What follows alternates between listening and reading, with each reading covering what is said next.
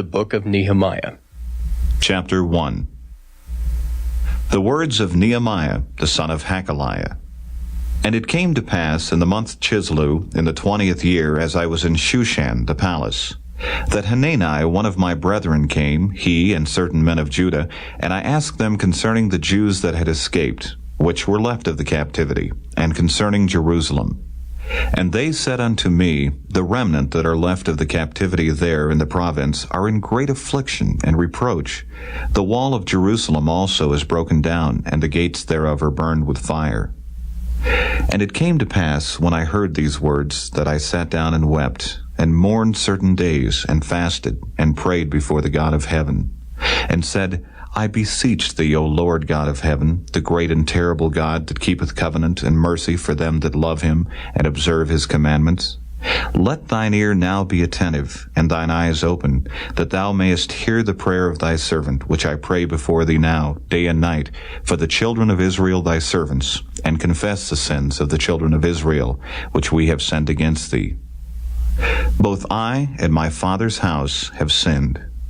We have dealt very corruptly against thee, and have not kept the commandments, nor the statutes, nor the judgments which thou commandest thy servant Moses.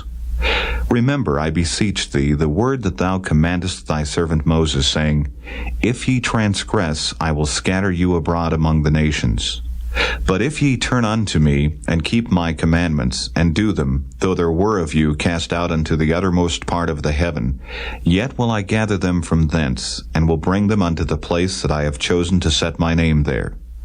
Now these are thy servants, and thy people, whom thou hast redeemed by thy great power, and by thy strong hand. O Lord, I beseech thee, let now thine ear be attentive to the prayer of thy servant, and to the prayer of thy servants who desire to fear thy name. And prosper, I pray thee, thy servant this day, and grant him mercy in the sight of this man. For I was the king's cupbearer. Chapter 2. And it came to pass in the month Nisan, in the 20th year of Artaxerxes the king, that wine was before him, and I took up the wine, and gave it unto the king. Now I had not been beforetime sad in his presence. Wherefore the king said unto me, Why is thy countenance sad, seeing thou art not sick? This is nothing else but sorrow of heart. Then I was very sore afraid, and said unto the king, Let the king live forever. Why should not my countenance be sad, when the city, the place of my father's sepulchres, lieth waste, and the gates thereof are consumed with fire? Then the king said unto me, For what dost thou make request? So I prayed to the God of heaven, and I said unto the king, If it please the king, and if thy servant have found favor in thy sight, that thou wouldest send me unto Judah, unto the city of my father's sepulchres, that I may build it. And the king said unto me, the queen also sitting by him, For how long shall thy journey be, and when wilt thou return? So it pleased the king to send me, and I set him a time. Moreover, I said unto the king, If it please the king, let letters be given me to the governors beyond the river, that they may convey me over till I come into Judah. And a letter unto Asaph, the keeper of the king's forest, that he may give me timber to make beams for the gates of the palace which appertain to the house, and for the wall of the city, and for the house that I shall enter into. And the king granted me, according to the good hand of my God upon me. Then I came to the governors beyond the river, and gave them the king's letters. Now the king had sent captains of the army, and horsemen with me. When Sanballat the Horonite, and Tobiah the servant, the Ammonite, heard of it, it grieved them exceedingly that there was come a man to seek the welfare of the children of Israel. So I came to Jerusalem, and was there 3 days. And I arose in the night, I and some few men with me. Neither told I any man what my God had put in my heart to do at Jerusalem. Neither was there any beast with me, save the beast that I rode upon. And I went out by night by the gate of the valley, even before the dragon well, and to the dung port, and viewed the walls of Jerusalem, which were broken down, and the gates thereof were consumed with fire. Then I went on to the gate of the fountain, and to the king's pool, but there was no place for the beast that was under me to pass. Then went I up in the night by the brook, and viewed the wall, and turned back, and entered by the gate of the valley, and so returned. And the rulers knew not whither I went, or what I did, neither had I as yet told it to the Jews, nor to the priests, nor to the nobles, nor to the rulers, nor to the rest that did the work. Then said I unto them, Ye see the distress that we are in, how Jerusalem lieth waste, and the gates thereof are burned with fire. Come, and let us build up the wall of Jerusalem, that we be no more a reproach. Then I told them of the hand of my God which was good upon me, as also the king's words that he had spoken unto me. And they said, Let us rise up and build. So they strengthened their hands for this good work. But when Sanballat the Horonite, and Tobiah the servant, the Ammonite, and Geshem the Arabian heard it, they laughed us to scorn, and despised us, and said, What is this thing that ye do? Will ye rebel against the king? Then answered I them, and said unto them, The God of heaven, he will prosper us. Therefore we his servants will arise and build. But ye have no portion, nor right, nor memorial in Jerusalem. Chapter 3. Then Eliashib the high priest rose up with his brethren the priests, and they builded the sheep gate. They sanctified it, and set up the doors of it. Even unto the tower of Meah they sanctified it, unto the tower of Hananeel. And next unto him builded the men of Jericho, and next to them builded Zachar the son of Imri. But the fish gate did the sons of Hasaneah build, who also laid the beams thereof, and set up the doors thereof, the locks thereof, and the bars thereof. And next unto them repaired Meremoth the son of Urijah, the son of Koz. And next unto them repaired Meshullam, the son of Berechiah, the son of Meshezabeel. And next unto them repaired Zadok, the son of Baana. And next unto them the Tekoites repaired. But their nobles put not their necks to the work of their Lord. Moreover, the old gate repaired Jehoiada, the son of Paseah, and Meshullam, the son of Besodiah. They laid the beams thereof, and set up the doors thereof, and the locks thereof, and the bars thereof.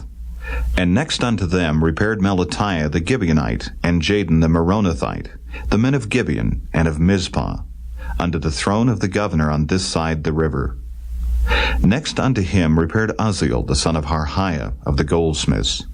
Next unto him also repaired Hananiah the son of one of the apothecaries, and they fortified Jerusalem unto the broad wall. And next unto them repaired Rephaiah the son of Hur, the ruler of the half part of Jerusalem. And next unto them repaired Jediah the son of Harumaph, even over against his house. And next unto him repaired Haddish the son of Hashabniah. Malchijah the son of Haram, and Hashab the son of Pahath-Moab, repaired the other piece, and the tower of the furnaces. And next unto him repaired Shallum the son of Halohesh, the ruler of the half part of Jerusalem, he and his daughters. The valley gate repaired Hanan, and the inhabitants of Zanoah. They built it, and set up the doors thereof, the locks thereof, and the bars thereof, and 1,000 cubits on the wall unto the dung gate. But the dung gate repaired Malchiah the son of Rechab, the ruler of part of Beth-Hakkerem. He built it, and set up the doors thereof, the locks thereof, and the bars thereof. But the gate of the fountain repaired Shallun the son of Calhozi, the ruler of part of Mizpah. He built it, and covered it, and set up the doors thereof, the locks thereof, and the bars thereof, and the wall of the pool of Siloah by the king's garden, and unto the stairs that go down from the city of David. After him repaired Nehemiah the son of Azbuk, the ruler of the half part of Bethzur, unto the place over against the sepulchres of David, and to the pool that was made, and unto the house of the mighty. After him repaired the Levites, Rehum the son of Bani. Next unto him repaired Hashabiah, the ruler of the half part of Keilah, in his part. After him repaired their brethren, Bavai the son of Henadad, the ruler of the half part of Keilah. And next to him repaired Ezer, the son of Jeshua, the ruler of Mizpah, another piece over against the going up to the armory at the turning of the wall. After him Baruch, the son of Zabbai, earnestly repaired the other piece, from the turning of the wall unto the door of the house of Eliashib the high priest.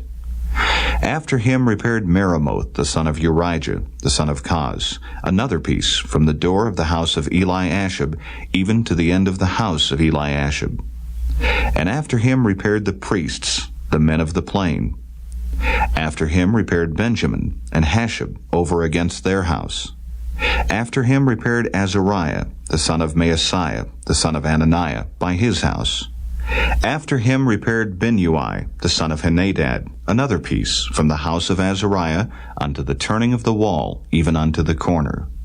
Palal, the son of Uzai, over against the turning of the wall, and the tower which lieth out from the king's high house, that was by the court of the prison. After him Pedaiah, the son of Parosh. Moreover the Nethinims dwelt in Ophel, unto the place over against the water gate toward the east, and the tower that lieth out. After them the Tekoites repaired another piece, over against the great tower that lieth out, even unto the wall of Ophel. From above the horse gate repaired the priests, every one over against his house. After them repaired Zadok, the son of Immer, over against his house. After him repaired also Shemaiah, the son of Shechaniah, the keeper of the east gate. After him repaired Hananiah, the son of Shelemiah, and Hanan, the sixth son of Zalaph, another piece. After him repaired Meshullam, the son of Berechiah, over against his chamber. After him repaired Malchiah, the goldsmith's son, unto the place of the Nethinims and of the merchants, over against the gate Mifkad, and at the going up of the corner. And between the going up of the corner unto the sheep gate repaired the goldsmiths and the merchants. Chapter 4. But it came to pass that when Sanballat heard that we builded the wall, he was wroth, and took great indignation, and mocked the Jews. And he spake before his brethren and the army of Samaria, and said, What do these feeble Jews? Will they fortify themselves? Will they sacrifice? Will they make an end in a day? Will they revive the stones out of the heaps of rubbish which are burned? Now Tobiah the Ammonite was by him, and he said, Even that which they built, if a fox go up, he shall even break down their stone wall. Hear, O our God, for we are despised, and turn their reproach upon their own head, and give them for a prey in the land of captivity. And cover not their iniquity, and let not their sin be blotted out from before thee. For they have provoked thee to anger before the builders. So built we the wall, and all the wall was joined together unto the half thereof, for the people had a mind to work. But it came to pass that when Sanballat and Tobiah, and the Arabians, and the Ammonites, and the Ashdodites heard that the walls of Jerusalem were made up, and that the breaches began to be stopped, then they were very wroth, and conspired all of them together to come and to fight against Jerusalem, and to hinder it. Nevertheless, we made our prayer unto our God, and set a watch against them day and night because of them. And Judah said, The strength of the bearers of burdens is decayed, and there is much rubbish, so that we are not able to build the wall. And our adversaries said, They shall not know, neither see, till we come in the midst among them, and slay them, and cause the work to cease. And it came to pass that when the Jews which dwelt by them came, they said unto us 10 times, From all places whence ye shall return unto us, they will be upon you. Therefore set I in the lower places behind the wall, and on the higher places I even set the people after their families, with their swords, their spears, and their bows. And I looked, and rose up, and said unto the nobles, and to the rulers, and to the rest of the people, Be not ye afraid of them. Remember the Lord, which is great and terrible, and fight for your brethren, your sons and your daughters, your wives and your houses. And it came to pass, when our enemies heard that it was known unto us, and God had brought their counsel to naught, that we returned all of us to the wall, every one unto his work. And it came to pass from that time forth, that the half of my servants wrought in the work, and the other half of them held both the spears, the shields, and the bows, and the habergeons. And the rulers were behind all the house of Judah. They which builded on the wall, and they that bare burdens, with those that laded, every one with one of his hands wrought in the work, and with the other hand held a weapon. For the builders every one had his sword girded by his side, and so builded. and he that sounded the trumpet was by me. And I said unto the nobles, and to the rulers, and to the rest of the people, The work is great and large, and we are separated upon the wall one far from another. In what place therefore ye hear the sound of the trumpet, resort ye thither unto us. Our God shall fight for us. So we labored in the work, and half of them held the spears from the rising of the morning till the stars appeared. Likewise at the same time said I unto the people, Let every one with his servant lodge within Jerusalem, that in the night they may be a guard to us, and labor on the day. So neither I, nor my brethren, nor my servants, nor the men of the guard which followed me, none of us put off our clothes, saving that every one put them off for washing. Chapter 5. And there was a great cry of the people, and of their wives against their brethren the Jews. For there were that said, We, our sons, and our daughters are many. Therefore we take up corn for them, that we may eat and live. Some also there were that said, We have mortgaged our lands, vineyards, and houses, that we might buy corn, because of the dearth. There were also that said, We have borrowed money for the king's tribute, and that upon our lands and vineyards. Yet now our flesh is as the flesh of our brethren, our children as their children. And lo, we bring into bondage our sons and our daughters to be servants, and some of our daughters are brought into bondage already. Neither is it in our power to redeem them, for other men have our lands and vineyards. And I was very angry when I heard their cry in these words. Then I consulted with myself, and I rebuked the nobles and the rulers, and said unto them, Ye exact usury every one of his brother. And I set a great assembly against them. And I said unto them, We after our ability have redeemed our brethren the Jews, which were sold unto the heathen. And will ye even sell your brethren, or shall they be sold unto us? Then held they their peace, and found nothing to answer. Also I said, It is not good that ye do. Ought ye not to walk in the fear of our God, because of the reproach of the heathen our enemies?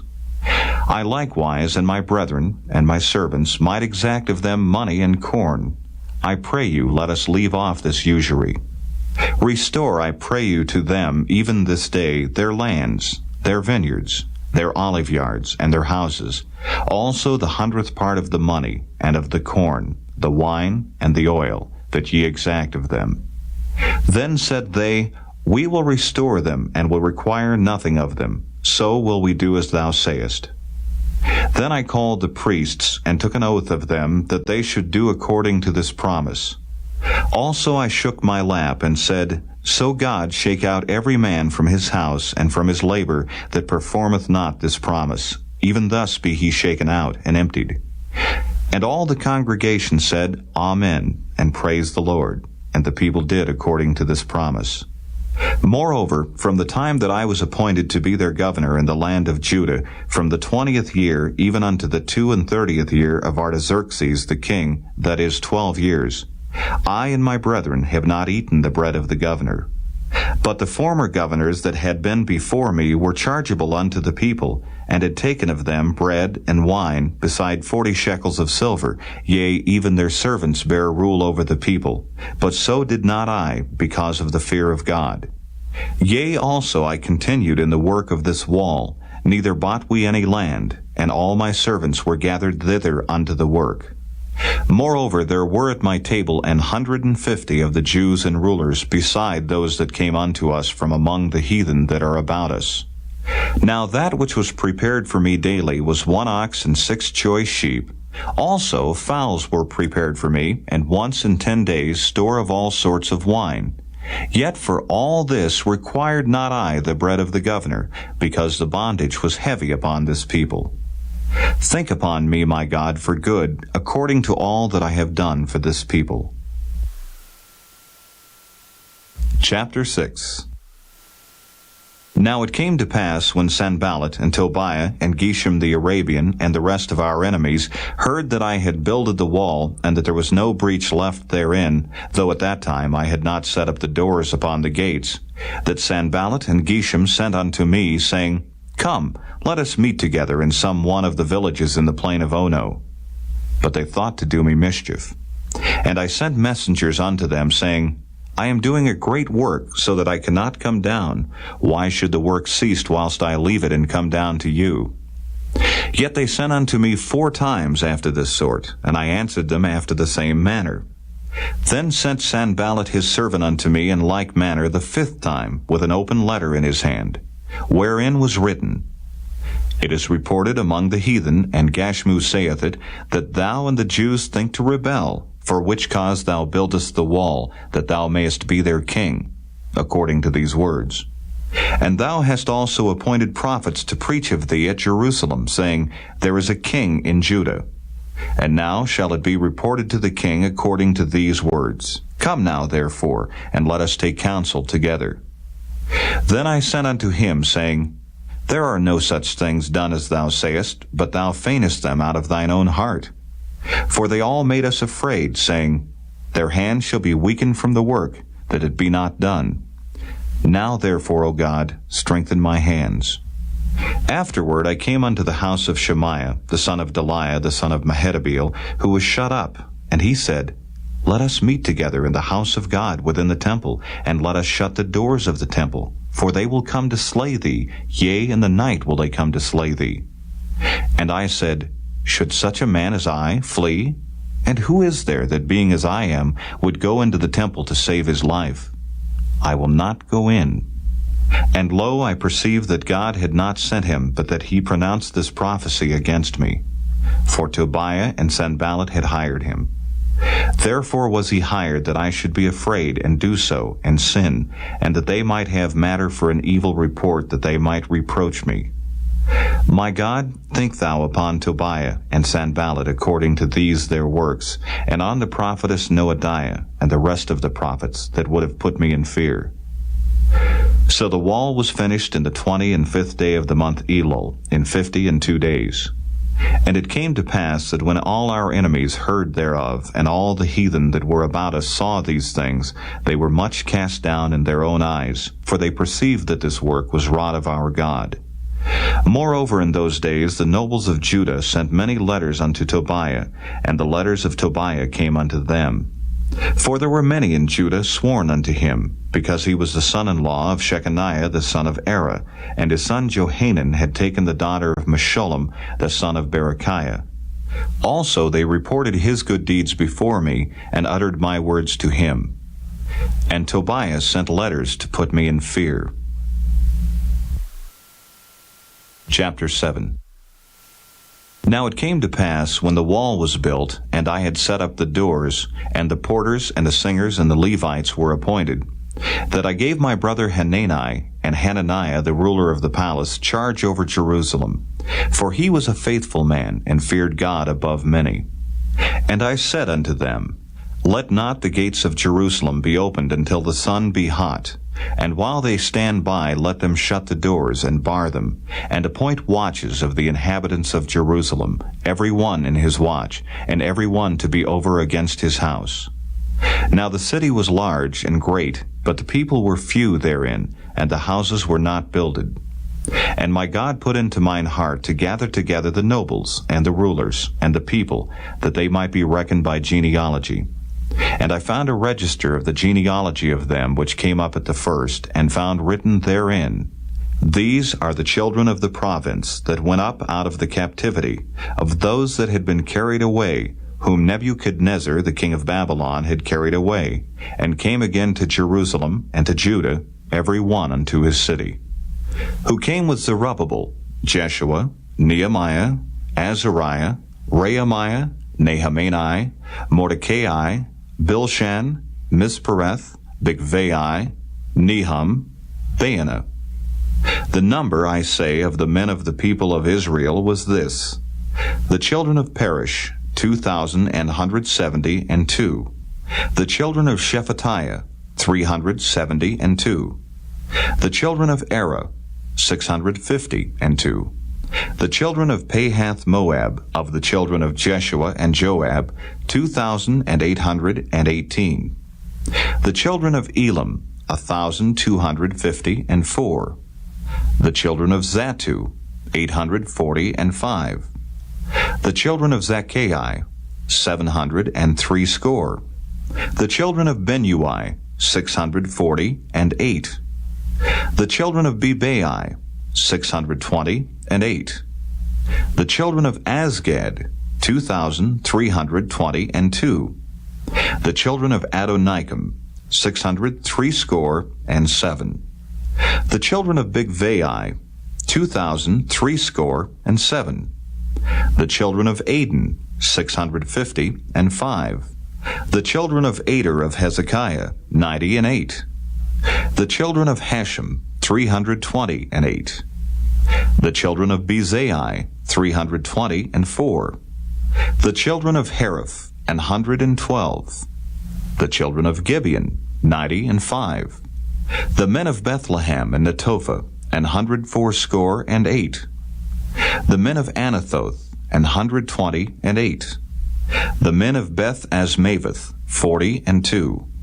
The men of Kirjath Jearim, Kephirah, and Beeroth, 743 The men of Ramah and Geba, 621 The men of Michmas, 122 The men of Bethel and Ai, 123 The men of the other Nebo, 52 The children of the other Elam, 1,254 The children of Hiram, 320 The children of Jericho, 345 The children of Lod, Hadid, and Ono, 721 The children of Senia, 3,930 The priests, the children of Jediah of the house of Jeshua, 973 The children of Immer, 1,052 The children of Pashur, 1,247 The children of Haram, 1,017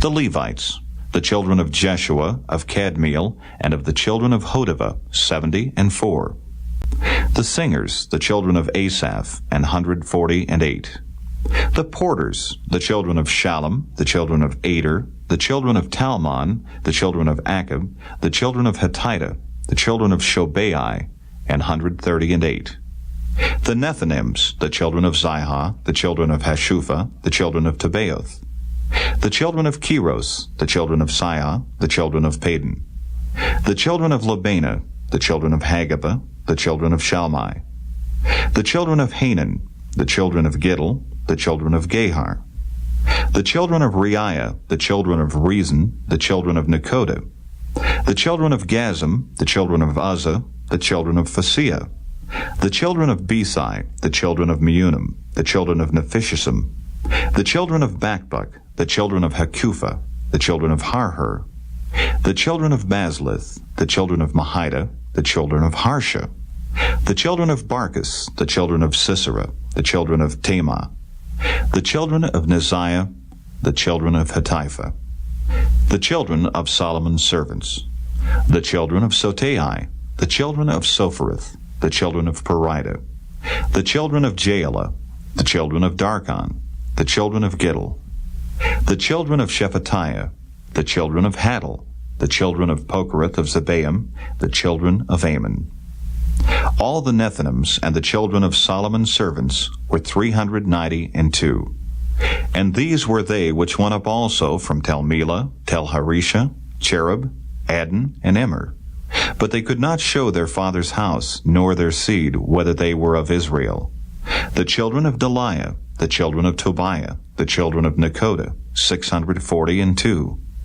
And of the priests, the children of Habiah, the children of Kaz, the children of Barzillai, which took one of the daughters of Barzillai the Gileadite to wife, and was called after their name.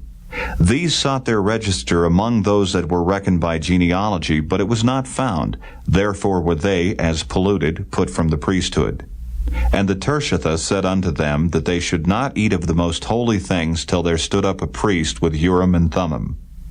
The whole congregation together was 42,303, beside their manservants and their maidservants, of whom there were 7,337, and they had 245 singing men and singing women.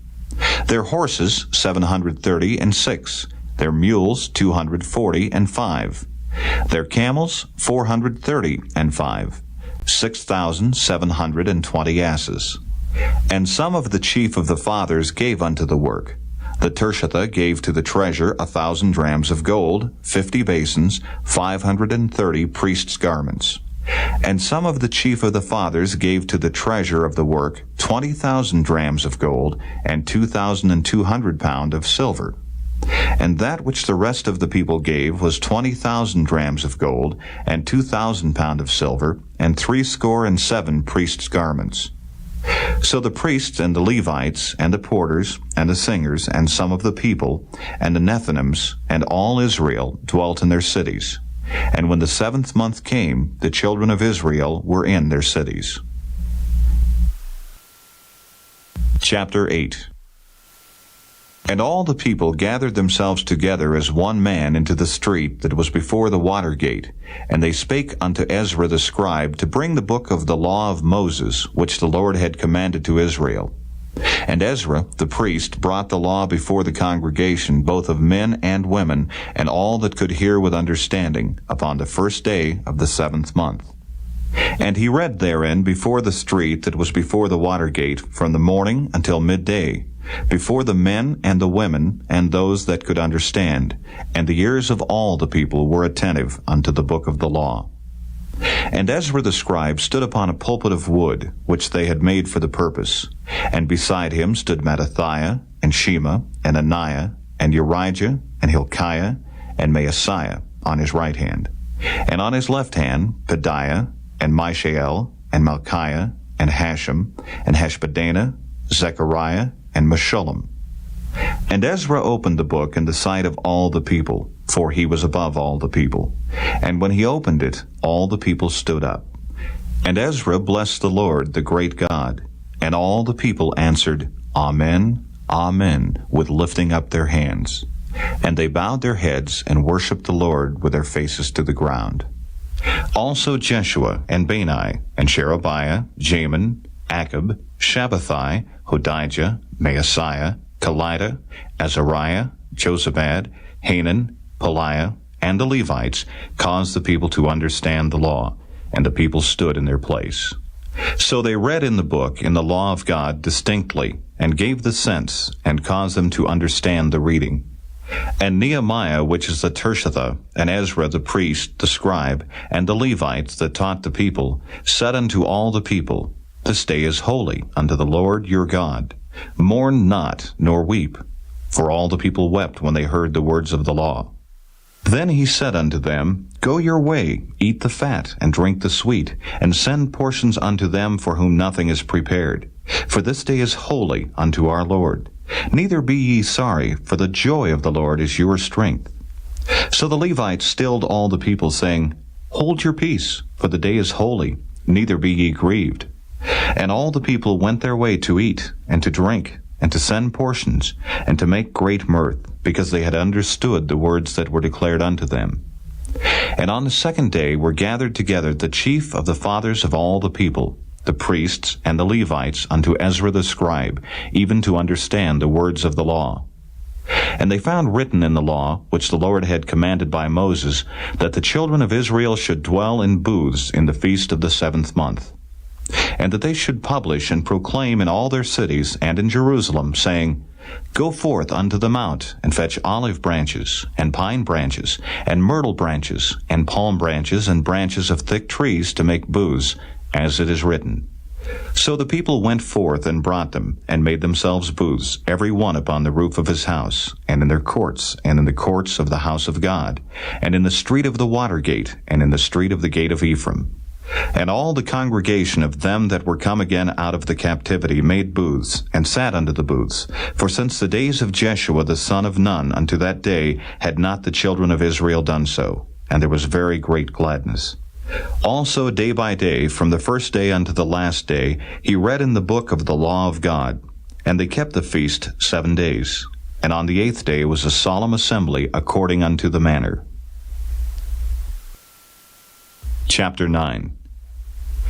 Now in the 24th day of this month, the children of Israel were assembled with fasting, and with sackcloths and earth upon them. And the seed of Israel separated themselves from all strangers, and stood and confessed their sins and the iniquities of their fathers. And they stood up in their place and read in the book of the law of the Lord their God 1/4 part of the day, and another 4th part they confessed, and worshipped the Lord their God. Then stood up upon the stairs of the Levites Jeshua and Bani, Kadmiel, Shebaniah, Bunni, Sherebiah, Bani, and Canani, and cried with a loud voice unto the Lord their God. Then the Levites, Jeshua and Kadmiel, Bani, Hashabniah, Sherebiah, Hodijah, Shebaniah, and Pethahiah said, Stand up and bless the Lord your God forever and ever. And blessed be thy glorious name, which is exalted above all blessing and praise.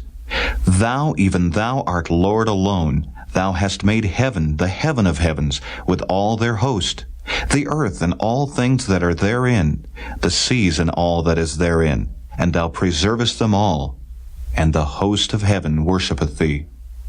Thou art the Lord the God, who didst choose Abram, and broughtest him forth out of Ur of the Chaldees, and gavest him the name of Abraham, and foundest his heart faithful before thee, and madest a covenant with him to give the land of the Canaanites, the Hittites, the Amorites, and the Perizzites, and the Jebusites, and the Girgashites, to give it, I say, to his seed, and hast performed thy words, for thou art righteous. And didst see the affliction of our fathers in Egypt, and heardest their cry by the Red Sea, and showedst signs and wonders upon Pharaoh, and on all his servants, and on all the people of his land. For thou knewest that they dealt proudly against them. So didst thou get thee a name, as it is this day. And thou didst divide the sea before them, so that they went through the midst of the sea on the dry land, and their persecutors thou threwest into the deeps, as a stone into the mighty waters. Moreover, thou leddest them in the day by a cloudy pillar, and in the night by a pillar of fire, to give them light in the way wherein they should go. Thou camest down also upon Mount Sinai, and spakest with them from heaven, and gavest them right judgments, and true laws, good statutes, and commandments. And madest known unto them thy holy Sabbath, and commandest them precepts, statutes, and laws, by the hand of Moses thy servant. And gavest them bread from heaven for their hunger, and broughtest forth water for them out of the rock for their thirst, and promised them that they should go in to possess the land which thou hadst sworn to give them. But they and our fathers dealt proudly, and hardened their necks, and hearkened not to thy commandments, and refused to obey, neither were mindful of thy wonders that thou didst among them, but hardened their necks, and in their rebellion appointed a captain to return to their bondage. But thou art a God ready to pardon, gracious and merciful, slow to anger, and of great kindness, and forsookest them not. Yea, when they had made them a molten calf, and said, This is thy God that brought thee up out of Egypt, and had wrought great provocations. Yet thou, in thy manifold mercies, forsookest them not in the wilderness. The pillar of cloud departed not from them by day to lead them in the way, neither the pillar of fire by night to show them the light and the way wherein they should go.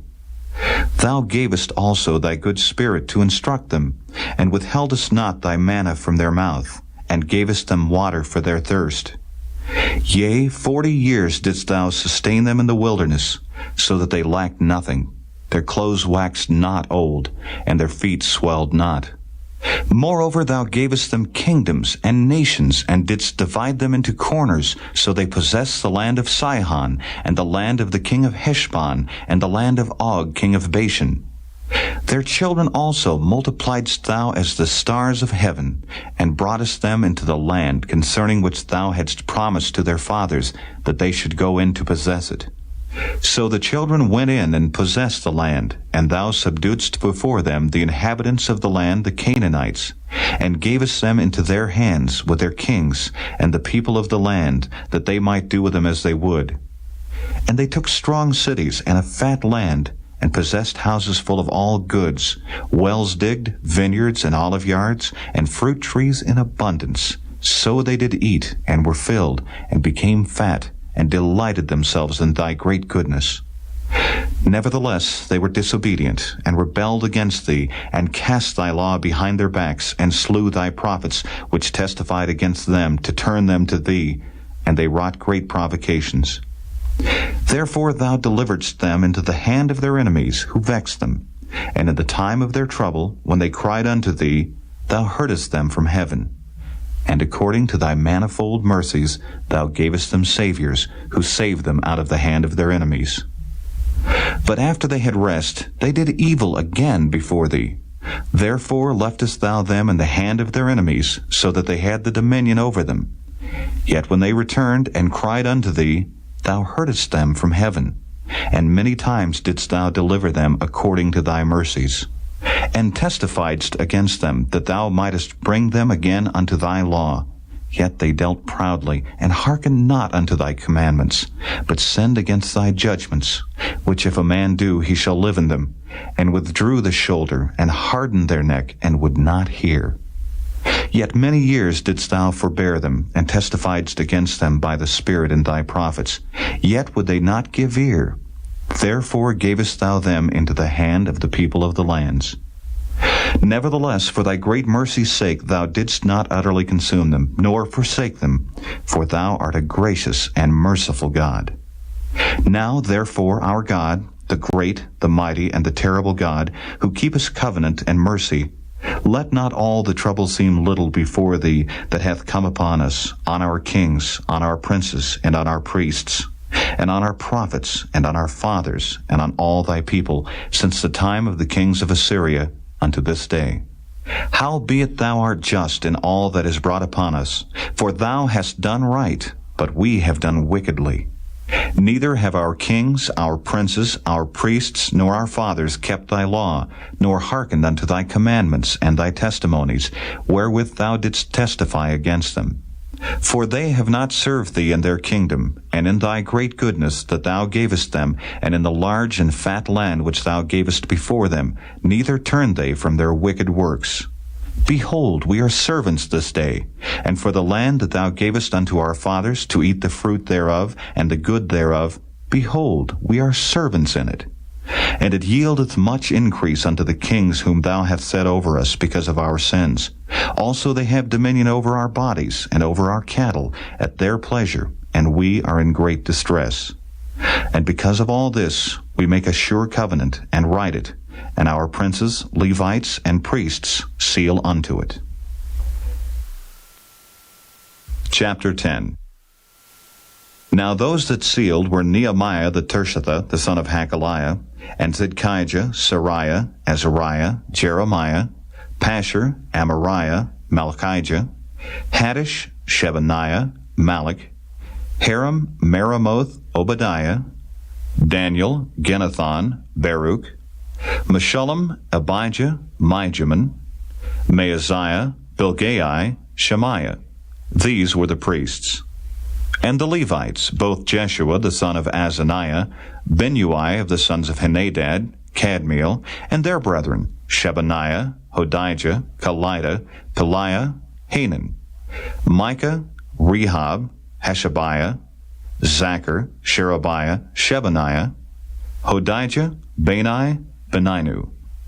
The chief of the people, Parosh, Pahath Moab, Elam, Zatu, Bani, Bani, Asgad, Bebai, Adonijah, Bigvai, Aden, Ader, Hizkijah, Azar, Hodijah, Hashem, Bezai, Hariph, Anathoth, Nebai, Magpiash, Meshullam, Hezer, Meshezabeel, Zadok, Jadua, Pelatiah, Hanan, Anaiah, Hoshea, Hananiah, Hashab, Halohesh, Pilahah, Shobek, Rehum, Hashabnah, Maaseiah, and Ahijah, Hanan, Anan, Malach, Haram, Baanah. And the rest of the people, the priests, the Levites, the porters, the singers, the Nethinims, and all they that had separated themselves from the people of the lands unto the law of God, their wives, their sons, and their daughters, every one having knowledge and having understanding. They clave to their brethren, their nobles, and entered into a curse and into an oath, to walk in God's law which was given by Moses, the servant of God, and to observe and do all the commandments of the Lord our Lord, and his judgments and his statutes. And that we would not give our daughters unto the people of the land, nor take their daughters for our sons. And if the people of the land bring ware or any victuals on the Sabbath day to sell, that we would not buy it of them on the Sabbath, or on the holy day, and that we would leave the 7th year, and the exaction of every debt. Also we made ordinances for us to charge ourselves yearly with a third part of a shekel for the service of the house of our God, for the showbread, and for the continual meat offering, and for the continual burnt offering, of the Sabbaths, of the new moons, for the set feasts, and for the holy things, and for the sin offerings, to make an atonement for Israel, and for all the work of the house of our God. And we cast the lots among the priests, the Levites, and the people for the wood offering, to bring it into the house of our God after the houses of our fathers, at times appointed year by year, to burn upon the altar of the Lord our God, as it is written in the law. And to bring the firstfruits of our ground, and the firstfruits of all fruit of all trees, year by year, unto the house of the Lord. Also the firstborn of our sons, and of our cattle, as it is written in the law, and the firstlings of our herds and of our flocks, to bring to the house of our God unto the priests that minister in the house of our God. And that we should bring the firstfruits of our dough, and our offerings, and the fruit of all manner of trees, of wine and of oil, unto the priests, to the chambers of the house of our God, and the tithes of our ground unto the Levites, that the same Levites might have the tithes in all the cities of our tillage. And the priest, the son of Aaron, shall be with the Levites when the Levites take tithes, and the Levites shall bring up the tithe of the tithes unto the house of our God, to the chambers into the treasure house. For the children of Israel and the children of Levi shall bring the offering of the corn, of the new wine, and the oil, unto the chambers, where are the vessels of the sanctuary, and the priests that minister, and the porters, and the singers. And we will not forsake the house of our God. Chapter 11. And the rulers of the people dwelt at Jerusalem. The rest of the people also cast lots to bring 1 of 10 to dwell in Jerusalem, the holy city, and 9 parts to dwell in other cities. And the people blessed all the men that willingly offered themselves to dwell at Jerusalem. Now these are the chief of the province that dwelt in Jerusalem. But in the cities of Judah dwelt every one in his possession in their cities, to wit, Israel, the priests, and the Levites, and the Nethinims, and the children of Solomon's servants. And at Jerusalem dwelt certain of the children of Judah, and of the children of Benjamin. Of the children of Judah, Athiah, the son of Uzziah, the son of Zechariah, the son of Amariah, the son of Shephatiah, the son of Mahalaleel, of the children of Perez. And Maaseiah, the son of Baruch, the son of Calhozi, the son of Haziah, the son of Adiah, the son of Joiarib, the son of Zechariah, the son of Shiloni. All the sons of Perez that dwelt at Jerusalem were 468 valiant men. And these are the sons of Benjamin: Sallu, the son of Meshullam, the son of Joed, the son of Pedaiah, the son of Koliah, the son of Maaseiah, the son of Ithiel, the son of Jesiah. And after him Gabai, Salai, 928. And Joel the son of Zichri was their overseer, and Judah the son of Senua was second over the city. Of the priests, Jediah the son of Joiarib, Jachin. Sariah the son of Hilkiah, the son of Meshullam, the son of Zadok, the son of Merioth, the son of Ahitub, was the ruler of the house of God. And their brethren that did the work of the house were 822. And Adiah, the son of Jeroham, the son of Pelaliah, the son of Amzi, the son of Zechariah, the son of Pashur, the son of Malchiah, and his brethren, chief of the fathers, 242.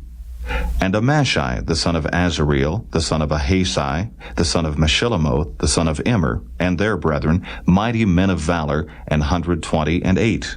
And their overseer was Zabdiel, the son of one of the great men. Also of the Levites, Shemaiah, the son of Hashab, the son of Azrikam, the son of Hashabiah, the son of Bunai.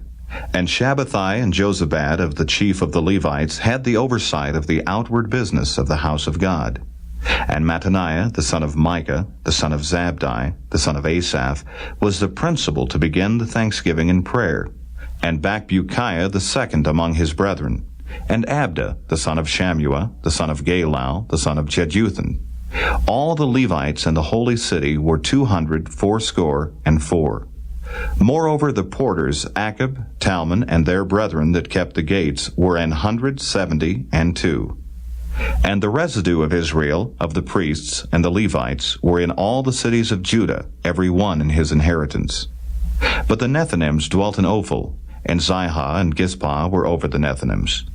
The overseer also of the Levites at Jerusalem was Uzzi, the son of Bani, the son of Hashabiah, the son of Mattaniah, the son of Micah.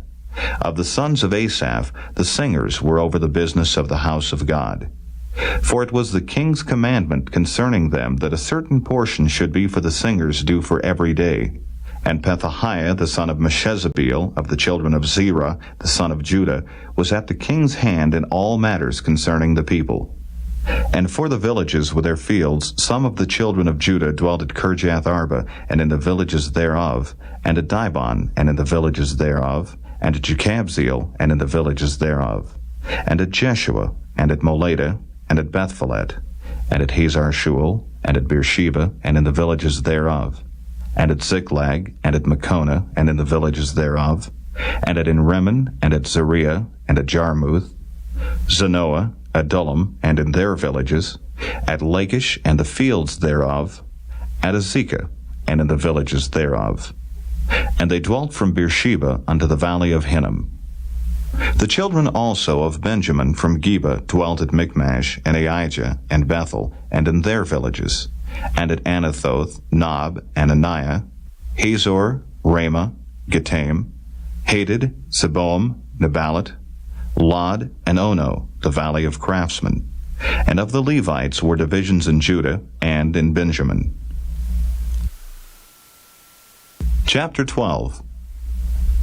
Now these are the priests and the Levites that went up with Zerubbabel the son of Shealtiel, and Jeshua, Sariah, Jeremiah, Ezra, Amariah, Malach, Haddish, Shechaniah, Rehum, Meremoth, Iddo, Ginnetho, Abijah, Miamin, Maadiah, Bilgah, Shemaiah, and Joiarib, Jediah, Sallu, Amok, Hilkiah, Jediah. These were the chief of the priests and of their brethren in the days of Jeshua. Moreover the Levites, Jeshua, Binnui, Kadmiel, Sherebiah, Judah, and Mattaniah, which was over the thanksgiving, he and his brethren. Also Bakbukiah and Unni, their brethren, were over against them in the watches. And Jeshua begat Joachim. Joachim also begat Eliashib, and Eliashib begat Joiada. And Joiada begat Jonathan, and Jonathan begat Jaddua. And in the days of Joachim were priests, the chief of the fathers, of Sariah, Moriah, of Jeremiah, Hananiah, of Ezra, Meshullam, of Amariah, Jehohanan, of Melichu, Jonathan, of Shebaniah, Joseph, of Haram, Adnah, of Marioth, Helkai, of Iddo, Zechariah, of Ginnethon, Meshullam, of Abijah, Zichri, of Meniaman, of Moadiah, Piltai, of Bilgah, Shammua, of Shemaiah, Jehonathan, and of Joiarib, Mattini, of Jediah, Uzzi, of Salai, Kalai, of Amok, Eber, of Hilkiah, Hashabiah, of Jediah, Nethaneel. The Levites in the days of Eliashib, Joiada, and Johanan, and Jaddua were recorded chief of the fathers. Also the priests to the reign of Darius the Persian.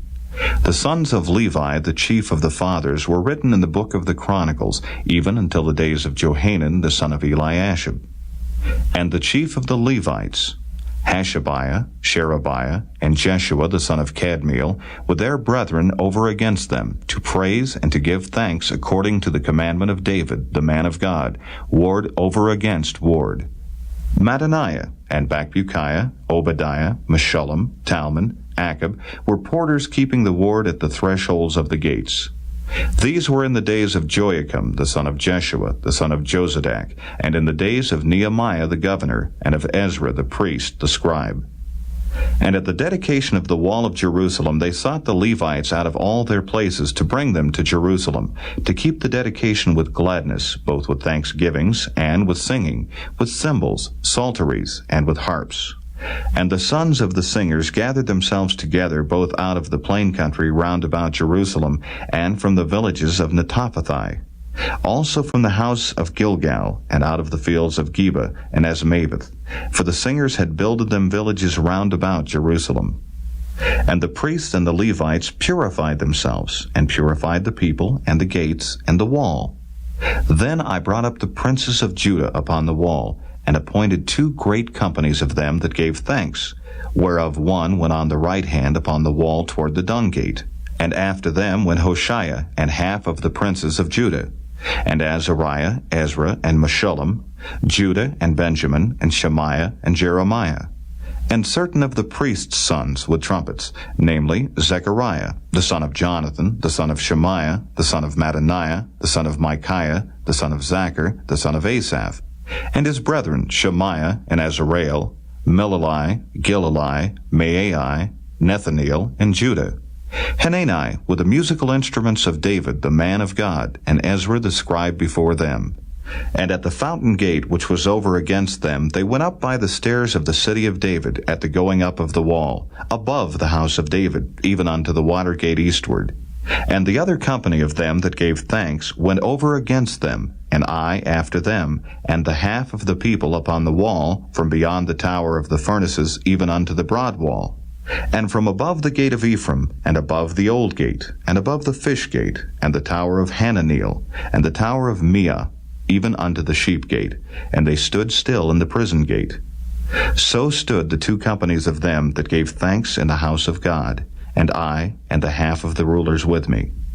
And the priests, Eliakim, Maaseiah, Meniamin, Micaiah, Elioenai, Zechariah, and Hananiah with trumpets, and Maaseiah, and Shemaiah, and Eleazar, and Uzzi, and Jehohanan, and Malchijah, and Elam, and Ezer. And the singers sang loud with Jezrahiah their overseer. Also that day they offered great sacrifices, and rejoiced, for God had made them rejoice with great joy.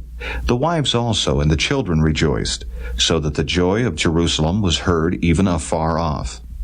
And at that time were some appointed over the chambers, for the treasures, for the offerings, for the firstfruits, and for the tithes, to gather into them out of the fields of the cities the portions of the law for the priests and Levites. For Judah rejoiced for the priests, and for the Levites that waited. And both the singers and the porters kept the ward of their God, and the ward of the purification, according to the commandment of David, and of Solomon his son. For in the days of David and Asaph of old, there were chief of the singers, and songs of praise and thanksgiving unto God. And all Israel in the days of Zerubbabel, and in the days of Nehemiah, gave the portions of the singers and the porters, every day his portion. And they sanctified holy things unto the Levites, and the Levites sanctified them unto the children of Aaron. Chapter 13. On that day they read in the book of Moses in the audience of the people, and therein was found written that the Ammonite and the Moabite should not come into the congregation of God forever, because they met not the children of Israel with bread and with water, but hired Balaam against them, that he should curse them, howbeit our God turned the curse into a blessing. Now it came to pass, when they had heard the law, that they separated from Israel all the mixed multitude. And before this, Eliashib the priest, having the oversight of the chamber of the house of our God, was allied unto Tobiah. And he had prepared for him a great chamber, where aforetime they laid the meat offerings, the frankincense, and the vessels, and the tithes of the corn, the new wine, and the oil, which was commanded to be given to the Levites and the singers and the porters, and the offerings of the priests. But in all this time was not I at Jerusalem, for in the 32nd year of Artaxerxes, king of Babylon, came I unto the king, and after certain days obtained I leave of the king. And I came to Jerusalem, and understood of the evil that Eliashib did for Tobiah, in preparing him a chamber in the courts of the house of God. And it grieved me sore. Therefore I cast forth all the household stuff of Tobiah out of the chamber. Then I commanded, and they cleansed the chambers, and thither brought I again the vessels of the house of God, with the meat offering and the frankincense. And I perceived that the portions of the Levites had not been given them, for the Levites and the singers that did the work were fled every one to his field. Then contended I with the rulers, and said, Why is the house of God forsaken? And I gathered them together, and set them in their place. Then brought all Judah the tithe of the corn, and the new wine, and the oil unto the treasuries. And I made treasurers over the treasuries, Shelemiah the priest, and Zadok the scribe, and of the Levites, Pedaiah, and next to them was Hanan the son of Zachar, the son of Mattaniah, for they were counted faithful, and their office was to distribute unto their brethren. Remember me, O my God, concerning this, and wipe not out my good deeds that I have done for the house of my God, and for the offices thereof. In those days saw I in Judah some treading winepresses on the Sabbath, and bringing in sheaves, and lading asses, as also wine, grapes, and figs, and all manner of burdens which they brought into Jerusalem on the Sabbath day. And I testified against them in the day wherein they sold victuals. There dwelt men of Tyre also therein, which brought fish, and all manner of ware, and sold on the Sabbath unto the children of Judah, and in Jerusalem. Then I contended with the nobles of Judah, and said unto them, What evil thing is this that ye do, and profane the Sabbath day? Did not your fathers thus, and did not our God bring all this evil upon us, and upon this city? Yet ye bring more wrath upon Israel by profaning the Sabbath. And it came to pass that when the gates of Jerusalem began to be dark before the Sabbath, I commanded that the gates should be shut, and charged that they should not be opened till after the Sabbath. And some of my servants set I at the gates, that there should no burden be brought in on the Sabbath day. So the merchants and sellers of all kind of ware lodged without Jerusalem once or twice. Then I testified against them, and said unto them, Why lodge ye about the wall? If ye do so again, I will lay hands on you. From that time forth came they no more on the Sabbath. And I commanded the Levites that they should cleanse themselves, and that they should come and keep the gates, to sanctify the Sabbath day. Remember me, O my God, concerning this also, and spare me according to the greatness of thy mercy. In those days also saw I Jews that had married wives of Ashdod, of Ammon, and of Moab. And their children spake half in the speech of Ashdod, and could not speak in the Jews' language, but according to the language of each people. And I contended with them, and cursed them, and smote certain of them, and plucked off their hair, and made them swear by God, saying, Ye shall not give your daughters unto their sons, nor take their daughters unto your sons, or for yourselves. Did not Solomon king of Israel sin by these things? Yet among many nations was there no king like him, who was beloved of his God, and God made him king over all Israel. Nevertheless, even him did outlandish women cause to sin.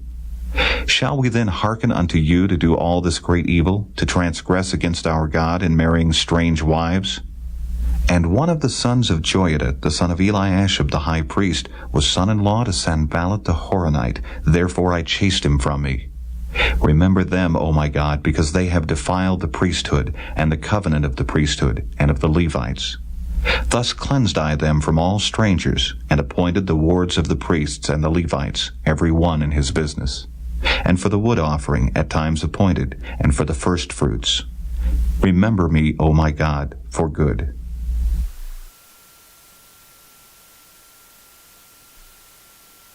The Book of Esther. Chapter 1. Now it came to pass in the days of Ahasuerus, this is Ahasuerus which reigned from India even unto Ethiopia over 127 provinces, that in those days when the king Ahasuerus sat on the throne of his kingdom, which was in Shushan the palace, in the 3rd year of his reign, he made a feast unto all his princes and his servants, the power of Persia and Media, the nobles and princes of the provinces, being before him, when he showed the riches of his glorious kingdom, and the honor of his excellent majesty many days, even 180 days. And when these days were expired, the king made a feast unto all the people that were present in Shushan the palace, both unto great and small, 7 days in the court of the garden of the king's palace, where were white, green, and blue hangings, fastened with cords of fine linen, and purple to silver rings, and pillars of marble, The beds were of gold and silver, upon a pavement of red and blue and white and black marble. And they gave them drink in vessels of gold, the vessels being diverse one from another, and royal wine in abundance, according to the state of the king. And the drinking was according to the law. None did compel, for so the king had appointed to all the officers of his house, that they should do according to every man's pleasure. Also Vashti the queen made a feast for the women in the royal house which belonged to King Ahasuerus. On the 7th day, when the heart of the king was merry with wine, he commanded Mehuman, Biztha, Harbona, Bigtha, and Abagtha, Zethar, and Carcas, the 7 chamberlains that served in the presence of Ahasuerus the king, to bring Vashti the queen before the king with the crown royal, to show the people and the princes her beauty, for she was fair to look on. But the queen Vashti refused to come at the king's commandment by his chamberlains. Therefore was the king very wroth, and his anger burned in him. Then the king said to the wise men which knew the times, for so was the king's manner towards all that knew law and judgment. And the next unto him was Carshena, Shethar, Admatha, Tarshish, Meres, Marsena, and Memucan, the 7 princes of Persia and Media, which saw the king's face, and which sat the first in the kingdom. What shall we do unto the queen Vashti according to law, because she hath not performed the commandment of the king Ahasuerus by the chamberlains? And Memucan answered before the king and the princes, Vashti the queen hath not done wrong to the king only, but also to all the princes, and to all the people that are in all the provinces of the king Ahasuerus. For this deed of the queen shall come abroad unto all women, so that they shall despise their husbands in their eyes, when it shall be reported the king Ahasuerus commanded Vashti the queen to be brought in before him, but she came not. Likewise shall the ladies of Persia and Media say this day unto all the king's princes, which have heard of the deed of the queen. Thus shall there arise too much contempt and wrath. If it please the king, let there go a royal commandment from him, and let it be written among the laws of the Persians and the Medes, that it be not altered, that Vashti come no more before King Ahasuerus. And let the king give her royal estate unto another that is better than she. And when the king's decree which he shall make shall be published throughout all his empire, for it is great, all the wives shall give to their husbands honor, both to great and small.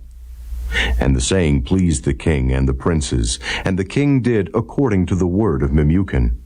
For he sent letters into all the king's provinces, into every province according to the writing thereof, and to every people after their language, that every man should bear rule in his own house, and that it should be published according to the language of every people. Chapter 2. After these things, when the wrath of King Ahasuerus was appeased, he remembered Vashti, and what she had done, and what was decreed against her. Then said the king's servants that ministered unto him, Let there be fair young virgins sought for the king. And let the king appoint officers in all the provinces of his kingdom, that they may gather together all the fair young virgins unto Shushan the palace, to the house of the women, unto the custody of Hegi the king's chamberlain, keeper of the women, and let their things for purification be given them. And let the maiden which pleaseth the king be queen instead of Vashti. And the thing pleased the king, and he did so. Now in Shushan the palace there was a certain Jew, whose name was Mordecai, the son of Jair, the son of Shimei, the son of Kish, a Benjamite, who had been carried away from Jerusalem with the captivity which had been carried away with Jeconiah, king of Judah, whom Nebuchadnezzar, the king of Babylon, had carried away.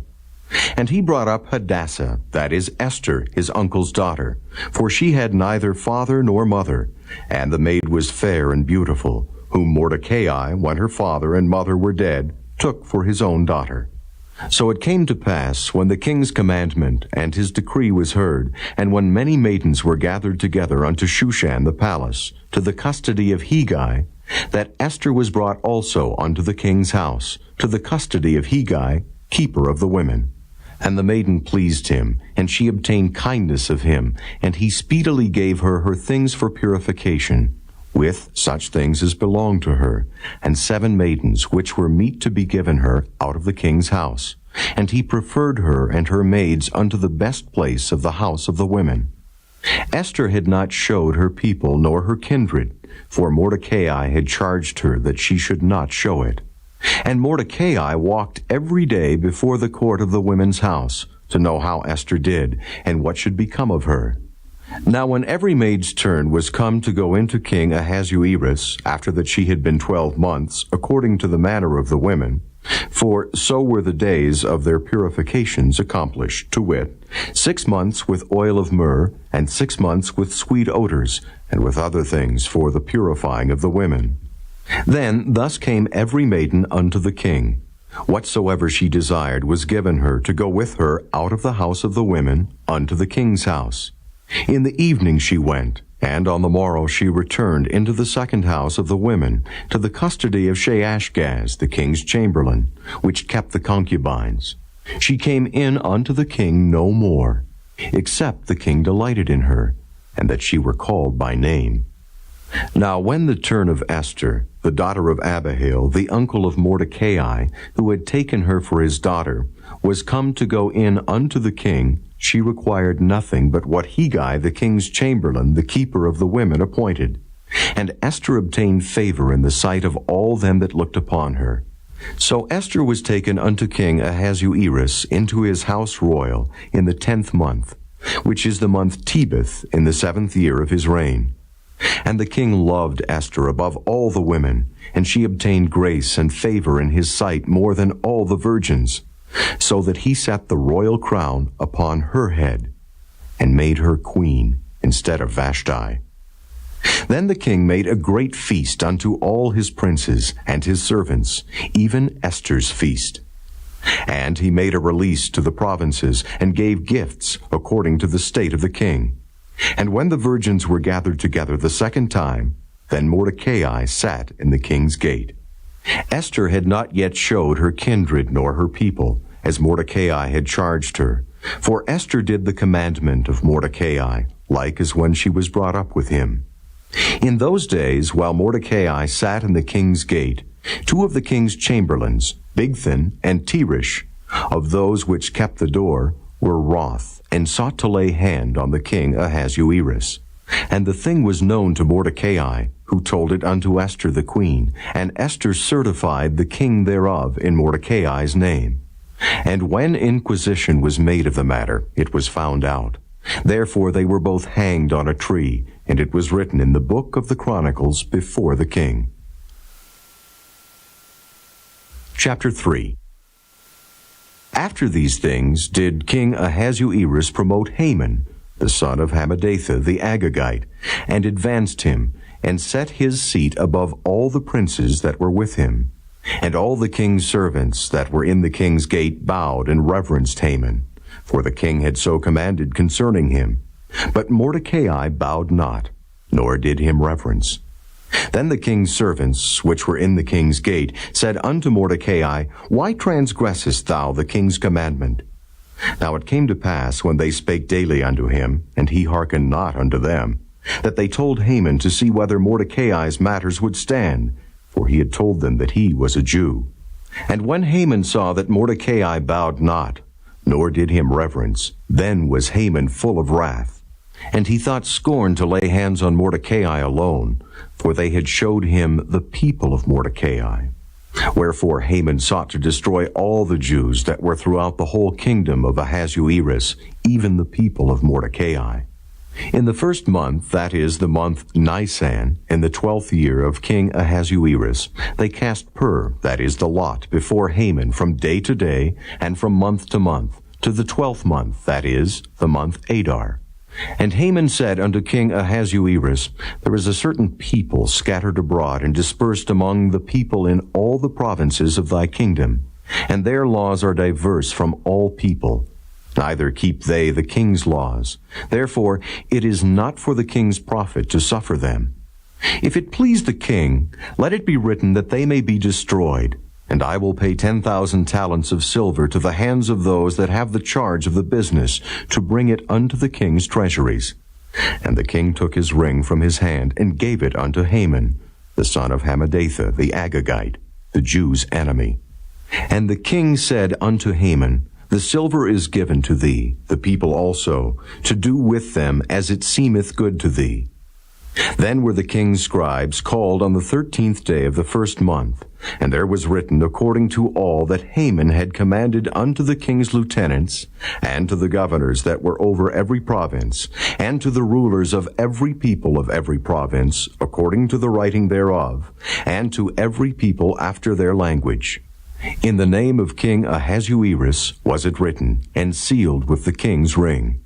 And the letters were sent by posts into all the king's provinces, to destroy, to kill, and to cause to perish all Jews, both young and old, little children and women, in one day, even upon the 13th day of the 12th month, which is the month Adar, and to take the spoil of them for a prey. The copy of the writing for a commandment to be given in every province was published unto all people, that they should be ready against that day. The posts went out, being hastened by the king's commandment, and the decree was given in Shushan the palace. And the king and Haman sat down to drink. But the city Shushan was perplexed. Chapter 4. When Mordecai perceived all that was done, Mordecai rent his clothes, and put on sackcloth with ashes, and went out into the midst of the city, and cried with a loud and bitter cry, and came even before the king's gate, for none might enter into the king's gate clothed with sackcloth. And in every province, whithersoever the king's commandment and his decree came, there was great mourning among the Jews, and fasting, and weeping, and wailing, and many lay in sackcloth and ashes. So Esther's maids and her chamberlains came and told it her. Then was the queen exceedingly grieved, and she sent raiment to clothe Mordecai, and to take away his sackcloth from him, but he received it not. Then called Esther for Hatach, one of the king's chamberlains, whom he had appointed to attend upon her, and gave him a commandment to Mordecai, to know what it was, and why it was. So Hatach went forth to Mordecai unto the street of the city, which was before the king's gate. And Mordecai told him of all that had happened unto him, and of the sum of the money that Haman had promised to pay to the king's treasuries for the Jews, to destroy them. Also he gave him the copy of the writing of the decree that was given at Shushan to destroy them, to show it unto Esther, and to declare it unto her, and to charge her that she should go in unto the king to make supplication unto him, and to make request before him for her people. And Hatach came and told Esther the words of Mordecai. Again Esther spake unto Hatach, and gave him commandment unto Mordecai. All the king's servants and the people of the king's provinces do know that whosoever, whether man or woman, shall come unto the king into the inner court, who is not called, there is one law of his to put him to death, except such to whom the king shall hold out the golden scepter, that he may live. But I have not been called to come in unto the king these 30 days. And they told to Mordecai Esther's words. Then Mordecai commanded to answer Esther, Think not with thyself that thou shalt escape in the king's house more than all the Jews. For if thou altogether holdest thy peace at this time, then shall their enlargement and deliverance arise to the Jews from another place. But thou and thy father's house shall be destroyed, and who knoweth whether thou art come to the kingdom for such a time as this? Then Esther bade them return Mordecai this answer, Go, gather together all the Jews that are present in Shushan, and fast ye for me, and neither eat nor drink 3 days, night or day. I also and my maidens will fast likewise. And so will I go in unto the king, which is not according to the law, and if I perish, I perish. So Mordecai went his way, and did according to all that Esther had commanded him. Chapter 5. Now it came to pass on the 3rd day that Esther put on her royal apparel, and stood in the inner court of the king's house, over against the king's house. And the king sat upon his royal throne in the royal house, over against the gate of the house. And it was so, when the king saw Esther the queen standing in the court, that she obtained favor in his sight. And the king held out to Esther the golden scepter that was in his hand. So Esther drew near and touched the top of the scepter. Then said the king unto her, What wilt thou, Queen Esther? And what is thy request? It shall be even given thee to the half of the kingdom. And Esther answered, If it seem good unto the king, let the king and Haman come this day unto the banquet that I have prepared for him. Then the king said, Cause Haman to make haste, that he may do as Esther hath said. So the king and Haman came to the banquet that Esther had prepared. And the king said unto Esther at the banquet of wine, What is thy petition? And it shall be granted thee. And what is thy request? Even to the half of the kingdom it shall be performed. Then answered Esther and said, My petition and my request is, If I have found favor in the sight of the king, and if it please the king to grant my petition and to perform my request, let the king and Haman come to the banquet that I shall prepare for them, and I will do tomorrow as the king hath said. Then went Haman forth that day joyful and with a glad heart. But when Haman saw Mordecai in the king's gate, that he stood not up, nor moved for him, he was full of indignation against Mordecai. Nevertheless, Haman refrained himself. And when he came home, he sent and called for his friends, and Zeresh his wife. And Haman told them of the glory of his riches, and the multitude of his children, and all the things wherein the king had promoted him, and how he had advanced him above the princes and servants of the king. Haman said moreover, Yea, Esther the queen did let no man come in with the king unto the banquet that she had prepared, but myself. And tomorrow am I invited unto her also with the king. Yet all this availeth me nothing, so long as I see Mordecai the Jew sitting at the king's gate. Then said Zeresh his wife, and all his friends unto him, Let a gallows be made of 50 cubits high, and tomorrow speak thou unto the king, that Mordecai may be hanged thereon. Then go thou in merrily with the king unto the banquet. And the thing pleased Haman, and he caused the gallows to be made. Chapter 6. On that night could not the king sleep, and he commanded to bring the book of records of the Chronicles, and they were read before the king. And it was found written that Mordecai had told of Bigthana and Teresh, two of the king's chamberlains, the keepers of the door, who sought to lay hand on the king Ahasuerus. And the king said, What honor and dignity hath been done to Mordecai for this? Then said the king's servants that ministered unto him, There is nothing done for him. And the king said, Who is in the court? Now Haman was come into the outward court of the king's house to speak unto the king to hang Mordecai on the gallows that he had prepared for him. And the king's servants said unto him, Behold, Haman standeth in the court. And the king said, Let him come in. So Haman came in, and the king said unto him, What shall be done unto the man whom the king delighteth to honor? Now Haman thought in his heart, To whom would the king delight to do honor more than to myself? And Haman answered the king, For the man whom the king delighteth to honor, let the royal apparel be brought, which the king useth to wear, and the horse that the king rideth upon, and the crown royal which is set upon his head. And let this apparel and horse be delivered to the hand of one of the king's most noble princes, that they may array the man withal, whom the king delighteth to honor, and bring him on horseback through the street of the city, and proclaim before him, Thus shall it be done to the man whom the king delighteth to honor. Then the king said to Haman, Make haste, and take the apparel and the horse, as thou hast said, and do even so to Mordecai the Jew, that sitteth at the king's gate. Let nothing fail of all that thou hast spoken. Then took Haman the apparel and the horse, and arrayed Mordecai, and brought him on horseback through the street of the city, and proclaimed before him, Thus shall it be done unto the man whom the king delighteth to honor. And Mordecai came again to the king's gate. But Haman hasted to his house mourning. and having his head covered. And Haman told Zeresh his wife and all his friends everything that had befallen him. Then said his wise men and Zeresh his wife unto him, If Mordecai be of the seed of the Jews, before whom thou hast begun to fall, thou shalt not prevail against him, but shalt surely fall before him. And while they were yet talking with him, came the king's chamberlains, and hasted to bring Haman unto the banquet that Esther had prepared. Chapter 7. So the king and Haman came to banquet with Esther the queen. And the king said again unto Esther on the second day at the banquet of wine, What is thy petition, Queen Esther?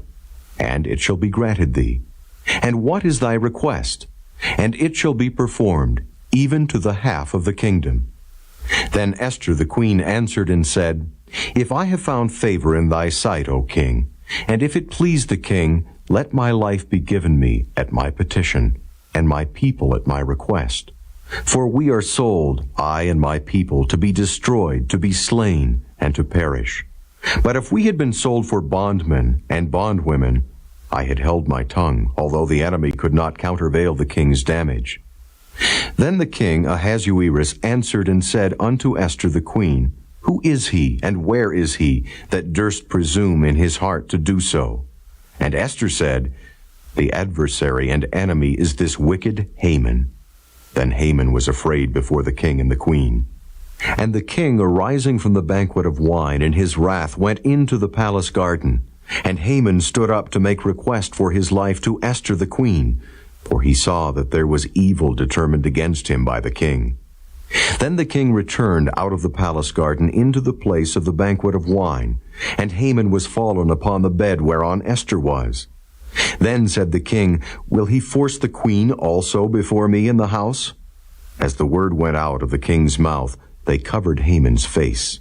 And Harbona, one of the chamberlains, said before the king, Behold also the gallows 50 cubits high, which Haman had made for Mordecai, who had spoken good for the king, standeth in the house of Haman. Then the king said, Hang him thereon. So they hanged Haman on the gallows that he had prepared for Mordecai. Then was the king's wrath pacified. Chapter 8. On that day did the king Ahasuerus give the house of Haman the Jews' enemy unto Esther the queen. And Mordecai came before the king, for Esther had told what he was unto her. And the king took off his ring, which he had taken from Haman, and gave it unto Mordecai. And Esther set Mordecai over the house of Haman. And Esther spake yet again before the king, and fell down at his feet, and besought him with tears to put away the mischief of Haman the Agagite, and his device that he had devised against the Jews. Then the king held out the golden scepter toward Esther.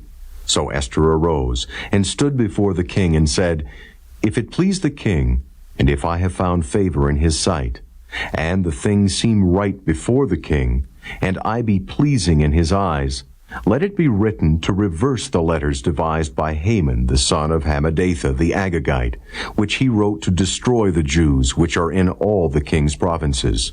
For how can I endure to see the evil that shall come unto my people? Or how can I endure to see the destruction of my kindred? Then the king Ahasuerus said unto Esther the queen, and to Mordecai the Jew, Behold, I have given Esther the house of Haman, and him they have hanged upon the gallows, because he laid his hand upon the Jews. Write ye also for the Jews, as it liketh you, in the king's name, and seal it with the king's ring. For the writing which is written in the king's name, and sealed with the king's ring, may no man reverse. Then were the king's scribes called at that time in the 3rd month, that is, the month Sivan, on the 23 day thereof. And it was written according to all that Mordecai commanded unto the Jews, and to the lieutenants, and the deputies, and rulers of the provinces which are from India unto Ethiopia, 127 provinces, unto every province according to the writing thereof, and unto every people after their language, and to the Jews according to their writing, and according to their language. And he wrote in the king Ahasuerus' name, and sealed it with the king's ring, and sent letters by posts on horseback, and riders on mules, camels, and young dromedaries, wherein the king granted the Jews which were in every city to gather themselves together, and to stand for their life, to destroy, to slay, and to cause to perish all the power of the people and province that would assault them, both little ones and women, and to take the spoil of them for a prey, upon one day in all the provinces of King Ahasuerus, namely, upon the 13th day of the 12th month, which is the month Adar. The copy of the writing for a commandment to be given in every province was published unto all people, and that the Jews should be ready against that day to avenge themselves on their enemies. So the posts that rode upon mules and camels went out, being hastened and pressed on by the king's commandment. And the decree was given at Shushan the palace. And Mordecai went out from the presence of the king in royal apparel of blue and white, and with a great crown of gold, and with a garment of fine linen and purple. And the city of Shushan rejoiced and was glad. The Jews had light and gladness and joy and honor. And in every province and in every city, whithersoever the king's commandment and his decree came, the Jews had joy and gladness, a feast and a good day. And many of the people of the land became Jews, for the fear of the Jews fell upon them. Chapter 9. Now in the 12th month, that is the month Adar, on the 13th day of the same, when the king's commandment and his decree drew near to be put in execution, in the day that the enemies of the Jews hoped to have power over them, though it was turned to the contrary, that the Jews had rule over them that hated them, the Jews gathered themselves together in their cities throughout all the provinces of the king Ahasuerus, to lay hand on such as sought their hurt, and no man could withstand them, for the fear of them fell upon all people. And all the rulers of the provinces, and the lieutenants, and the deputies, and officers of the king helped the Jews, because the fear of Mordecai fell upon them. For Mordecai was great in the king's house, and his fame went out throughout all the provinces. For this man Mordecai waxed greater and greater. Thus the Jews smote all their enemies with the stroke of the sword, and slaughter, and destruction, and did what they would unto those that hated them. And in Shushan the palace the Jews slew and destroyed 500 men. And Parshandatha, and Dalphon, and Aspatha, and Paratha, and Adalia, and Aridatha, and Parmashta, and Arasai, and Aradai, and Vajezatha, the 10 sons of Haman, the son of Hammedatha, the enemy of the Jews, slew they. But on the spoil laid they not their hand. On that day the number of those that were slain in Shushan the palace was brought before the king. And the king said unto Esther the queen, The Jews have slain and destroyed 500 men in Shushan the palace, and the 10 sons of Haman. What have they done in the rest of the king's provinces? Now, what is thy petition? And it shall be granted thee. Or, what is thy request further? And it shall be done. Then said Esther, If it please the king, let it be granted to the Jews which are in Shushan to do tomorrow also according unto this day's decree, and let Haman's 10 sons be hanged upon the gallows. And the king commanded it so to be done. And the decree was given at Shushan, and they hanged Haman's 10 sons. For the Jews that were in Shushan gathered themselves together on the 14th day also of the month Adar, and slew 300 men at Shushan. But on the prey they laid not their hand. But the other Jews that were in the king's provinces gathered themselves together, and stood for their lives, and had rest from their enemies, and slew of their foes 75,000. But they laid not their hands on the prey, on the 13th day of the month Adar. And on the 14th day of the same rested they, and made it a day of feasting and gladness. But the Jews that were at Shushan assembled together on the 13th day thereof, and on the 14th thereof. And on the 15th day of the same they rested, and made it a day of feasting and gladness. Therefore the Jews of the villages that dwelt in the unwalled towns made the 14th day of the month Adar a day of gladness and feasting, and a good day, and of sending portions one to another. And Mordecai wrote these things, and sent letters unto all the Jews that were in all the provinces of the king Ahasuerus, both nigh and far, to establish this among them, that they should keep the 14th day of the month Adar, and the 15th day of the same yearly, as the days wherein the Jews rested from their enemies, and the month which was turned unto them from sorrow to joy, and from mourning into a good day, that they should make them days of feasting and joy, and of sending portions one to another, and gifts to the poor. And the Jews undertook to do as they had begun, and as Mordecai had written unto them. Because Haman the son of Hammedatha the Agagite, the enemy of all the Jews, had devised against the Jews to destroy them, and had cast pur, that is, the lot, to consume them, and to destroy them.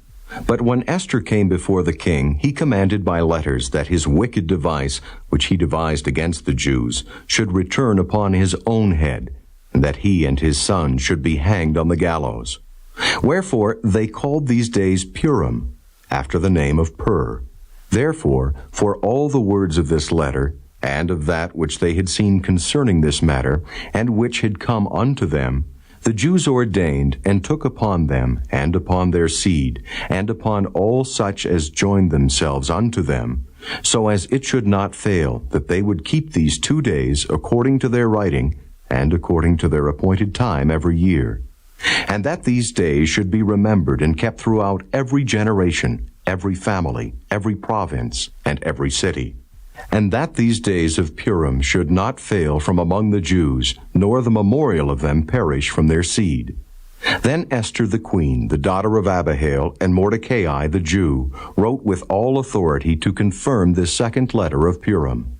And he sent the letters unto all the Jews, to the 127 provinces of the kingdom of Ahasuerus, with words of peace and truth, to confirm these days of Purim in their times appointed, according as Mordecai the Jew and Esther the queen had enjoined them, and as they had decreed for themselves and for their seed the matters of the fastings and their cry. And the decree of Esther confirmed these matters of Purim, and it was written in the book. Chapter 10. And the king, Ahasuerus, laid a tribute upon the land, and upon the isles of the sea, and all the acts of his power and of his might, and the declaration of the greatness of Mordecai, whereunto the king advanced him, are they not written in the book of the chronicles of the kings of Media and Persia? For Mordecai the Jew was next unto King Ahasuerus, and great among the Jews, and accepted of the multitude of his brethren, seeking the wealth of his people, and speaking peace to all his seed.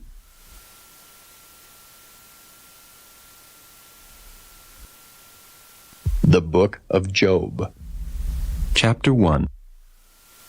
There was a man in the land of Uz whose name was Job, and that man was perfect and upright, and one that feared God and eschewed evil. And there were born unto him 7 sons and 3 daughters.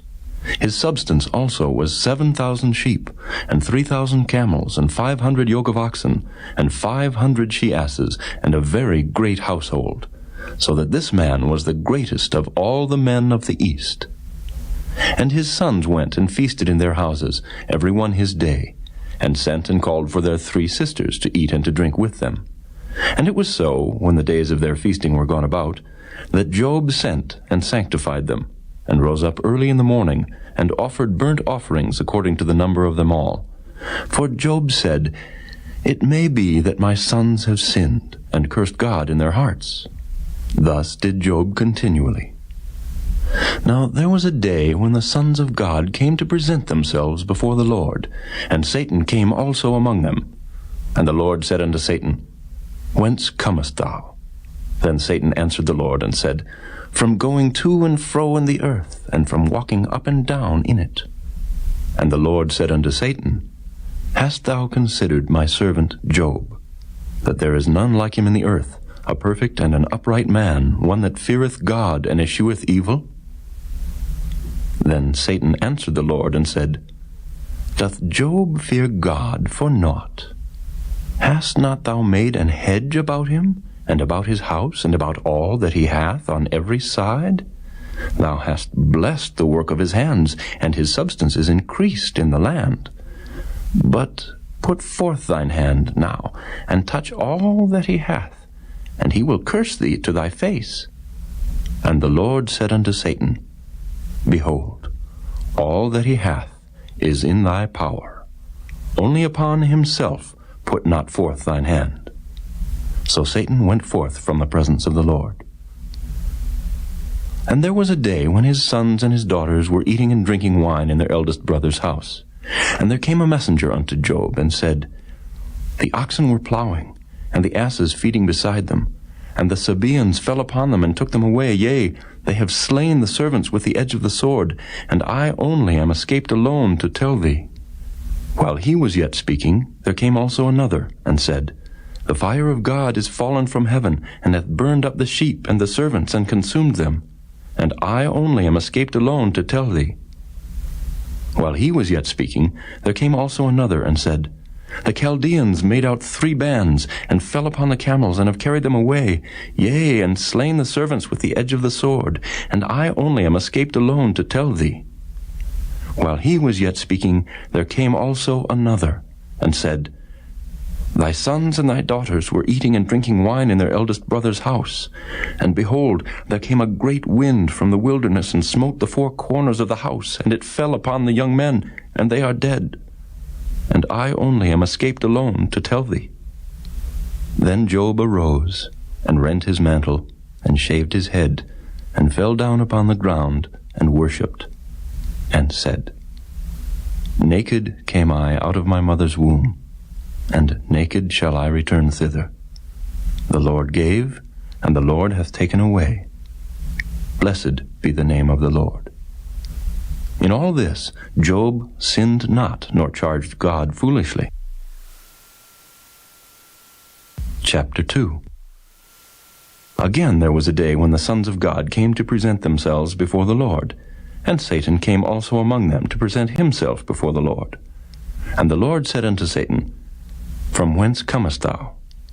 And Satan answered the Lord, and said, From going to and fro in the earth, and from walking up and down in it. And the Lord said unto Satan, Hast thou considered my servant Job, that there is none like him in the earth, a perfect and an upright man, one that feareth God and escheweth evil? And still he holdeth fast his integrity, although thou movedst me against him to destroy him without cause. And Satan answered the Lord, and said, Skin for skin, yea, all that a man hath will he give for his life. But put forth thine hand now, and touch his bone and his flesh, and he will curse thee to thy face. And the Lord said unto Satan, Behold, he is in thine hand, but save his life. So went Satan forth from the presence of the Lord, and smote Job with sore boils from the sole of his foot unto his crown. And he took him a potsherd to scrape himself withal, and he sat down among the ashes. Then said his wife unto him, Dost thou still retain thine integrity? Curse God and die. But he said unto her, Thou speakest as one of the foolish women speaketh. What? Shall we receive good at the hand of God, and shall we not receive evil? In all this did not Job sin with his lips. Now when Job's 3 friends heard of all this evil that was come upon him, they came every one from his own place, Eliphaz the Temanite, and Bildad the Shuhite, and Zophar the Naamathite, for they had made an appointment together to come to mourn with him and to comfort him. And when they lifted up their eyes afar off, and knew him not, they lifted up their voice and wept. And they rent every one his mantle, and sprinkled dust upon their heads toward heaven. So they sat down with him upon the ground 7 days and 7 nights, and none spake a word unto him, for they saw that his grief was very great. Chapter 3. After this opened Job his mouth, and cursed his day. And Job spake, and said, Let the day perish wherein I was born, and the night in which it was said, There is a man-child conceived. Let that day be darkness. Let not God regard it from above, neither let the light shine upon it. Let darkness and the shadow of death stain it. Let a cloud dwell upon it. Let the blackness of the day terrify it. As for that night, let darkness seize upon it. Let it not be joined unto the days of the year. Let it not come into the number of the months. Lo, let that night be solitary. Let no joyful voice come therein. Let them curse it that curse the day, who are ready to raise up their mourning. Let the stars of the twilight thereof be dark. Let it look for light, but have none. Neither let it see the dawning of the day. Because it shut not up the doors of my mother's womb, nor hid sorrow from mine eyes. Why died I not from the womb? Why did I not give up the ghost when I came out of the belly? Why did the knees prevent me? Or why the breasts that I should suck? For now should I have lain still and been quiet, I should have slept. Then had I been at rest, with kings and counselors of the earth, which built desolate places for themselves, or with princes that had gold, who filled their houses with silver. Or as an hidden, untimely birth I had not been, as infants which never saw light. There the wicked cease from troubling, and there the weary be at rest. There the prisoners rest together. They hear not the voice of the oppressor. The small and great are there, and the servant is free from his master. Wherefore is light given to him that is in misery, and life unto the bitter in soul, which long for death, but it cometh not, and dig for it more than for hid treasures, which rejoice exceedingly and are glad when they can find the grave. Why is light given to a man whose way is hid, and whom God hath hedged in? For my sighing cometh before I eat, and my roarings are poured out like the waters. For the thing which I greatly feared is come upon me, and that which I was afraid of is come unto me. I was not in safety, neither had I rest, neither was I quiet. Yet trouble came. Chapter 4. Then Eliphaz the Temanite answered and said, If we essay to commune with thee, wilt thou be grieved? But who can withhold himself from speaking? Behold, thou hast instructed many, and thou hast strengthened the weak hands. Thy words have upholden him that was falling, and thou hast strengthened the feeble knees. But now it is come upon thee, and thou faintest. It toucheth thee, and thou art troubled. Is not this thy fear, thy confidence, thy hope, and the uprightness of thy ways? Remember, I pray thee, who ever perished being innocent? Or where were the righteous cut off? Even as I have seen, they that plow iniquity and sow wickedness reap the same. By the blast of God they perish, and by the breath of his nostrils are they consumed. The roaring of the lion, and the voice of the fierce lion, and the teeth of the young lions are broken. The old lion perisheth for lack of prey, and the stout lion's whelps are scattered abroad. Now a thing was secretly brought to me, and mine ear received a little thereof. In thoughts from the visions of the night, when deep sleep falleth on men, fear came upon me, and trembling, which made all my bones to shake. Then a spirit passed before my face, the hair of my flesh stood up. It stood still, but I could not discern the form thereof.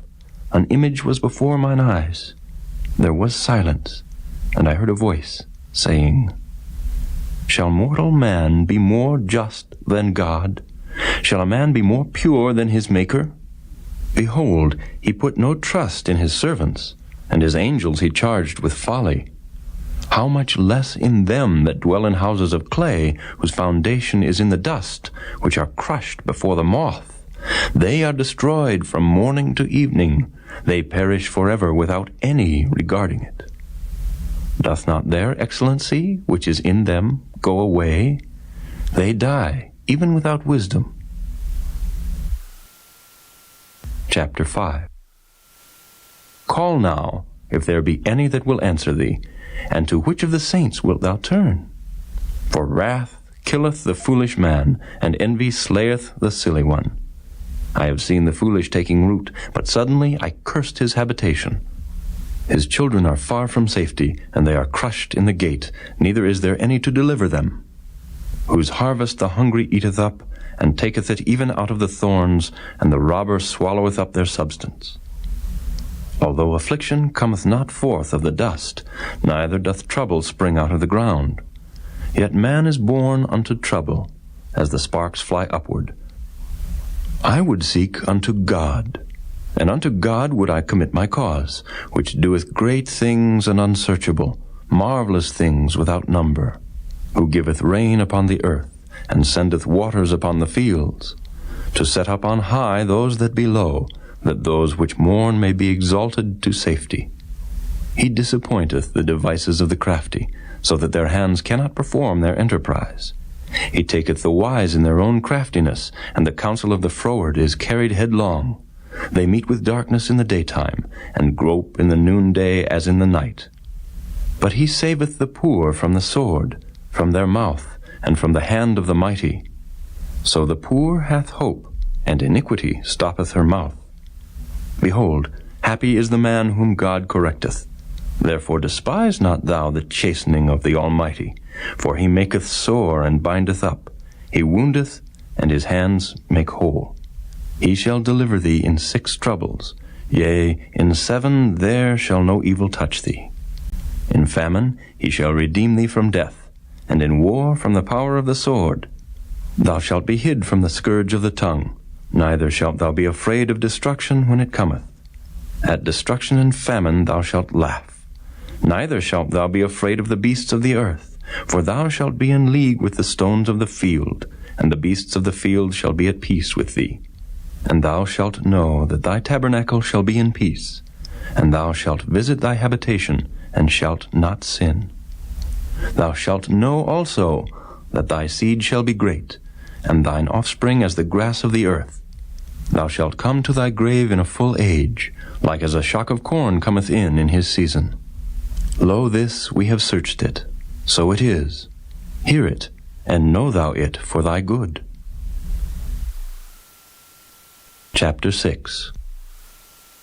But Job answered and said, O that my grief were throughly weighed, and my calamity laid in the balances together, for now it would be heavier than the sand of the sea. Therefore my words are swallowed up. For the arrows of the Almighty are within me, the poison whereof drinketh up my spirit. The terrors of God do set themselves in array against me. Doth the wild ass bray when he hath grass, or loweth the ox over his fodder? Can that which is unsavory be eaten without salt, or is there any taste in the white of an egg? The things that my soul refused to touch are as my sorrowful meat. Oh, that I might have my request, and that God would grant me the thing that I long for. Even that it would please God to destroy me, that he would let loose his hand and cut me off. Then should I yet have comfort, yea, I would harden myself in sorrow. Let him not spare, for I have not concealed the words of the Holy One. What is my strength that I should hope? And what is mine end that I should prolong my life? Is my strength the strength of stones, or is my flesh of brass? Is not my help in me, and is wisdom driven quite from me? To him that is afflicted pity should be showed from his friend, but he forsaketh the fear of the Almighty. My brethren have dealt deceitfully as a brook, and as the stream of brooks they pass away, which are brackish by reason of the ice, and wherein the snow is hid.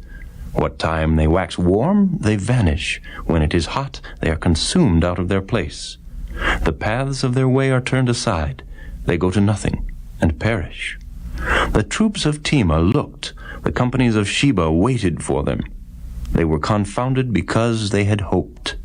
They came thither, and were ashamed. For now ye are nothing. Ye see my casting down, and are afraid. Did I say, Bring unto me, or give a reward for me of your substance, or deliver me from the enemy's hand, or redeem me from the hand of the mighty? Teach me, and I will hold my tongue, and cause me to understand wherein I have erred. How forcible are right words! But what doth your arguing reprove? Do ye imagine to reprove words, and the speeches of one that is desperate, which are as wind? Yea, ye overwhelm the fatherless, and ye dig a pit for your friend. Now therefore be content, look upon me, for it is evident unto you if I lie. Return, I pray you, let it not be iniquity. Yea, return again, my righteousness is in it. Is there iniquity in my tongue? Cannot my taste discern perverse things? Chapter 7. Is there not an appointed time to man upon earth? Are not his days also like the days of an hireling? As the servant earnestly desireth the shadow, and as an hireling looketh for the reward of his work, so am I made to possess months of vanity, and wearisome nights are appointed to me. When I lie down, I say, when shall I arise, and the night be gone? And I am full of tossings to and fro unto the dawning of the day. My flesh is clothed with worms and clods of dust. My skin is broken and become loathsome. My days are swifter than a weaver's shuttle, and are spent without hope. Oh, remember that my life is wind. Mine eye shall no more see good. The eye of him that hath seen me shall see me no more. Thine eyes are upon me, and I am not. As the cloud is consumed and vanisheth away, so he that goeth down to the grave shall come up no more. He shall return no more to his house, neither shall his place know him any more. Therefore I will not refrain my mouth. I will speak in the anguish of my spirit. I will complain in the bitterness of my soul. Am I a sea or a whale that thou settest a watch over me? When I say, my bed shall comfort me, my couch shall ease my complaint. Then thou scarest me with dreams, and terrifiest me through visions, so that my soul chooseth strangling and death rather than my life. I loathe it. I would not live alway. Let me alone, for my days are vanity. What is man that thou shouldest magnify him, and that thou shouldest set thine heart upon him, and that thou shouldest visit him every morning, and try him every moment? How long wilt thou not depart from me, nor let me alone till I swallow down my spittle? I have sinned. What shall I do unto thee, O thou preserver of men? Why hast thou set me as a mark against thee, so that I am a burden to myself? And why dost thou not pardon my transgression, and take away mine iniquity? For now shall I sleep in the dust, and thou shalt seek me in the morning, but I shall not be. Chapter 8. Then answered Bildad the Shuhite, and said, How long wilt thou speak these things? And how long shall the words of thy mouth be like a strong wind?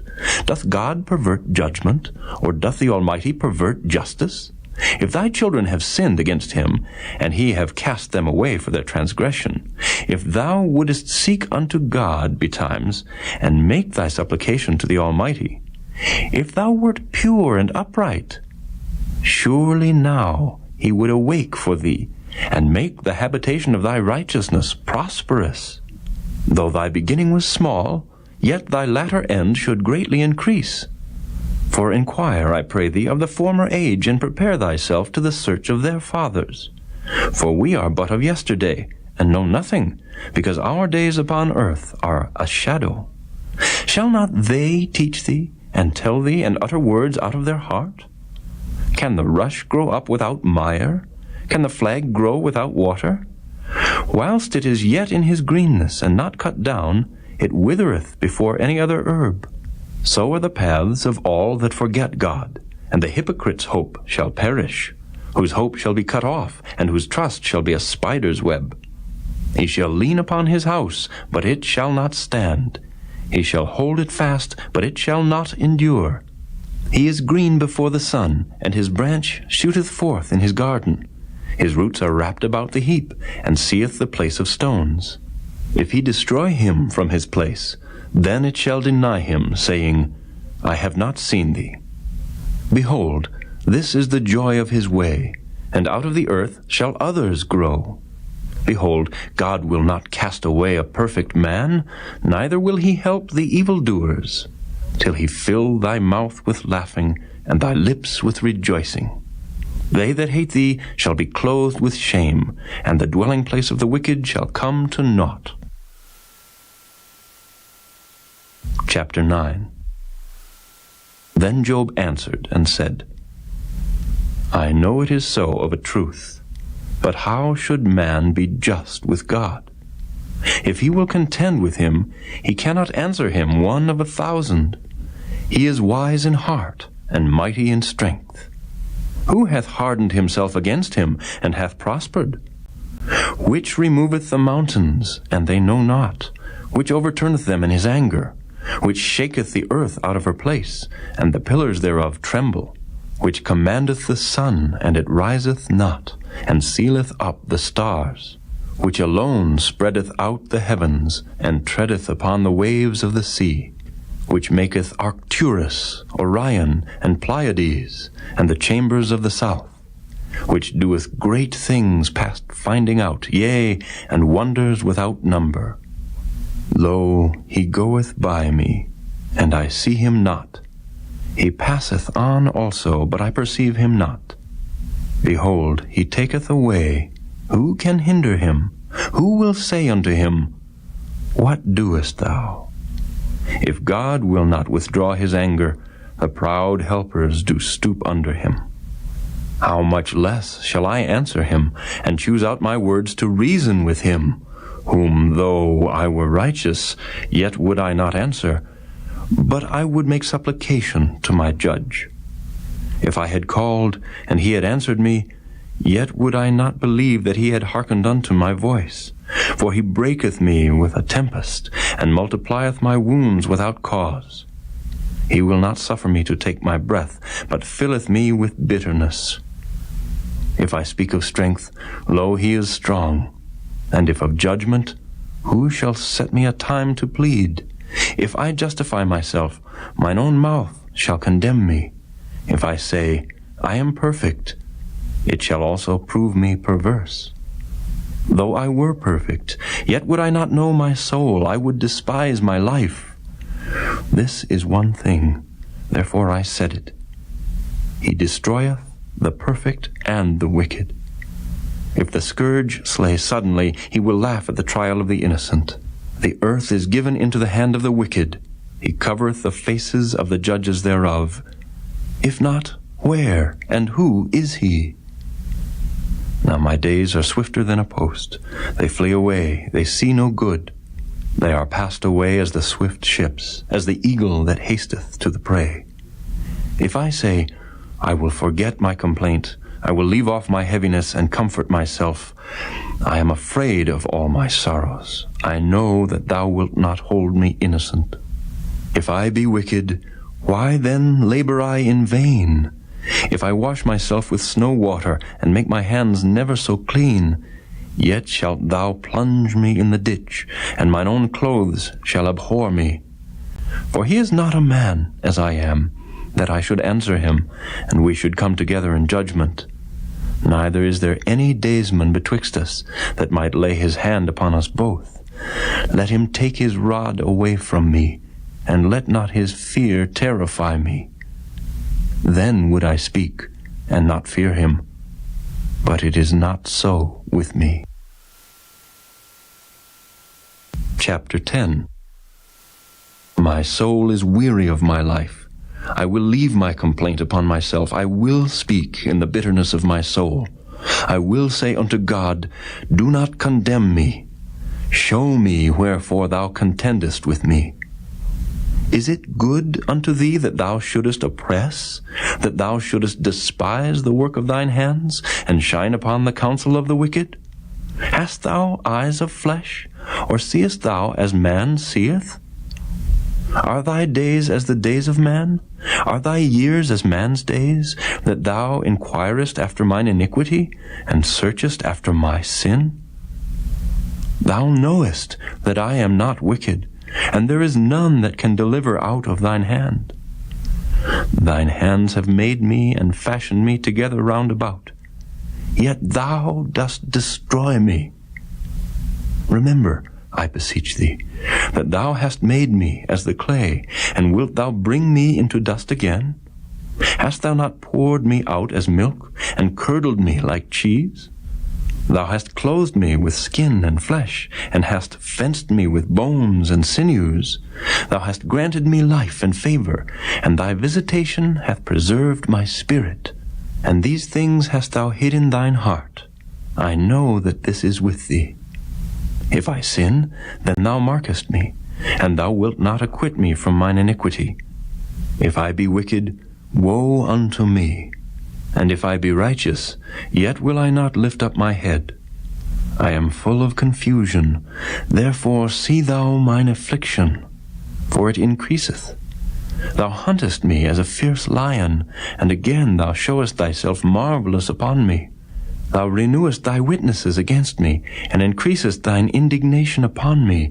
Changes and war are against me. Wherefore then hast thou brought me forth out of the womb? Oh, that I had given up the ghost, and no eye had seen me. I should have been as though I had not been. I should have been carried from the womb to the grave. Are not my days few? Cease then, and let me alone, that I may take comfort a little before I go whence I shall not return, even to the land of darkness and the shadow of death, a land of darkness as darkness itself, and of the shadow of death, without any order, and where the light is as darkness.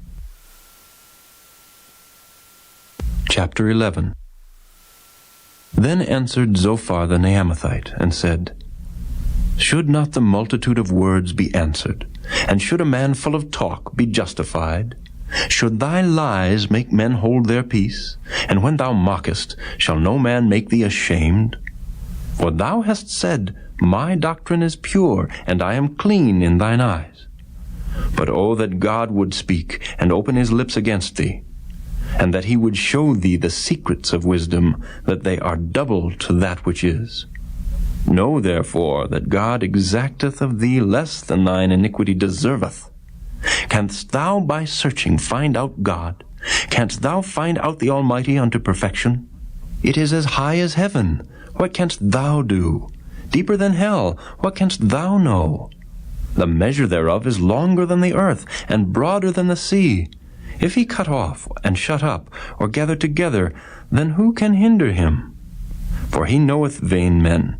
He seeth wickedness also. Will he not then consider it? For vain man would be wise, though man be born like a wild ass's colt. If thou prepare thine heart, and stretch out thine hands toward him, if iniquity be in thine hand, put it far away, and let not wickedness dwell in thy tabernacles. For then shalt thou lift up thy face without spot. Yea, thou shalt be steadfast, and shalt not fear, because thou shalt forget thy misery, and remember it as waters that pass away. And thine age shall be clearer than the noonday. Thou shalt shine forth. Thou shalt be as the morning, and thou shalt be secure, because there is hope. Yea, thou shalt dig about thee, and thou shalt take thy rest in safety. Also thou shalt lie down, and none shall make thee afraid. Yea, many shall make suit unto thee. But the eyes of the wicked shall fail, and they shall not escape, and their hope shall be as the giving up of the ghost. Chapter 12. And Job answered and said, No doubt but ye are the people, and wisdom shall die with you. But I have understanding as well as you. I am not inferior to you. Yea, who knoweth not such things as these? I am as one mocked of his neighbor, who calleth upon God, and he answereth him. The just upright man is laughed to scorn. He that is ready to slip with his feet is as a lamp despised in the thought of him that is at ease. The tabernacles of robbers prosper, and they that provoke God are secure, into whose hand God bringeth abundantly. But ask now the beasts, and they shall teach thee, and the fowls of the air, and they shall tell thee. Or speak to the earth, and it shall teach thee. And the fishes of the sea shall declare unto thee, Who knoweth not in all these that the hand of the Lord hath wrought this? In whose hand is the soul of every living thing, and the breath of all mankind? Doth not the ear try words, and the mouth taste his meat? With the ancient is wisdom, and in length of days understanding. With him is wisdom and strength, he hath counsel and understanding. Behold, he breaketh down, and it cannot be built again. He shutteth up a man, and there can be no opening. Behold, he withholdeth the waters, and they dry up. Also he sendeth them out, and they overturn the earth. With him is strength and wisdom. The deceived and the deceiver are his. He leadeth counselors away, spoiled, and maketh the judges fools. He looseth the bond of kings, and girdeth their loins with a girdle. He leadeth princes away, spoiled, and overthroweth the mighty. He removeth away the speech of the trusty, and taketh away the understanding of the aged. He poureth contempt upon princes, and weakeneth the strength of the mighty.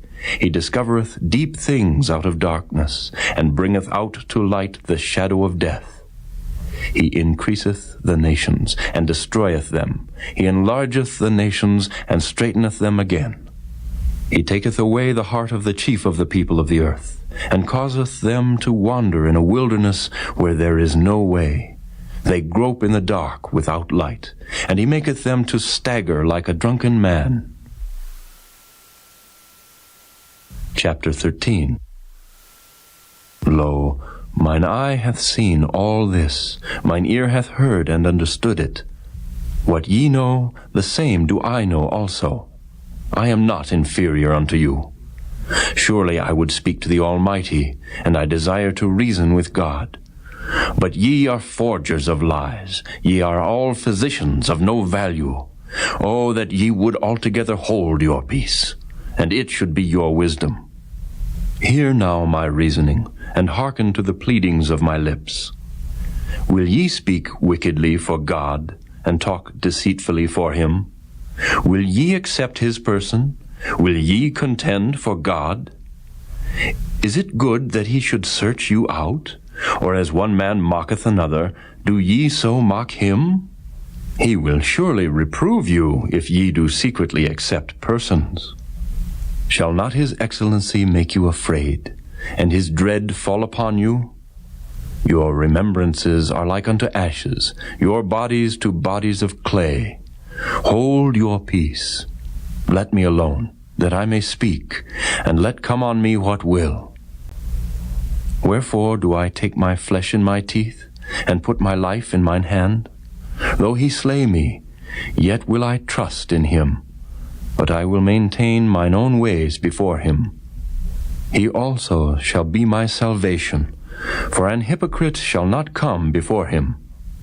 Hear diligently my speech, and my declaration with your ears. Behold now, I have ordered my cause. I know that I shall be justified. Who is he that will plead with me?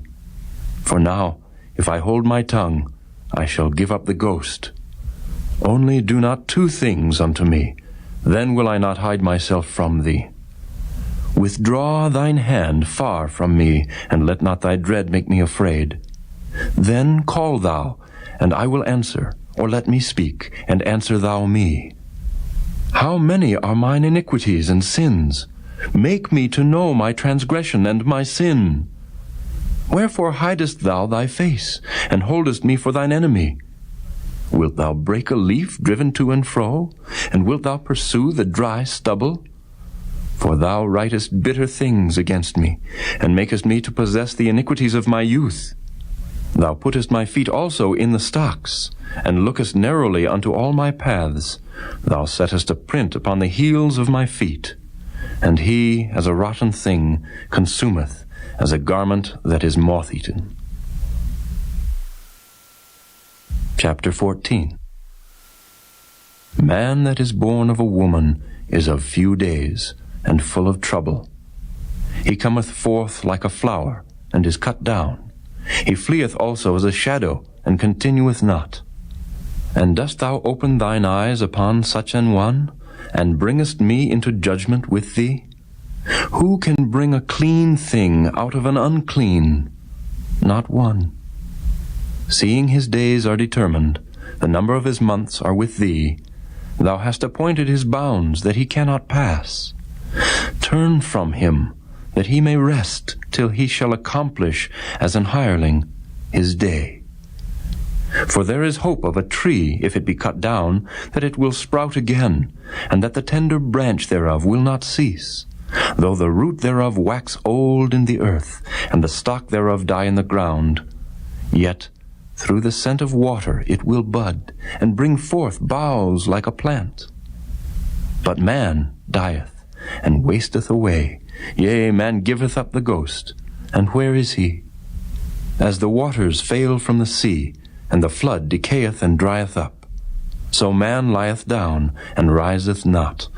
Till the heavens be no more, they shall not awake, nor be raised out of their sleep.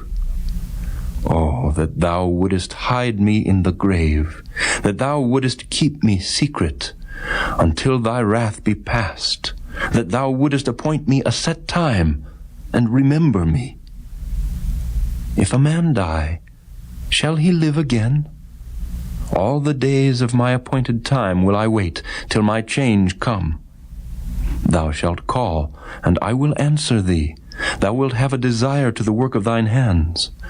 For now thou numberest my steps. Dost thou not watch over my sin? My transgression is sealed up in a bag, and thou sewest up mine iniquity. And surely the mountain falling cometh to naught, and the rock is removed out of his place. The waters wear the stones. Thou washest away the things which grow out of the dust of the earth, and thou destroyest the hope of man. Thou prevailest forever against him, and he passeth. Thou changest his countenance, and sendest him away. His sons come to honor, and he knoweth it not, and they are brought low, but he perceiveth it not of them. But his flesh upon him shall have pain, and his soul within him shall mourn. Chapter 15. Then answered Eliphaz the Temanite, and said, Should a wise man utter vain knowledge, and fill his belly with the east wind? Should he reason with unprofitable talk, or with speeches wherewith he can do no good? Yea, thou casteth off fear, and restrainest prayer before God. For thy mouth uttereth thine iniquity, and thou choosest the tongue of the crafty.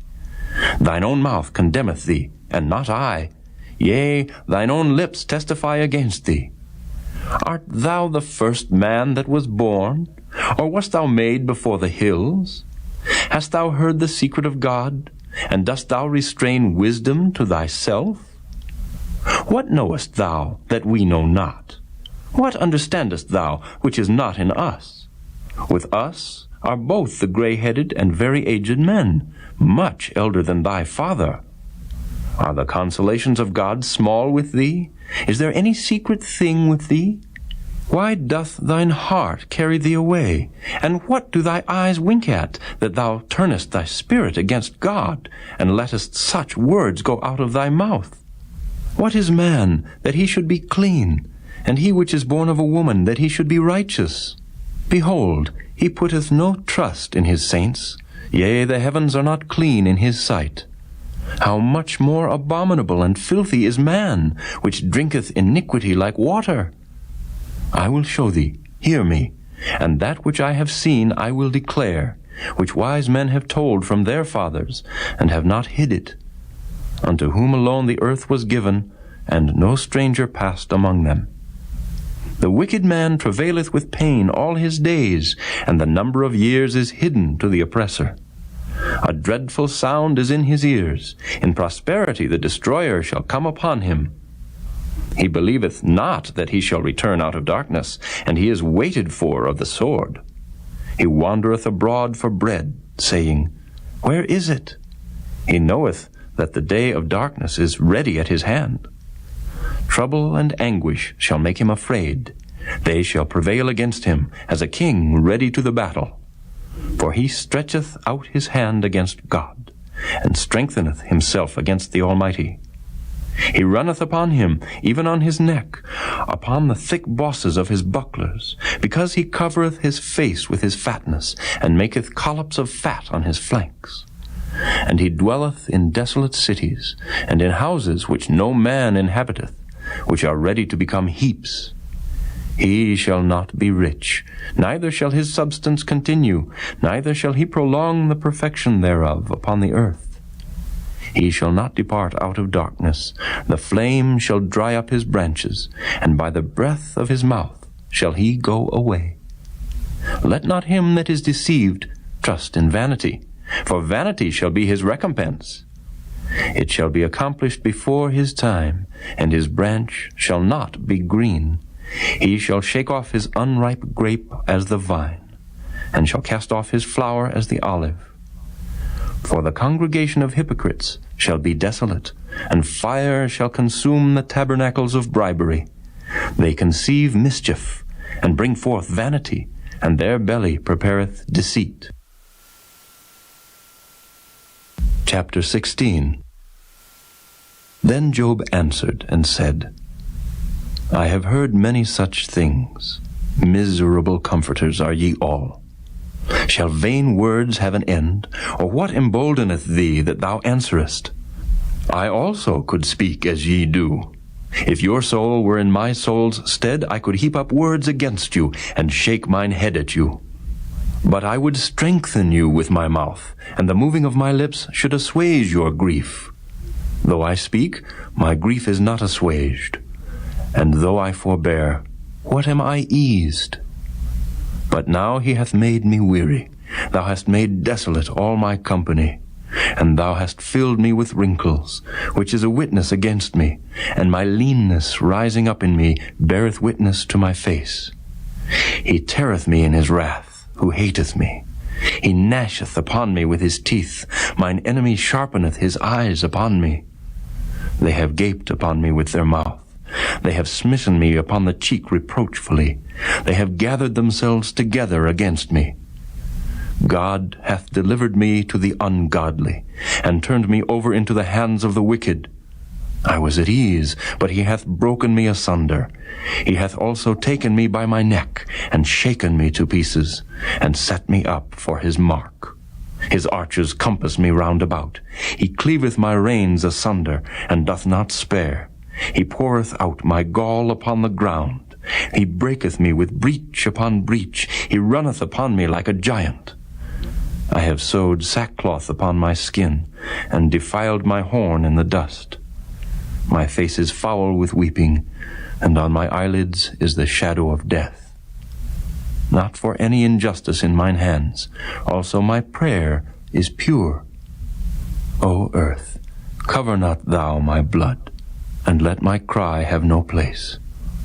Also now, behold, my witness is in heaven, and my record is on high. My friends scorn me, but mine eye poureth out tears unto God. Oh, that one might plead for a man with God, as a man pleadeth for his neighbor. When a few years are come, then I shall go the way whence I shall not return. Chapter 17. My breath is corrupt, my days are extinct, the graves are ready for me. Are there not mockers with me, and doth not mine eye continue in their provocation? Lay down now, put me in a surety with thee. Who is he that will strike hands with me? For thou hast hid their heart from understanding, therefore shalt thou not exalt them. He that speaketh flattery to his friends, even the eyes of his children shall fail. He hath made me also a byword of the people, and aforetime I was as a tabret. Mine eye also is dim by reason of sorrow, and all my members are as a shadow. Upright men shall be astonied at this, and the innocent shall stir up himself against the hypocrite. The righteous also shall hold on his way, and he that hath clean hands shall be stronger and stronger. But as for you all, do ye return, and come now, for I cannot find one wise man among you. My days are past. My purposes are broken off, even the thoughts of my heart. They change the night into day. The light is short because of darkness. If I wait, the grave is mine house. I have made my bed in the darkness. I have said to corruption, Thou art my father. To the worm, Thou art my mother and my sister. And where is now my hope? As for my hope, who shall see it? They shall go down to the bars of the pit when our rest together is in the dust. Chapter 18. Then answered Bildad the Shuhite, and said, How long will it be ere ye make an end of words? Mark, and afterwards we will speak. Wherefore are we counted as beasts, and reputed vile in your sight? He teareth himself in his anger. Shall the earth be forsaken for thee? And shall the rock be removed out of his place? Yea, the light of the wicked shall be put out, and the spark of his fire shall not shine. The light shall be dark in his tabernacle, and his candle shall be put out with him.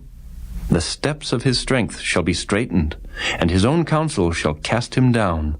For he is cast into a net by his own feet, and he walketh upon a snare. The jinn shall take him by the heel, and the robber shall prevail against him. The snare is laid for him in the ground, and a trap for him in the way. Terrors shall make him afraid on every side, and shall drive him to his feet. His strength shall be hunger-bitten, and destruction shall be ready at his side. It shall devour the strength of his skin. Even the firstborn of death shall devour his strength. His confidence shall be rooted out of his tabernacle, and it shall bring him to the king of terrors. It shall dwell in his tabernacle, because it is none of his. Brimstone shall be scattered upon his habitation. His roots shall be dried up beneath, and above shall his branch be cut off.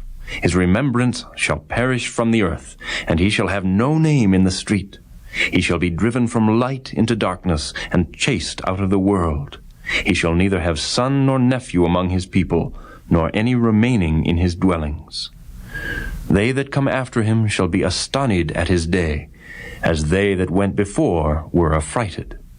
Surely such are the dwellings of the wicked, and this is the place of him that knoweth not God. Chapter 19. Then Job answered and said, How long will ye vex my soul, and break me in pieces with words? These 10 times have ye reproached me. Ye are not ashamed that ye make yourselves strange to me. And be it indeed that I have erred, mine error remaineth with myself. If indeed ye will magnify yourselves against me, and plead against me my reproach, know now that God hath overthrown me, and hath compassed me with his net. Behold, I cry out of wrong, but I am not heard. I cry aloud, but there is no judgment. He hath fenced up my way that I cannot pass, and he hath set darkness in my paths. He hath stripped me of my glory, and taken the crown from my head. He hath destroyed me on every side, and I am gone. And mine hope hath he removed like a tree. He hath also kindled his wrath against me, and he counteth me unto him as one of his enemies. His troops come together, and raise up their way against me, and encamp round about my tabernacle. He hath put my brethren far from me, and mine acquaintance are verily estranged from me. My kinsfolk have failed, and my familiar friends have forgotten me. They that dwell in mine house, and my maids, count me for a stranger. I am an alien in their sight. I called my servant, and he gave me no answer. I entreated him with my mouth. My breath is strange to my wife, though I entreated for the children's sake of mine own body. Yea, young children despised me. I arose, and they spake against me. All my inward friends abhorred me, and they whom I loved are turned against me. My bone cleaveth to my skin and to my flesh, and I am escaped with the skin of my teeth. Have pity upon me. Have pity upon me, O ye my friends, for the hand of God hath touched me. Why do ye persecute me as God, and are not satisfied with my flesh? Oh, that my words were now written! Oh, that they were printed in a book, that they were graven with an iron pen and lead in the rock forever. For I know that my Redeemer liveth, and that he shall stand at the latter day upon the earth. And though after my skin worms destroy this body, yet in my flesh shall I see God, whom I shall see for myself, and mine eyes shall behold, and not another, though my reins be consumed within me. But ye should say, Why persecute we him, seeing the root of the matter is found in me? Be ye afraid of the sword, for wrath bringeth the punishments of the sword, that ye may know there is a judgment. Chapter 20. Then answered Zophar the Naamathite, and said, Therefore do my thoughts cause me to answer, and for this I make haste. I have heard the check of my reproach, and the spirit of my understanding causeth me to answer. Knowest thou not this of old, since man was placed upon earth, that the triumphing of the wicked is short, and the joy of the hypocrite but for a moment? Though his excellency mount up to the heavens, and his head reach unto the clouds, yet he shall perish forever like his own dung. They which have seen him shall say, Where is he? He shall fly away as a dream, and shall not be found. Yea, he shall be chased away as a vision of the night. The eye also which saw him shall see him no more, neither shall his place any more behold him. His children shall seek to please the poor, and his hands shall restore their goods. His bones are full of the sin of his youth, which shall lie down with him in the dust. Though wickedness be sweet in his mouth, though he hide it under his tongue, though he spare it and forsake it not, but keep it still within his mouth, yet his meat in his bowels is turned. It is the gall of asps within him. He hath swallowed down riches, and he shall vomit them up again. God shall cast them out of his belly. He shall suck the poison of asps. The viper's tongue shall slay him. He shall not see the rivers, the floods, the brooks of honey and butter. That which he labored for shall he restore, and shall not swallow it down. According to his substance shall the restitution be, and he shall not rejoice therein. Because he hath oppressed and hath forsaken the poor, because he hath violently taken away an house which he builded not. Surely he shall not feel quietness in his belly. He shall not save of that which he desired. There shall none of his meat be left. Therefore shall no man look for his goods. In the fullness of his sufficiency he shall be in straits. Every hand of the wicked shall come upon him. When he is about to fill his belly, God shall cast the fury of his wrath upon him, and shall rain it upon him while he is eating. He shall flee from the iron weapon, and the bow of steel shall strike him through. It is drawn, and cometh out of the body. Yea, the glittering sword cometh out of his gall. Terrors are upon him. All darkness shall be hid in his secret places. A fire not blown shall consume him. It shall go ill with him that is left in his tabernacle. The heaven shall reveal his iniquity, and the earth shall rise up against him. The increase of his house shall depart, and his goods shall flow away in the day of his wrath. This is the portion of a wicked man from God, and the heritage appointed unto him by God. Chapter 21. But Job answered and said, Hear diligently my speech, and let this be your consolations. Suffer me that I may speak, and after that I have spoken, mock on. As for me, is my complaint to man? And if it were so, why should not my spirit be troubled? Mark me, and be astonished, and lay your hand upon your mouth. Even when I remember I am afraid, and trembling taketh hold on my flesh. Wherefore do the wicked live, become old, yea, are mighty in power? Their seed is established in their sight with them, and their offspring before their eyes. Their houses are safe from fear, neither is the rod of God upon them. Their bull gendereth, and faileth not. Their cow calveth, and casteth not her calf. They send forth their little ones like a flock, and their children dance. They take the timbrel and harp, and rejoice at the sound of the organ. They spend their days in wealth, and in a moment go down to the grave. Therefore they say unto God, Depart from us, for we desire not the knowledge of thy ways. What is the Almighty that we should serve him? And what profit should we have if we pray unto him? Lo, their good is not in their hand. The counsel of the wicked is far from me. How oft is the candle of the wicked put out, and how oft cometh their destruction upon them? God distributeth sorrows in his anger. They are as stubble before the wind, and as chaff that the storm carrieth away. God layeth up his iniquity for his children. He rewardeth him, and he shall know it. His eyes shall see his destruction, and he shall drink of the wrath of the Almighty. For what pleasure hath he in his house after him, when the number of his months is cut off in the midst? Shall any teach God knowledge, seeing he judgeth those that are high? One dieth in his full strength, being wholly at ease and quiet. His breasts are full of milk, and his bones are moistened with marrow. And another dieth in the bitterness of his soul, and never eateth with pleasure. They shall lie down alike in the dust, and the worms shall cover them. Behold, I know your thoughts, and the devices which ye wrongfully imagine against me. For ye say, Where is the house of the prince? And where are the dwelling places of the wicked? Have ye not asked them that go by the way? And do ye not know their tokens, that the wicked is reserved to the day of destruction? They shall be brought forth to the day of wrath. Who shall declare his way to his face? And who shall repay him what he hath done?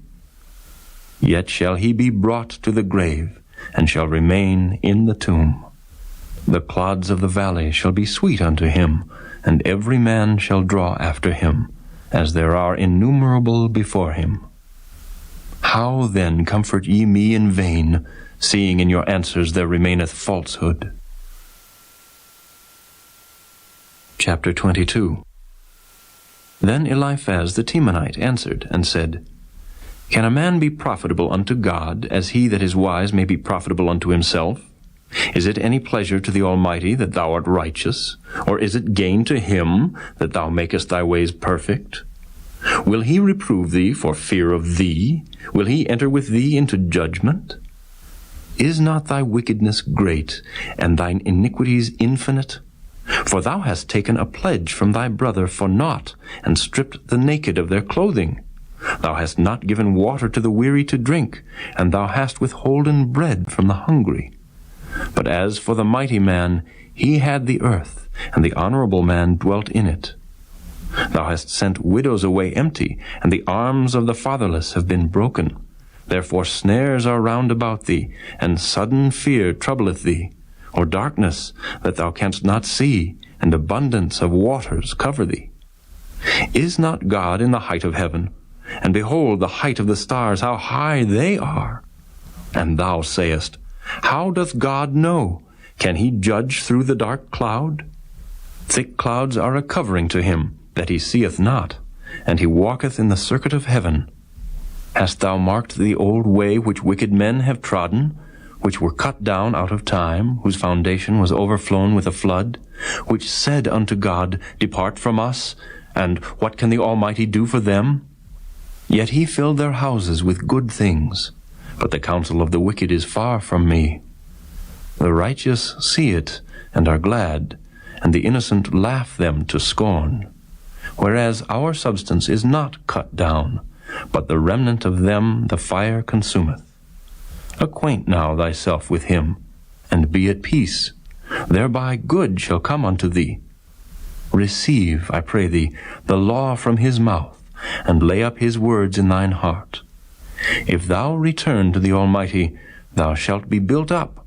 Thou shalt put away iniquity far from thy tabernacles.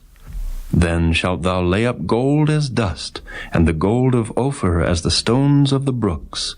Yea, the Almighty shall be thy defense, and thou shalt have plenty of silver.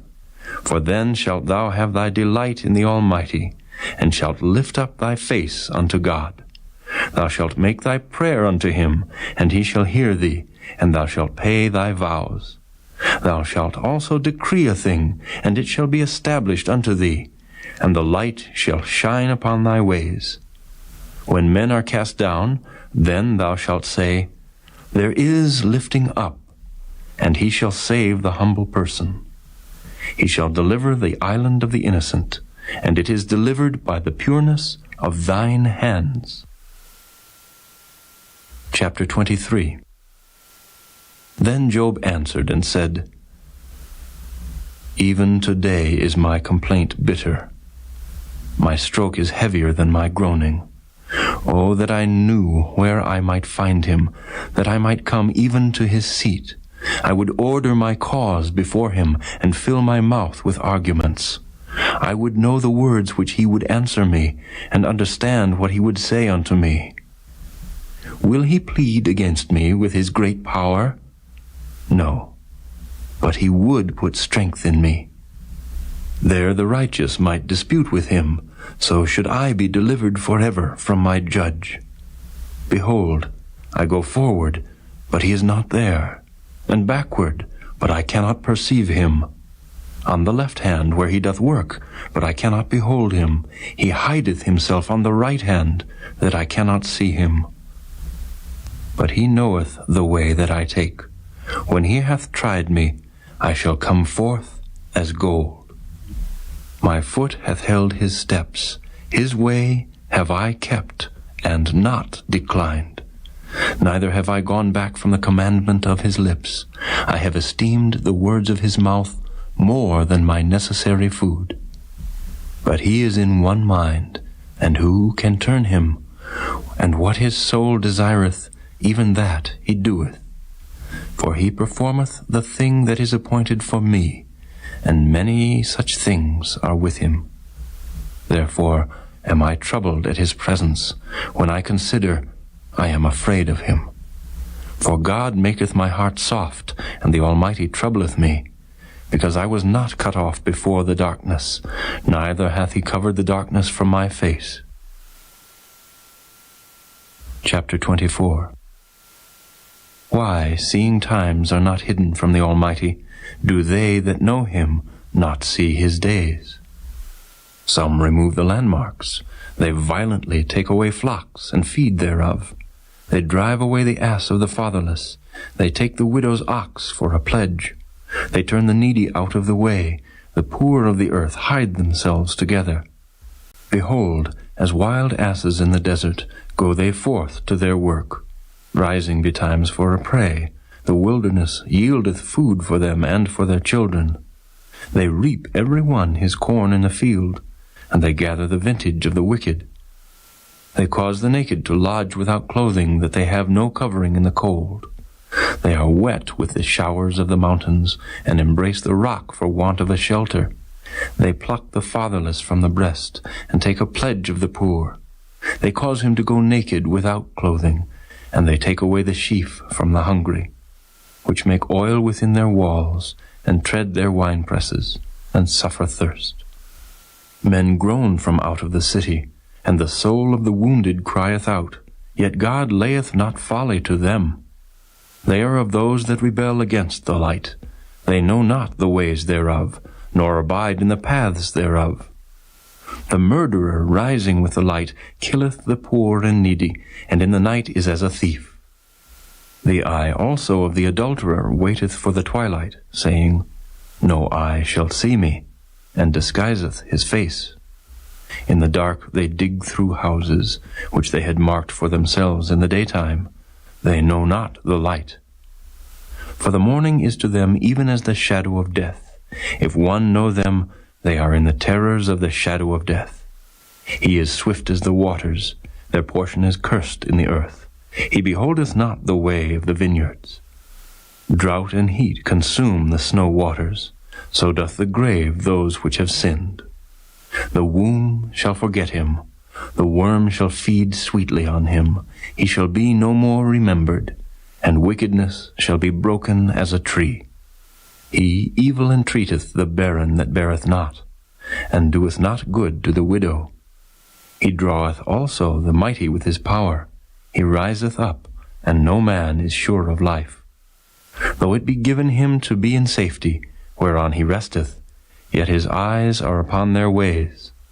They are exalted for a little while, but are gone and brought low. They are taken out of the way as all other, and cut off as the tops of the ears of corn. And if it be not so now, who will make me a liar, and make my speech nothing worth?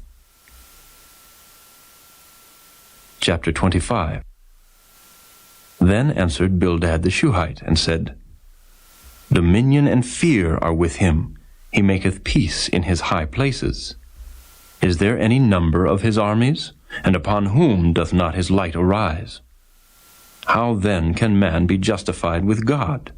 Or how can he be clean that is born of a woman? Behold, even to the moon, and it shineth not. Yea, the stars are not pure in his sight.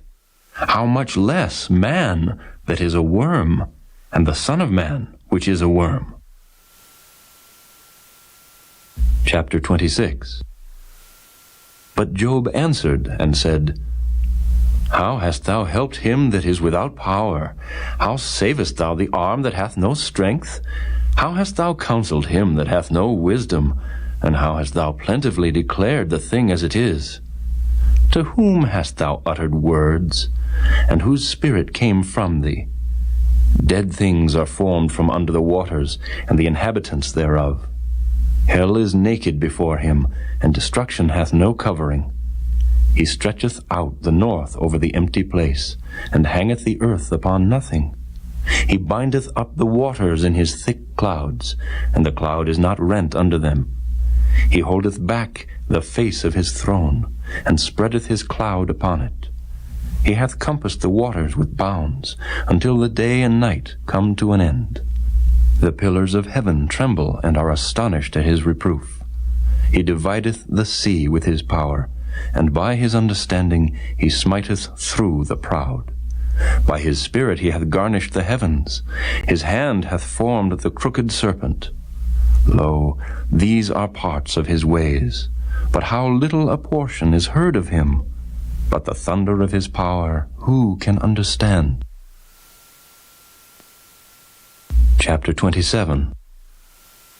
Moreover, Job continued his parable, and said, As God liveth, who hath taken away my judgment, and the Almighty, who hath vexed my soul, all the while my breath is in me, and the Spirit of God is in my nostrils.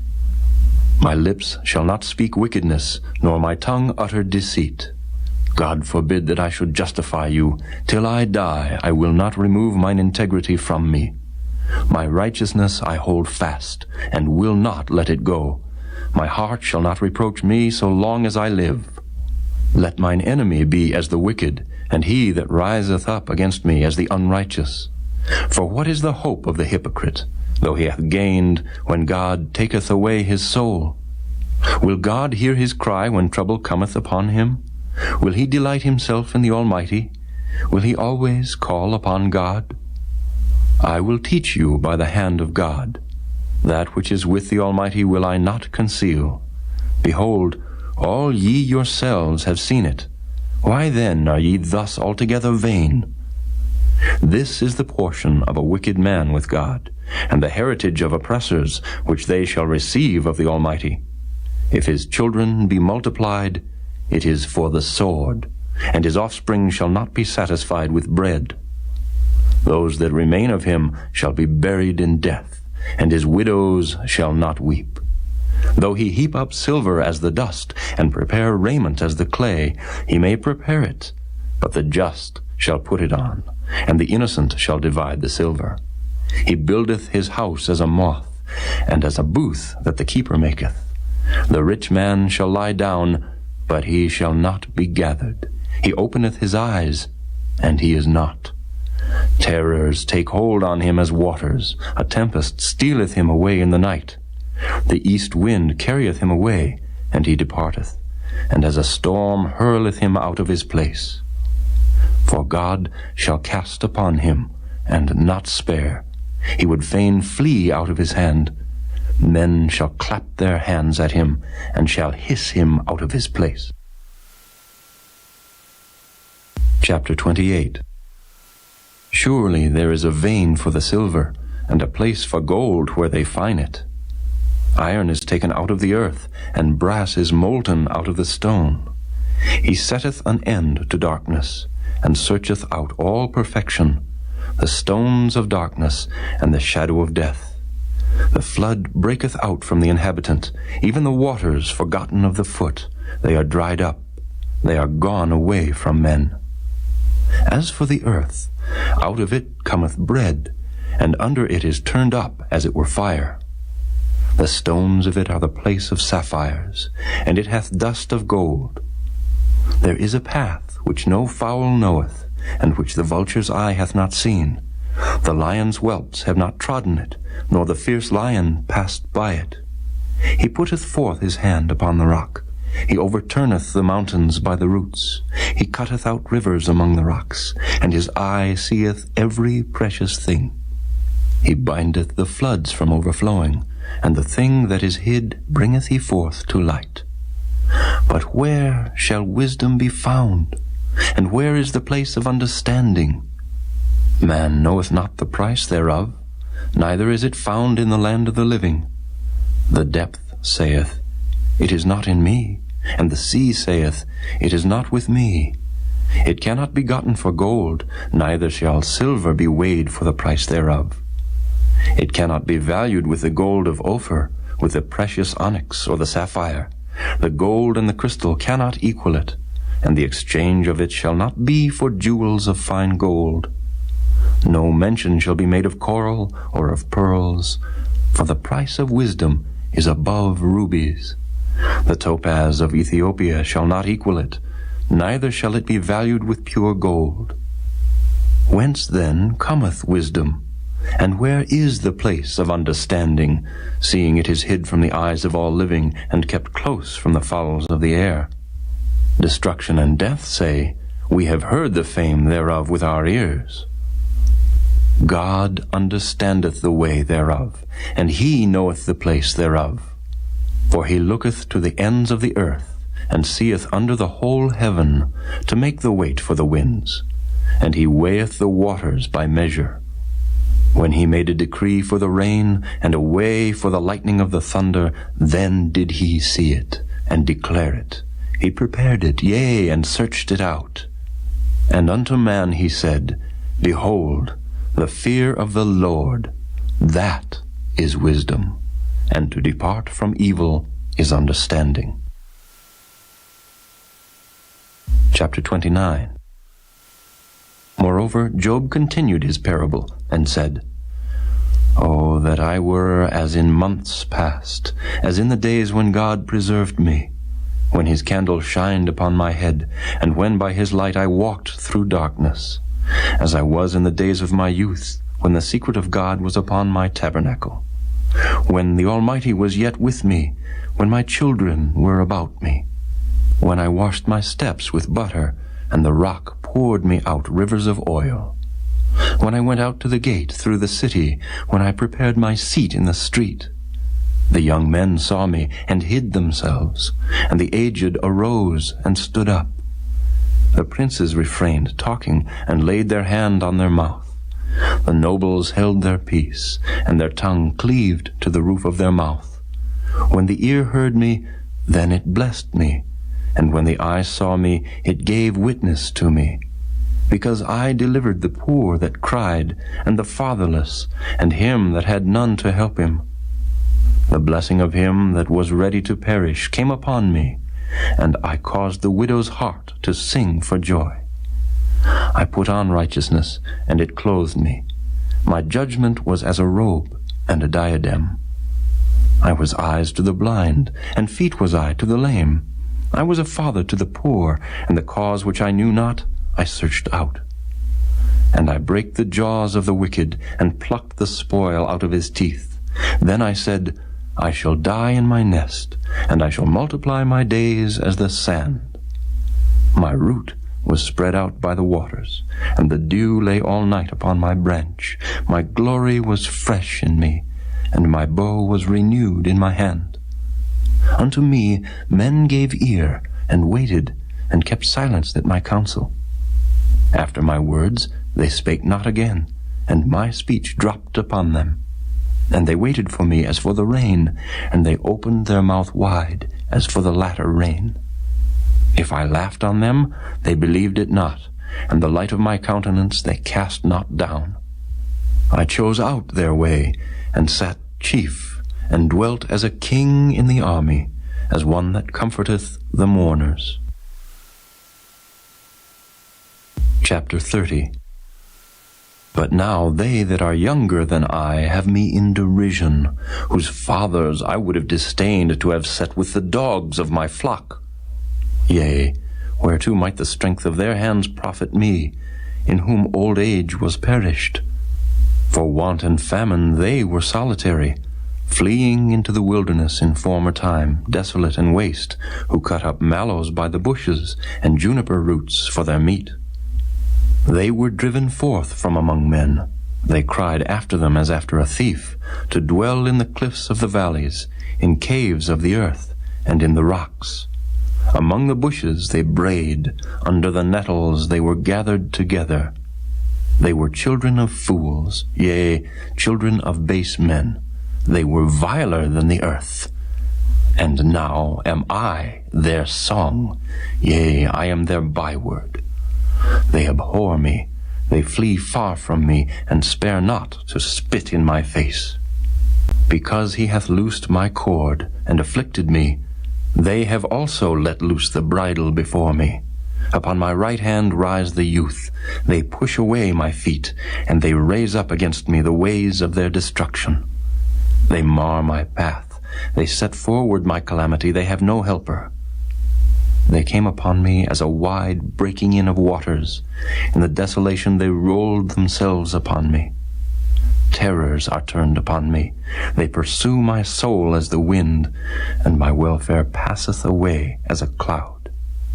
And now my soul is poured out upon me. The days of affliction have taken hold upon me.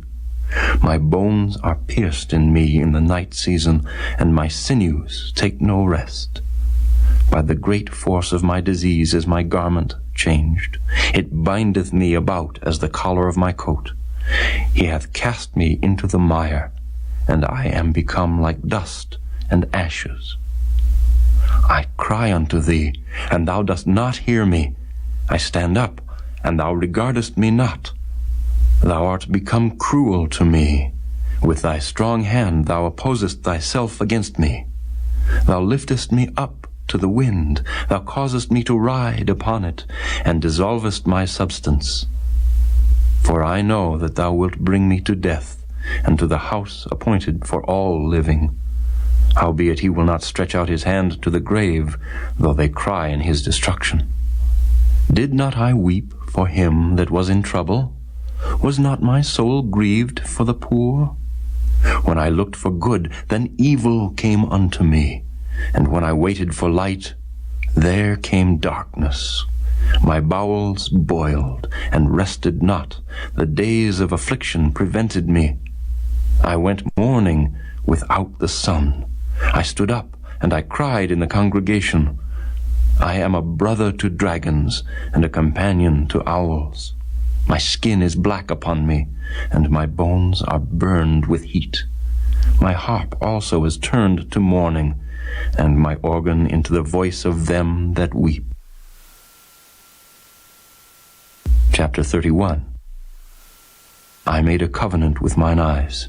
Why then should I think upon a maid? For what portion of God is there from above? And what inheritance of the Almighty from on high? Is not destruction to the wicked, and a strange punishment to the workers of iniquity? Doth not he see my ways, and count all my steps? If I have walked with vanity, or if my foot hath hasted to deceit, let me be weighed in an even balance, that God may know mine integrity. If my step hath turned out of the way, and mine heart walked after mine eyes, and if any blot hath cleaved to mine hands, then let me sow, and let another eat, Yea, let my offspring be rooted out.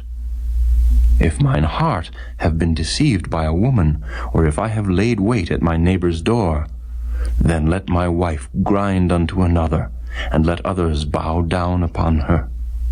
For this is an heinous crime, yea, it is an iniquity to be punished by the judges. For it is a fire that consumeth to destruction, and would root out all mine increase. If I did despise the cause of my manservant or of my maidservant, when they contended with me, what then shall I do when God riseth up? And when he visiteth, what shall I answer him? Did not he that made me in the womb make him? And did not one fashion us in the womb? If I have withheld the poor from their desire, or have caused the eyes of the widow to fail, or have eaten my morsel myself alone, and the fatherless hath not eaten thereof, for from my youth he was brought up with me, as with a father, and I have guided her from my mother's womb. If I have seen any perish for want of clothing, or any poor without covering, if his loins have not blessed me, and if he were not warmed with the fleece of my sheep, if I have lifted up my hand against the fatherless, when I saw my help in the gate, then let mine arm fall from my shoulder blade, and mine arm be broken from the bone. For destruction from God was a terror to me, and by reason of his highness I could not endure. If I have made gold my hope, or have said to the fine gold, Thou art my confidence, if I rejoiced because my wealth was great, and because mine hand had gotten much, if I beheld the sun when it shined, or the moon walking in brightness, and my heart hath been secretly enticed, or my mouth hath kissed my hand, this also were an iniquity to be punished by the judge, for I should have denied the God that is above. If I rejoiced at the destruction of him that hated me, or lifted up myself when evil found him, neither have I suffered my mouth to sin by wishing a curse to his soul. If the men of my tabernacle said not, Oh, that we had of his flesh, we cannot be satisfied, the stranger did not lodge in the street, but I opened my doors to the traveler. If I covered my transgressions as Adam by hiding mine iniquity in my bosom, did I fear a great multitude, or did the contempt of families terrify me, that I kept silence and went not out of the door? Oh, that one would hear me. Behold, my desire is that the Almighty would answer me, and that mine adversary had written a book. Surely I would take it upon my shoulder, and bind it as a crown to me. I would declare unto him the number of my steps, as a prince would I go near unto him. If my land cry against me, or that the furrows likewise thereof complain, if I have eaten the fruits thereof without money, or have caused the owners thereof to lose their life, let thistles grow instead of wheat, and cockle instead of barley. The words of Job are ended. Chapter 32. So these three men ceased to answer Job, because he was righteous in his own eyes. Then was kindled the wrath of Elihu, the son of Barachel the Buzite, of the kindred of Ram. Against Job was his wrath kindled, because he justified himself rather than God. Also against his three friends was his wrath kindled, because they had found no answer, and yet had condemned Job. Now Elihu had waited till Job had spoken, because they were elder than he. When Elihu saw that there was no answer in the mouth of these three men, then his wrath was kindled. And Elihu the son of Barachel the Buzite answered, and said, I am young, and ye are very old. Wherefore I was afraid, and durst not show you mine opinion. I said, Days should speak, and multitude of years should teach wisdom. But there is a spirit in man, and the inspiration of the Almighty giveth them understanding. Great men are not always wise, neither do the aged understand judgment. Therefore I said, hearken to me, I also will show mine opinion. Behold, I waited for your words, I gave ear to your reasons, whilst ye searched out what to say. Yea, I attended unto you, and behold, there was none of you that convinced Job, or that answered his words. Lest ye should say, We have found out wisdom, God thrusteth him down, not man. Now he hath not directed his words against me, neither will I answer him with your speeches. They were amazed, they answered no more, they left off speaking. When I had waited, for they spake not, but stood still and answered no more, I said, I will answer also my part. I also will show mine opinion. For I am full of matter, the spirit within me constraineth me. Behold, my belly is as wine which hath no vent, it is ready to burst like new bottles. I will speak, that I may be refreshed. I will open my lips and answer. Let me not, I pray you, accept any man's person, neither let me give flattering titles unto man. For I know not to give flattering titles. In so doing, my Maker would soon take me away. Chapter 33.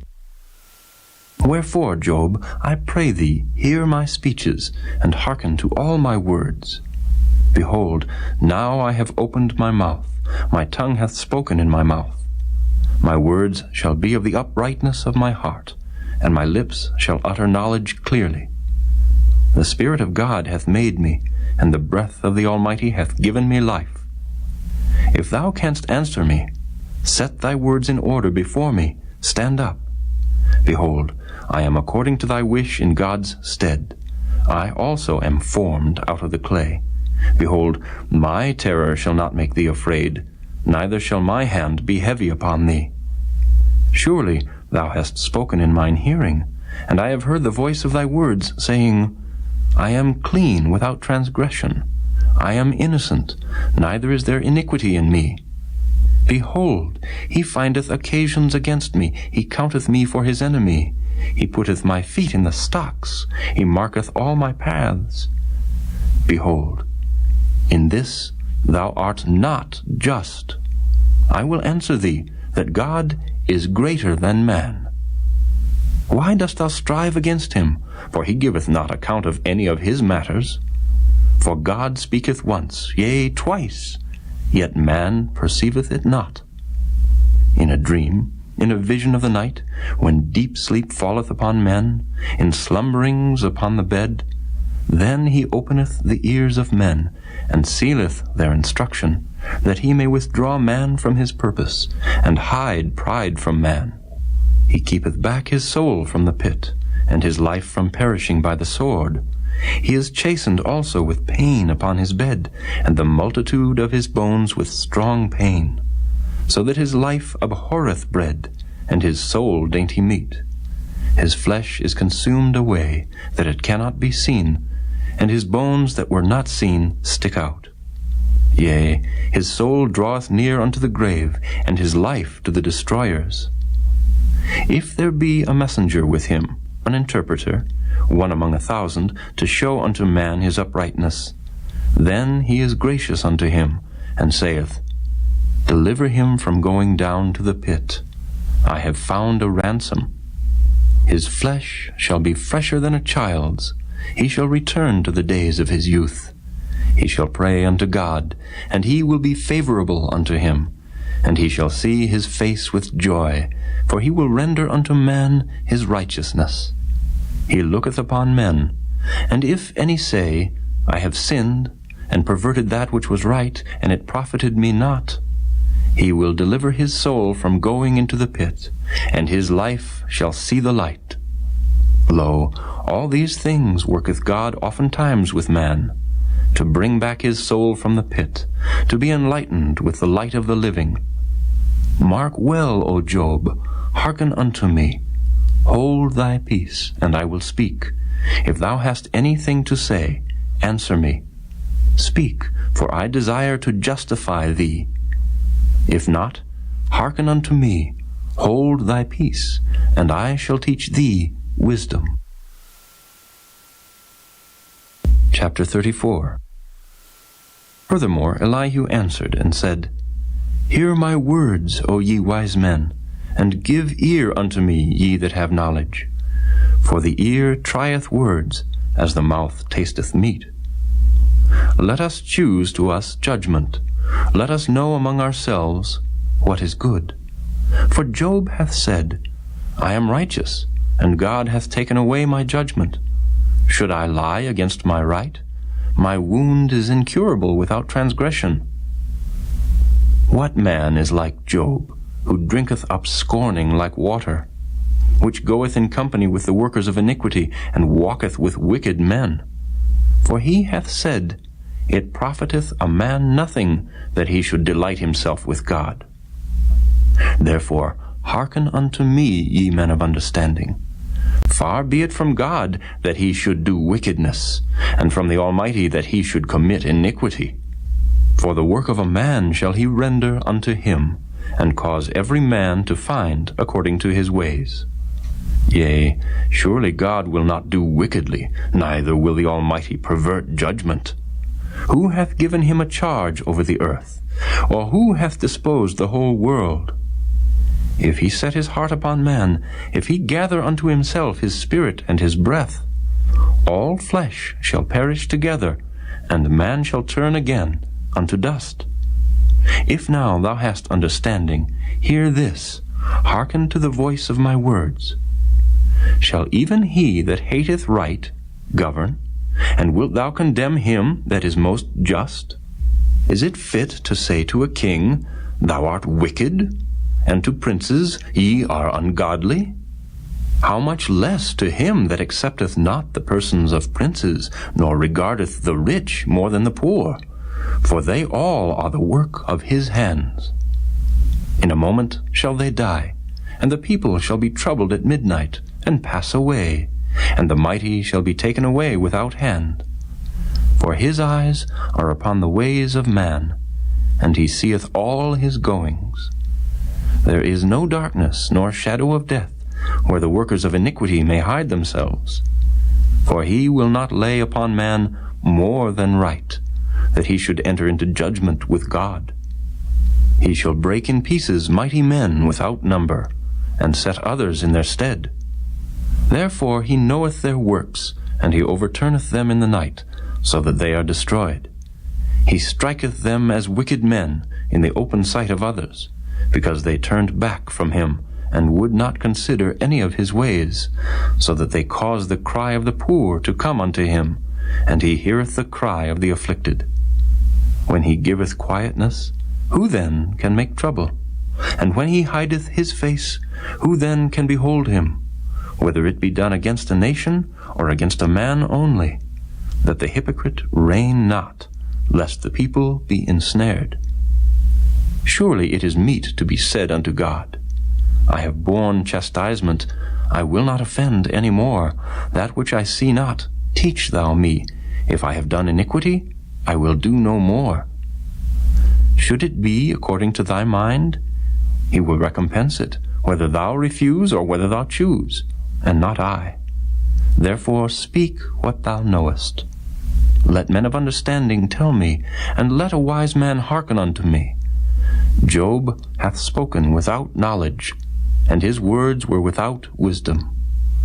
My desire is that Job may be tried unto the end, because of his answers for wicked men. For he addeth rebellion unto his sin. He clappeth his hands among us, and multiplieth his words against God. Chapter 35.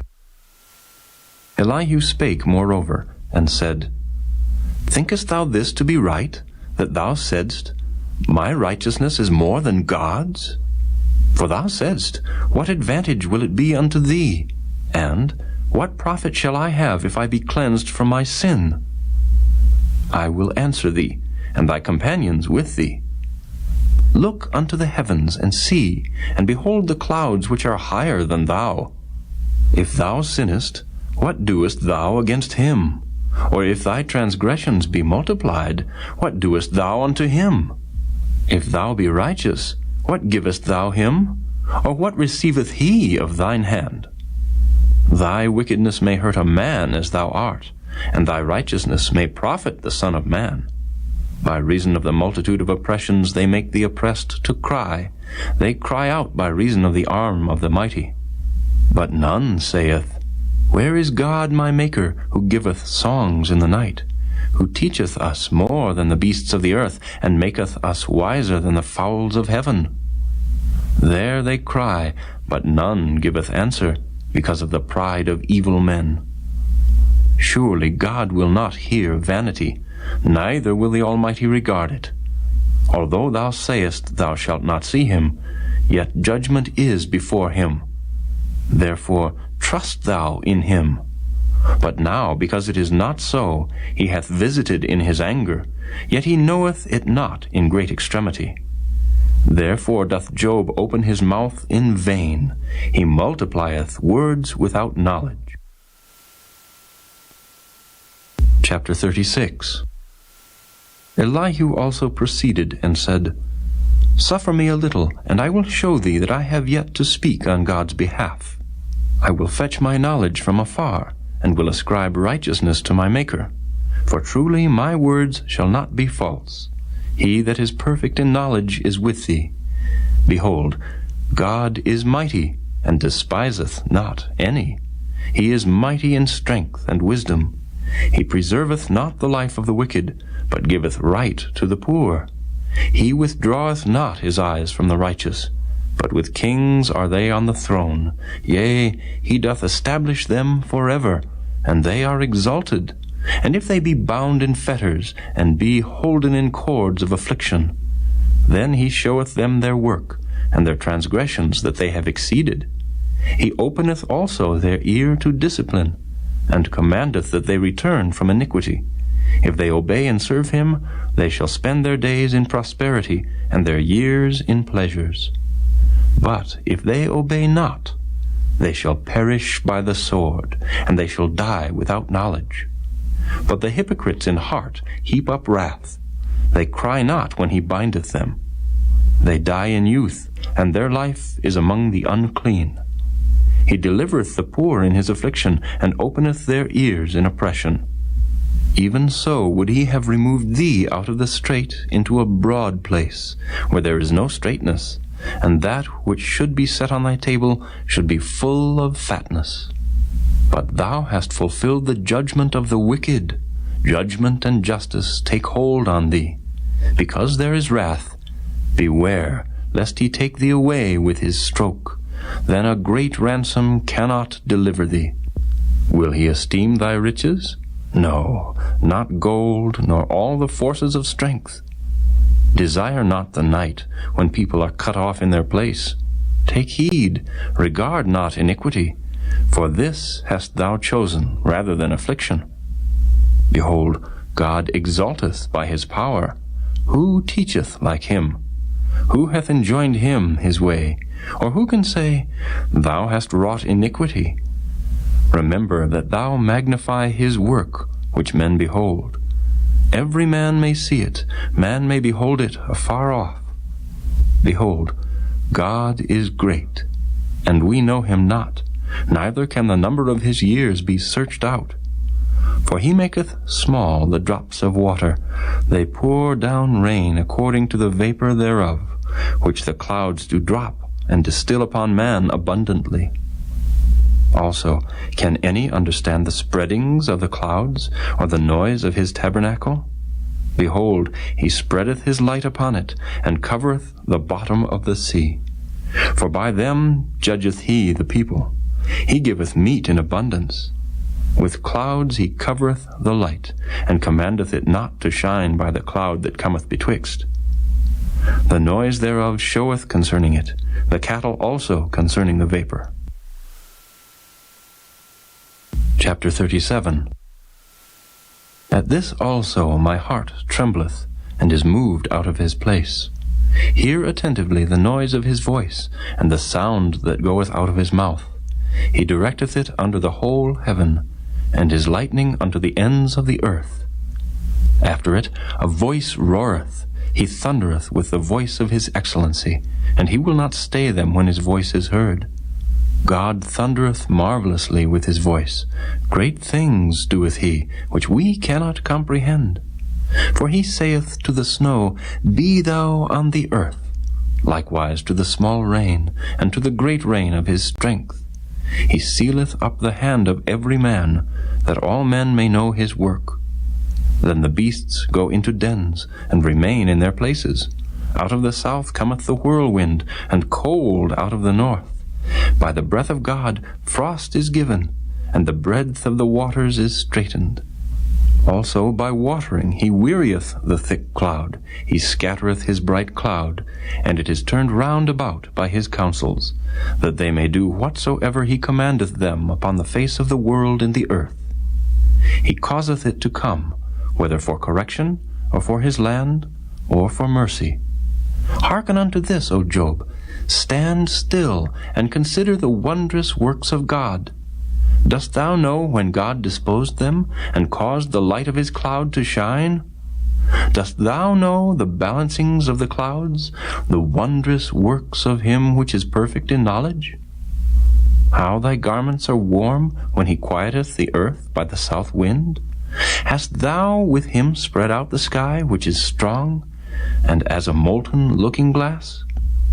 Teach us what we shall say unto him, for we cannot order our speech by reason of darkness. Shall it be told him that I speak? If a man speak, surely he shall be swallowed up. And now men see not the bright light which is in the clouds, but the wind passeth, and cleanseth them. Fair weather cometh out of the north. With God is terrible majesty. Touching the Almighty, we cannot find him out. He is excellent in power, and in judgment, and in plenty of justice. He will not afflict. Men do therefore fear him. He respecteth not any that are wise of heart. Chapter 38. Then the Lord answered Job out of the whirlwind, and said, Who is this that darkeneth counsel by words without knowledge? Gird up now thy loins like a man, for I will demand of thee, and answer thou me. Where wast thou when I laid the foundations of the earth? Declare if thou hast understanding. Who hath laid the measures thereof, if thou knowest? Or who hath stretched the line upon it? Whereupon are the foundations thereof fastened? Or who laid the cornerstone thereof? When the morning stars sang together, and all the sons of God shouted for joy? Or who shut up the sea with doors, when it brake forth, as if it had issued out of the womb, when I made the cloud the garment thereof, and thick darkness a swaddling band for it, and brake up for it my decreed place, and set bars and doors, and said, Hitherto shalt thou come, but no further, and here shall thy proud waves be stayed. Hast thou commanded the morning since thy days, and caused the dayspring to know his place, that it might take hold of the ends of the earth, that the wicked might be shaken out of it? It is turned as clay to the seal, and they stand as a garment. And from the wicked their light is withholden, and the high arm shall be broken. Hast thou entered into the springs of the sea, or hast thou walked in the search of the depth? Have the gates of death been opened unto thee? Or hast thou seen the doors of the shadow of death? Hast thou perceived the breadth of the earth? Declare, if thou knowest it all. Where is the way where light dwelleth? And as for darkness, where is the place thereof, that thou shouldest take it to the bound thereof, and that thou shouldest know the paths to the house thereof? Knowest thou it because thou wast then born, or because the number of thy days is great? Hast thou entered into the treasures of the snow, or hast thou seen the treasures of the hail, which I have reserved against the time of trouble, against the day of battle and war? By what way is the light parted, which scattereth the east wind upon the earth? Who hath divided a watercourse for the overflowing of waters, or a way for the lightning of thunder to cause it to rain on the earth, where no man is, on the wilderness, wherein there is no man, to satisfy the desolate and waste ground, and to cause the bud of the tender herb to spring forth? Hath the rain a father, or who hath begotten the drops of dew? Out of whose womb came the ice, and the hoary frost of heaven, who hath gendered it? The waters are hid as with a stone, and the face of the deep is frozen. Canst thou bind the sweet influences of Pleiades, or loose the bands of Orion? Canst thou bring forth Mazzaroth in his season? Or canst thou guide Arcturus with his sons? Knowest thou the ordinances of heaven? Canst thou set the dominion thereof in the earth? Canst thou lift up thy voice to the clouds, that abundance of waters may cover thee? Canst thou send lightnings that they may go, and say unto thee, Here we are? Who hath put wisdom in the inward parts? Or who hath given understanding to the heart? Who can number the clouds in wisdom, or who can stay the bottles of heaven, when the dust groweth into hardness, and the clods cleave fast together? Wilt thou hunt the prey for the lion, or fill the appetite of the young lions, when they couch in their dens, and abide in the covert to lie in wait?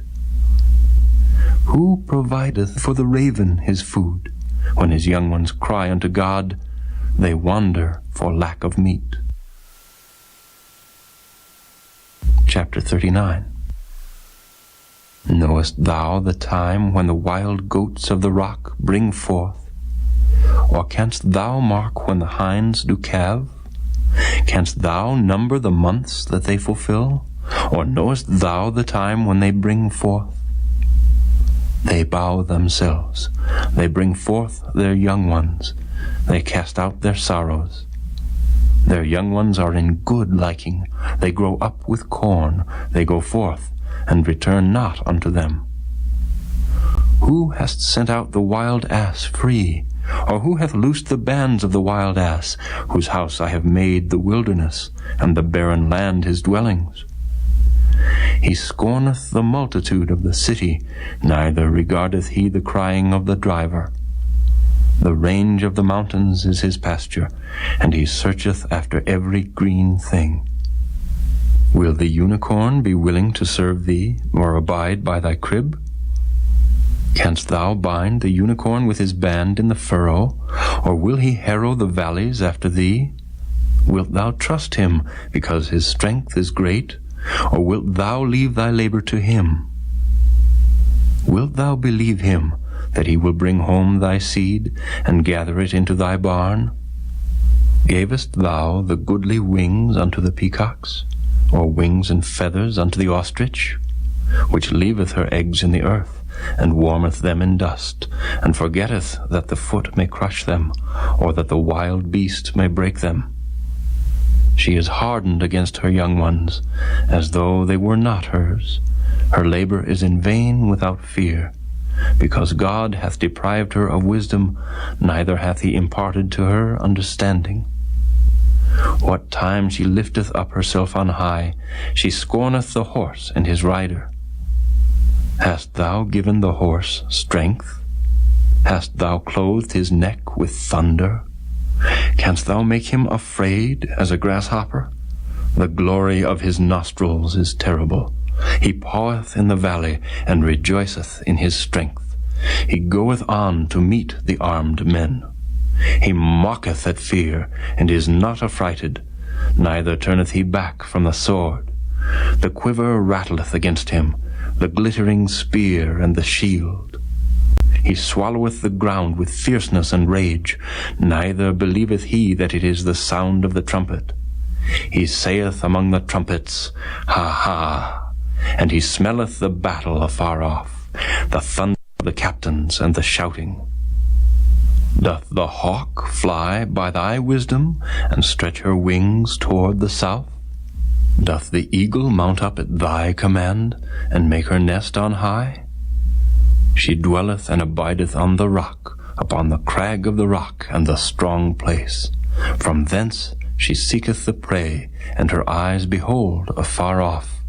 Her young ones also suck up blood, and where the slain are, there is she. Chapter 40. Moreover, the Lord answered Job, and said, Shall he that contendeth with the Almighty instruct him? He that reproveth God, let him answer it. Then Job answered the Lord, and said, Behold, I am vile. What shall I answer thee? I will lay mine hand upon my mouth. Once have I spoken, but I will not answer, yea, twice, but I will proceed no further. Then answered the Lord unto Job out of the whirlwind, and said, Gird up thy loins now like a man. I will demand of thee, and declare thou unto me. Wilt thou also disannul my judgment? Wilt thou condemn me, that thou mayest be righteous? Hast thou an arm like God, or canst thou thunder with a voice like him? Deck thyself now with majesty and excellency, and array thyself with glory and beauty. Cast abroad the rage of thy wrath, and behold every one that is proud, and abase him. Look on every one that is proud, and bring him low, and tread down the wicked in their place. Hide them in the dust together, and bind their faces in secret. Then will I also confess unto thee that thine own right hand can save thee. Behold now Behemoth, which I made with thee. He eateth grass as an ox. Lo now, his strength is in his loins, and his force is in the navel of his belly. He moveth his tail like a cedar. The sinews of his stones are wrapped together. His bones are as strong pieces of brass. His bones are like bars of iron. He is the chief of the ways of God. He that made him can make his sword to approach unto him. Surely the mountains bring him forth food, where all the beasts of the field play. He lieth under the shady trees, in the covert of the reed and fens. The shady trees cover him with their shadow. The willows of the brook compass him about. Behold, he drinketh up a river, and hasteth not. He trusteth that he can draw up Jordan into his mouth. He taketh it with his eyes. His nose pierceth through snares. Chapter 41. Canst thou draw out Leviathan with an hook, or his tongue with a cord which thou lettest down? Canst thou put an hook into his nose, or bore his jaw through with a thorn? Will he make many supplications unto thee? Will he speak soft words unto thee? Will he make a covenant with thee? Wilt thou take him for a servant forever? Wilt thou play with him as with a bird, or wilt thou bind him for thy maidens? Shall the companions make a banquet of him? Shall they part him among the merchants? Canst thou fill his skin with barbed irons, or his head with fish spears? Lay thine hand upon him, remember the battle, do no more. Behold, the hope of him is in vain. Shall not one be cast down even at the sight of him? None is so fierce that dare stir him up. Who then is able to stand before me? Who hath prevented me that I should repay him? Whatsoever is under the whole heaven is mine. I will not conceal his parts, nor his power, nor his comely proportion. Who can discover the face of his garment, or who can come to him with his double bridle? Who can open the doors of his face? His teeth are terrible round about. His scales are his pride, shut up together as with a close seal. One is so near to another that no air can come between them. They are joined one to another. They stick together that they cannot be sundered. By his neesings a light doth shine, and his eyes are like the eyelids of the morning. Out of his mouth go burning lamps, and sparks of fire leap out. Out of his nostrils goeth smoke, as out of a seething pot or cauldron. His breath kindleth coals, and a flame goeth out of his mouth. In his neck remaineth strength, and sorrow is turned into joy before him. The flakes of his flesh are joined together. They are firm in themselves. They cannot be moved. His heart is as firm as a stone, yea, as hard as a piece of the nether millstone. When he raiseth up himself, the mighty are afraid. By reason of breakings they purify themselves. The sword of him that layeth at him cannot hold, the spear, the dart, nor the habergeon. He esteemeth iron as straw, and brass as rotten wood. The arrow cannot make him flee. Sling stones are turned with him into stubble. Darts are counted as stubble. He laugheth at the shaking of a spear. Sharp stones are under him. He spreadeth sharp-pointed things upon the mire. He maketh the deep to boil like a pot. He maketh the sea like a pot of ointment. He maketh a path to shine after him. One would think the deep to be hoary. Upon earth there is not his like, who is made without fear. He beholdeth all high things. He is a king over all the children of pride. Chapter 42. Then Job answered the Lord and said, I know that thou canst do everything, and that no thought can be withholden from thee. Who is he that hideth counsel without knowledge? Therefore have I uttered that I understood not. Things too wonderful for me, which I knew not.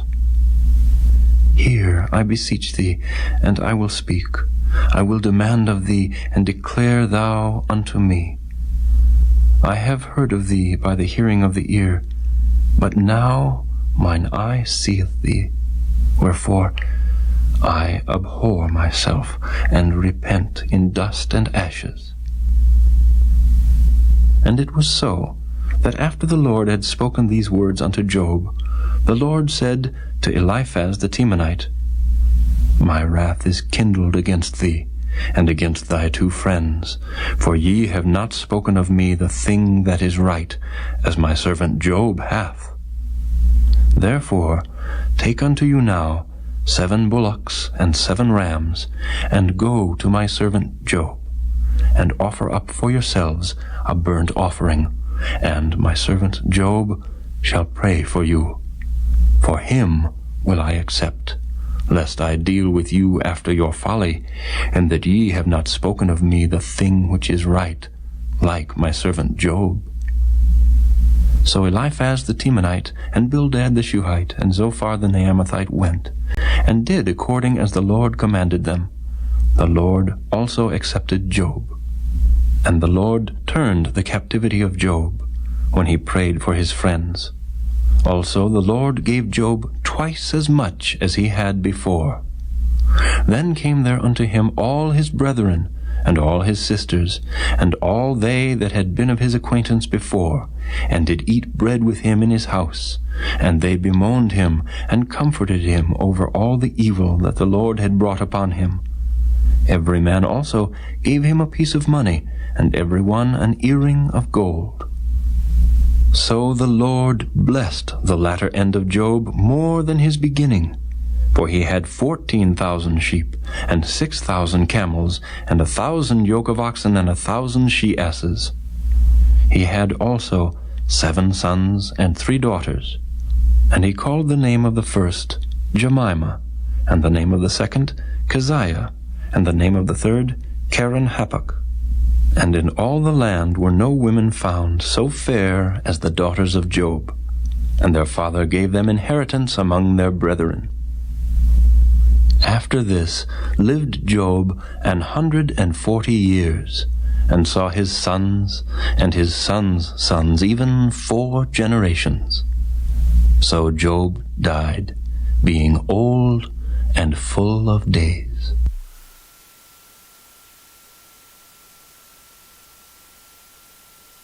The Book of Psalms, Psalm 1. Blessed is the man that walketh not in the counsel of the ungodly, nor standeth in the way of sinners, nor sitteth in the seat of the scornful. But his delight is in the law of the Lord, and in his law doth he meditate day and night. And he shall be like a tree planted by the rivers of water, that bringeth forth his fruit in his season. His leaf also shall not wither, and whatsoever he doeth shall prosper. The ungodly are not so, but are like the chaff which the wind driveth away. Therefore the ungodly shall not stand in the judgment, nor sinners in the congregation of the righteous. For the Lord knoweth the way of the righteous, but the way of the ungodly shall perish. Psalm 2. Why do the heathen rage, and the people imagine a vain thing? The kings of the earth set themselves, and the rulers take counsel together against the Lord, and against his anointed, saying, Let us break their bands asunder, and cast away their cords from us. He that sitteth in the heavens shall laugh. The Lord shall have them in derision. Then shall he speak unto them in his wrath, and vex them in his sore displeasure. Yet have I set my king upon my holy hill of Zion. I will declare the decree. The Lord hath said unto me, Thou art my son. This day have I begotten thee. Ask of me, and I shall give thee the heathen for thine inheritance, and the uttermost parts of the earth for thy possession. Thou shalt break them with a rod of iron. Thou shalt dash them in pieces like a potter's vessel. Be wise now, therefore, O ye kings. Be instructed, ye judges of the earth. Serve the Lord with fear, and rejoice with trembling. Kiss the Son, lest he be angry, and ye perish from the way, when his wrath is kindled but a little. Blessed are all they that put their trust in him. Psalm 3, a psalm of David, when he fled from Absalom his son. Lord, how are they increased that trouble me? Many are they that rise up against me. Many there be which say of my soul, There is no help for him in God. Selah. But thou, O Lord, art a shield for me, my glory, and the lifter up of mine head. I cried unto the Lord with my voice, and he heard me out of his holy hill. Selah. I laid me down and slept. I awaked, for the Lord sustained me. I will not be afraid of 10,000s of people that have set themselves against me round about. Arise, O Lord, save me, O my God, for thou hast smitten all mine enemies upon the cheekbone, thou hast broken the teeth of the ungodly. Salvation belongeth unto the Lord, thy blessing is upon thy people. Selah. Psalm 4, to the chief musician On-Neginoth, a psalm of David. Hear me when I call, O God of my righteousness. Thou hast enlarged me when I was in distress. Have mercy upon me, and hear my prayer. O ye sons of men, how long will ye turn my glory into shame? How long will ye love vanity, and seek after leasing? Selah. But know that the Lord hath set apart him that is godly for himself. The Lord will hear when I call unto him. Stand in awe, and sin not. Commune with your own heart upon your bed, and be still. Selah. Offer the sacrifices of righteousness, and put your trust in the Lord. There be many that say, Who will shew us any good? Lord, lift thou up the light of thy countenance upon us. Thou hast put gladness in my heart, more than in the time that their corn and their wine increased. I will both lay me down in peace and sleep.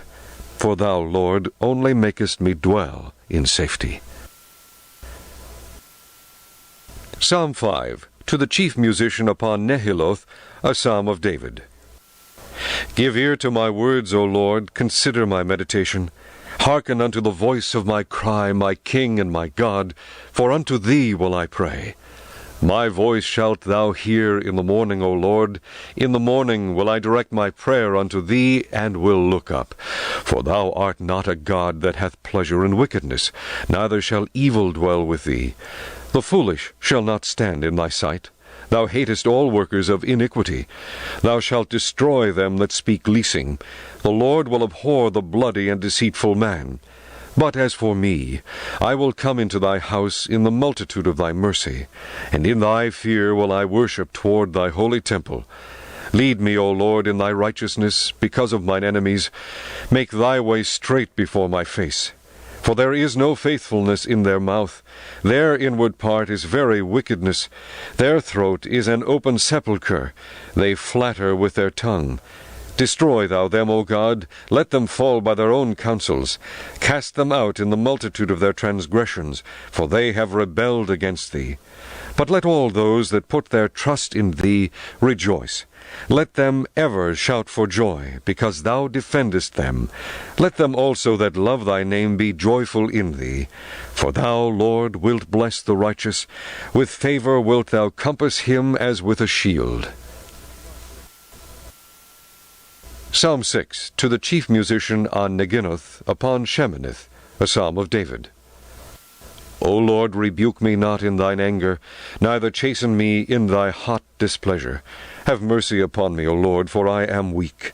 O Lord, heal me, for my bones are vexed. My soul is also sore vexed. But thou, O Lord, how long? Return, O Lord, deliver my soul. O save me for thy mercy's sake. For in death there is no remembrance of thee. In the grave who shall give thee thanks? I am weary with my groaning. All the night make I my bed to swim. I water my couch with my tears. Mine eye is consumed because of grief. It waxeth old because of all mine enemies. Depart from me, all ye workers of iniquity, for the Lord hath heard the voice of my weeping. The Lord hath heard my supplication. The Lord will receive my prayer. Let all mine enemies be ashamed and sore vexed. Let them return and be ashamed suddenly. Psalm 7, Shigeon of David, which he sang unto the Lord concerning the words of Cush the Benjamite. O Lord my God, in thee do I put my trust.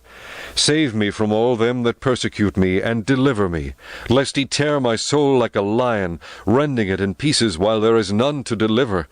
O Lord my God, if I have done this, if there be iniquity in my hands, if I have rewarded evil unto him that was at peace with me, yea, I have delivered him that without cause is mine enemy. Let the enemy persecute my soul, and take it. Yea, let him tread down my life upon the earth, and lay mine honor in the dust. Selah. Arise, O Lord, in thine anger, lift up thyself because of the rage of mine enemies, and awake for me to the judgment that thou hast commanded. So shall the congregation of the people compass thee about. For their sakes, therefore, return thou on high. The Lord shall judge the people. Judge me, O Lord, according to my righteousness, and according to mine integrity that is in me. O let the wickedness of the wicked come to an end, but establish the just. For the righteous God trieth the hearts and reins. My defense is of God, which saveth the upright in heart. God judgeth the righteous, and God is angry with the wicked every day. If he turn not, he will whet his sword. He hath bent his bow and made it ready. He hath also prepared for him the instruments of death. He ordaineth his arrows against the persecutors. Behold, he travaileth with iniquity, and hath conceived mischief, and brought forth falsehood. He made a pit and digged it, and is fallen into the ditch which he made. His mischief shall return upon his own head, and his violent dealing shall come down upon his own pate. I will praise the Lord according to his righteousness, and will sing praise to the name of the Lord Most High. Psalm 8, to the chief musician upon Gittith, a psalm of David. O Lord, our Lord, how excellent is thy name in all the earth! Who hast set thy glory above the heavens? Out of the mouth of babes and sucklings hast thou ordained strength because of thine enemies, that thou mightest still the enemy and the avenger. When I consider thy heavens, The work of thy fingers, the moon and the stars which thou hast ordained. What is man, that thou art mindful of him, and the Son of Man, that thou visitest him? For thou hast made him a little lower than the angels, and hast crowned him with glory and honor. Thou madest him to have dominion over the works of thy hands. Thou hast put all things under his feet, all sheep and oxen, yea, and the beasts of the field, the fowl of the air, and the fish of the sea, and whatsoever passeth through the paths of the sea. O Lord, our Lord, how excellent is thy name in all the earth. Psalm 9, to the chief musician upon Muthlaban, a psalm of David. I will praise thee, O Lord, with my whole heart. I will shew forth all thy marvelous works.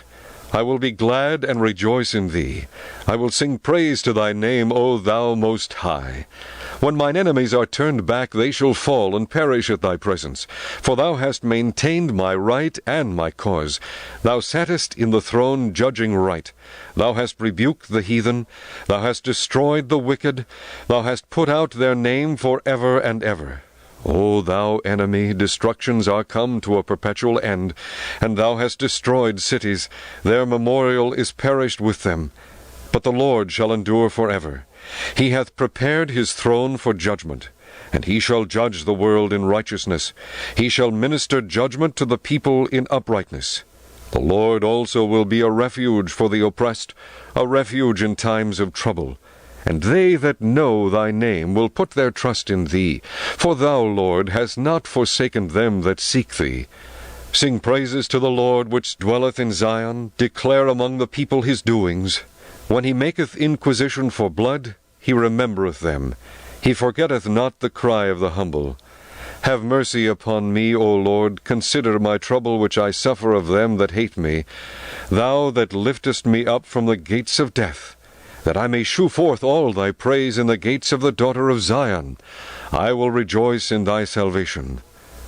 The heathen are sunk down in the pit that they made.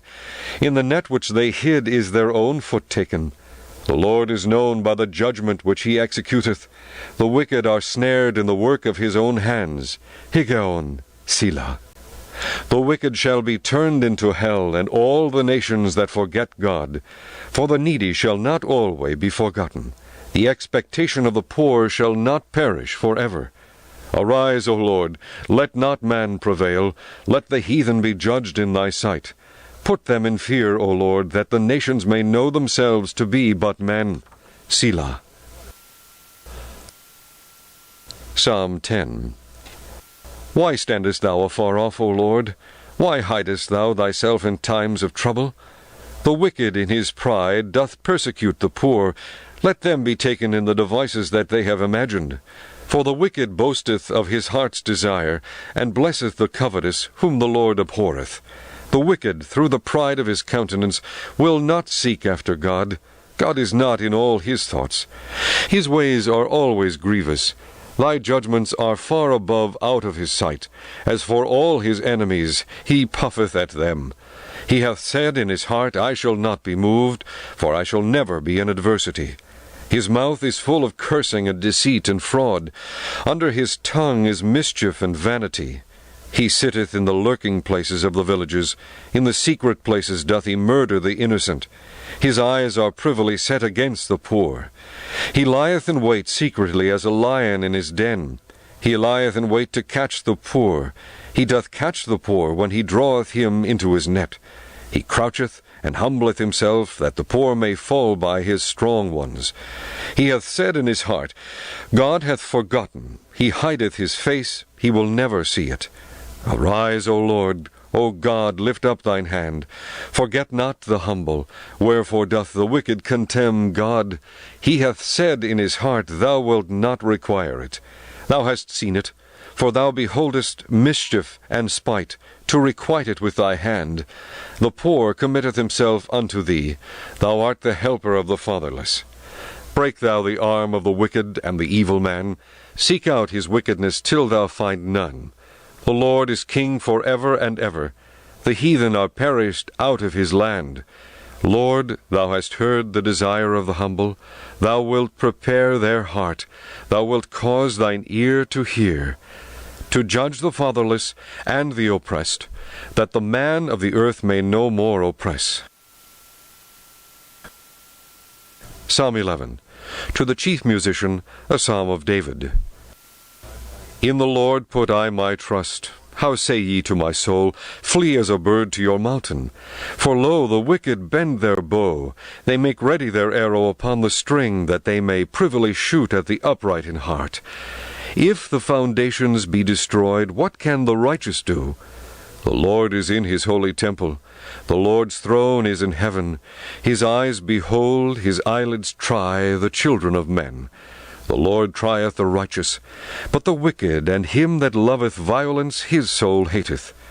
Upon the wicked he shall rain snares, fire and brimstone, and an horrible tempest. This shall be the portion of their cup. For the righteous Lord loveth righteousness. His countenance doth behold the upright. Psalm 12. To the chief musician upon Sheminith, a psalm of David.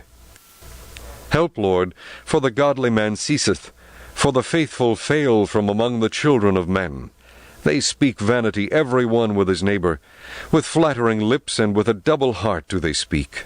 The Lord shall cut off all flattering lips, and the tongue that speaketh proud things.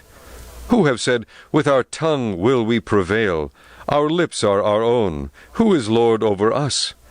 For the oppression of the poor, for the sighing of the needy, now will I arise, saith the Lord. I will set him in safety from him that puffeth at him.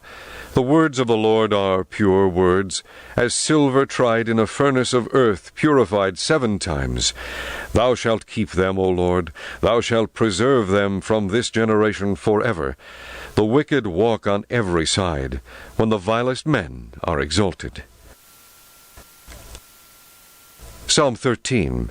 To the chief musician, a psalm of David. How long wilt thou forget me, O Lord, forever? How long wilt thou hide thy face from me? How long shall I take counsel in my soul, having sorrow in my heart daily? How long shall mine enemy be exalted over me? Consider and hear me, O Lord my God. Lighten mine eyes, lest I sleep the sleep of death. Lest mine enemy say, I have prevailed against him, and those that trouble me rejoice when I am moved. But I have trusted in thy mercy, my heart shall rejoice in thy salvation. I will sing unto the Lord, because he hath dealt bountifully with me. Psalm 14. To the chief musician, a psalm of David.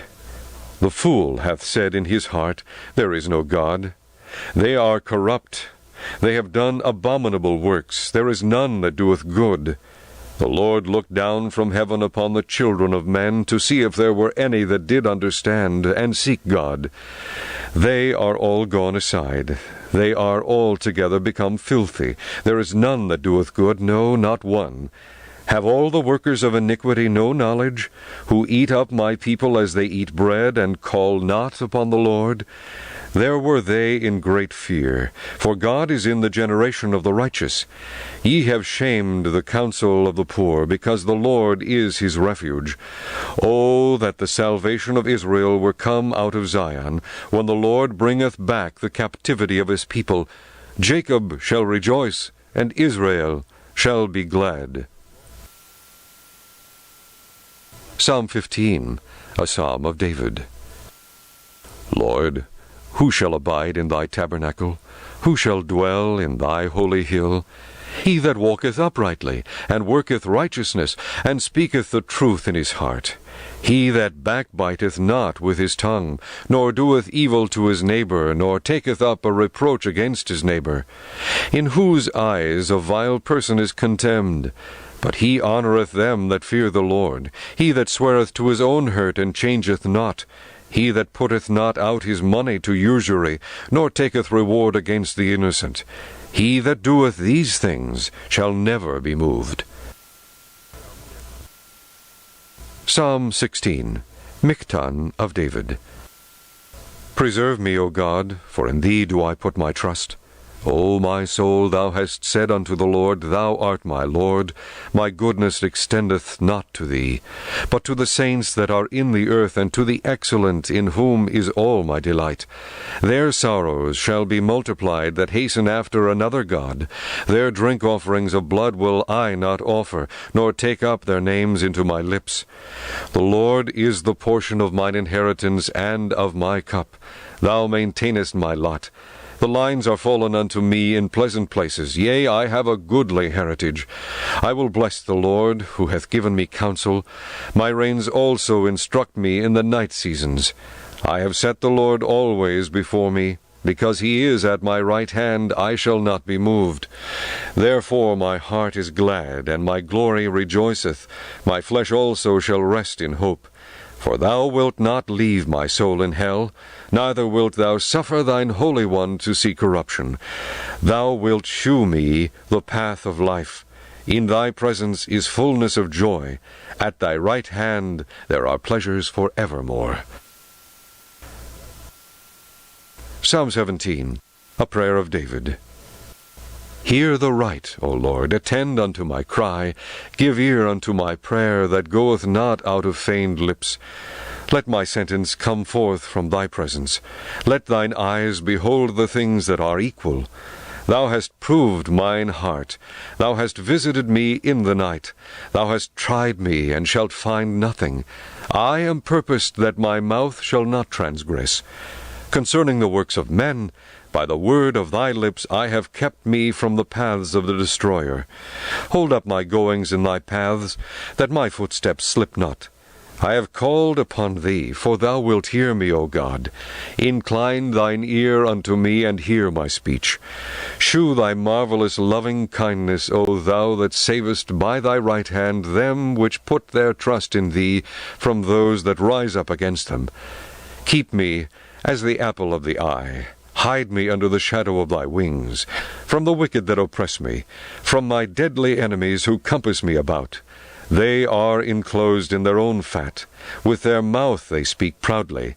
They have now compassed us in our steps. They have set their eyes bowing down to the earth, like as a lion that is greedy of his prey, and as it were a young lion lurking in secret places. Arise, O Lord, disappoint him, cast him down, deliver my soul from the wicked, which is thy sword. From men which are thy hand, O Lord, from men of the world, which have their portion in this life, and whose belly thou fillest with thy hid treasure. They are full of children, and leave the rest of their substance to their babes. As for me, I will behold thy face in righteousness. I shall be satisfied when I awake with thy likeness. Psalm 18. To the chief musician, a psalm of David, the servant of the Lord, who spake unto the Lord the words of this song, in the day that the Lord delivered him from the hand of all his enemies, and from the hand of Saul. And he said, I will love thee, O Lord, my strength. The Lord is my rock, and my fortress, and my deliverer. My God, my strength, in whom I will trust, my buckler, and the horn of my salvation, and my high tower. I will call upon the Lord, who is worthy to be praised. So shall I be saved from mine enemies. The sorrows of death compassed me, and the floods of ungodly men made me afraid. The sorrows of hell compassed me about. The snares of death prevented me. In my distress I called upon the Lord, and cried unto my God. He heard my voice out of his temple, and my cry came before him even into his ears. Then the earth shook and trembled. The foundations also of the hills moved and were shaken, because he was wroth. There went up a smoke out of his nostrils, and fire out of his mouth devoured. Coals were kindled by it. He bowed the heavens also, and came down, and darkness was under his feet. And he rode upon a cherub, and did fly, yea, he did fly upon the wings of the wind. He made darkness his secret place. His pavilion round about him were dark waters, and thick clouds of the skies. And the brightness that was before him, his thick clouds passed, hailstones and coals of fire. The Lord also thundered in the heavens, and the highest gave his voice, hailstones and coals of fire. Yea, he sent out his arrows and scattered them, and he shot out lightnings and discomfited them. Then the channels of waters were seen, and the foundations of the world were discovered at thy rebuke, O Lord, at the blast of the breath of thy nostrils. He sent from above, he took me, he drew me out of many waters. He delivered me from my strong enemy, and from them which hated me, for they were too strong for me. They prevented me in the day of my calamity, but the Lord was my stay. He brought me forth also into a large place. He delivered me because he delighted in me. The Lord rewarded me according to my righteousness. According to the cleanness of my hands hath he recompensed me. For I have kept the ways of the Lord, and have not wickedly departed from my God. For all his judgments were before me, and I did not put away his statutes from me. I was also upright before him, and I kept myself from mine iniquity. Therefore hath the Lord recompensed me according to my righteousness, according to the cleanness of my hands in his eyesight. With the merciful thou wilt shew thyself merciful. With an upright man thou wilt shew thyself upright. With the pure thou wilt shew thyself pure, and with the froward thou wilt shew thyself froward. For thou wilt save the afflicted people, but wilt bring down high looks. For thou wilt light my candle, the Lord my God will enlighten my darkness. For by thee I have run through a troop, and by my God have I leaped over a wall. As for God, his way is perfect. The word of the Lord is tried. He is a buckler to all those that trust in him. For who is God save the Lord? Or who is a rock save our God? It is God that girdeth me with strength, and maketh my way perfect. He maketh my feet like hinds' feet, and setteth me upon my high places. He teacheth my hands to war, so that a bow of steel is broken by mine arms. Thou hast also given me the shield of thy salvation, and thy right hand hath holden me up, and thy gentleness hath made me great. Thou hast enlarged my steps under me, that my feet did not slip. I have pursued mine enemies and overtaken them, neither did I turn again till they were consumed. I have wounded them that they were not able to rise. They are fallen under my feet. For thou hast girded me with strength unto the battle. Thou hast subdued under me those that rose up against me. Thou hast also given me the necks of mine enemies, that I might destroy them that hate me. They cried, but there was none to save them, even unto the Lord, but he answered them not. Then did I beat them small as the dust before the wind. I did cast them out as the dirt in the streets. Thou hast delivered me from the strivings of the people, and thou hast made me the head of the heathen. A people whom I have not known shall serve me. As soon as they hear of me, they shall obey me. The strangers shall submit themselves unto me. The strangers shall fade away, and be afraid out of their close places. The Lord liveth, and blessed be my rock, and let the God of my salvation be exalted. It is God that avengeth me, and subdueth the people under me. He delivereth me from mine enemies. Yea, thou liftest me up above those that rise up against me. Thou hast delivered me from the violent man. Therefore will I give thanks unto thee, O Lord, among the heathen, and sing praises unto thy name. Great deliverance giveth he to his king, and sheweth mercy to his anointed, to David, and to his seed forevermore. Psalm 19. To the chief musician, a psalm of David. The heavens declare the glory of God, and the firmament sheweth his handiwork. Day unto day uttereth speech, and night unto night sheweth knowledge. There is no speech nor language where their voice is not heard. Their line is gone out through all the earth, and their words to the end of the world. In them hath he set a tabernacle for the sun, which is as a bridegroom coming out of his chamber, and rejoiceth as a strong man to run a race. His going forth is from the end of the heaven, and his circuit unto the ends of it. And there is nothing hid from the heat thereof. The law of the Lord is perfect, converting the soul. The testimony of the Lord is sure, making wise the simple. The statutes of the Lord are right, rejoicing the heart. The commandment of the Lord is pure, enlightening the eyes. The fear of the Lord is clean, enduring forever. The judgments of the Lord are true and righteous altogether. More to be desired are they than gold, yea, than much fine gold, sweeter also than honey and the honeycomb. Moreover, by them is thy servant warned, and in keeping of them there is great reward. Who can understand his errors? Cleanse thou me from secret faults. Keep back thy servant also from presumptuous sins. Let them not have dominion over me. Then shall I be upright, and I shall be innocent from the great transgression. Let the words of my mouth and the meditation of my heart be acceptable in thy sight, O Lord, my strength and my Redeemer. Psalm 20. To the chief musician, a psalm of David. The Lord hear thee in the day of trouble. The name of the God of Jacob defend thee. Send thee help from the sanctuary, and strengthen thee out of Zion. Remember all thy offerings, and accept thy burnt sacrifice. Selah. Grant thee according to thine own heart, and fulfill all thy counsel. We will rejoice in thy salvation, and in the name of our God we will set up our banners. The Lord fulfill all thy petitions. Now know I that the Lord saveth his anointed. He will hear him from his holy heaven with the saving strength of his right hand. Some trust in chariots, and some in horses, but we will remember the name of the Lord our God. They are brought down and fallen, but we are risen and stand upright. Save, Lord, let the King hear us when we call.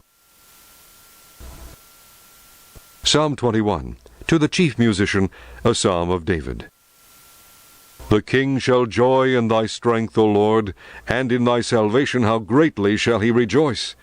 Thou hast given him his heart's desire, and hast not withholden the request of his lips. Selah. For thou preventest him with the blessings of goodness. Thou settest a crown of pure gold on his head. He asked life of thee, and thou gavest it him, even length of days forever and ever. His glory is great in thy salvation. Honor and majesty hast thou laid upon him. For thou hast made him most blessed forever. Thou hast made him exceeding glad with thy countenance. For the king trusteth in the Lord, and through the mercy of the Most High he shall not be moved. Thine hand shall find out all thine enemies. Thy right hand shall find out those that hate thee. Thou shalt make them as a fiery oven in the time of thine anger. The Lord shall swallow them up in his wrath, and the fire shall devour them. Their fruit shalt thou destroy from the earth, and their seed from among the children of men. For they intended evil against thee. They imagined a mischievous device, which they are not able to perform.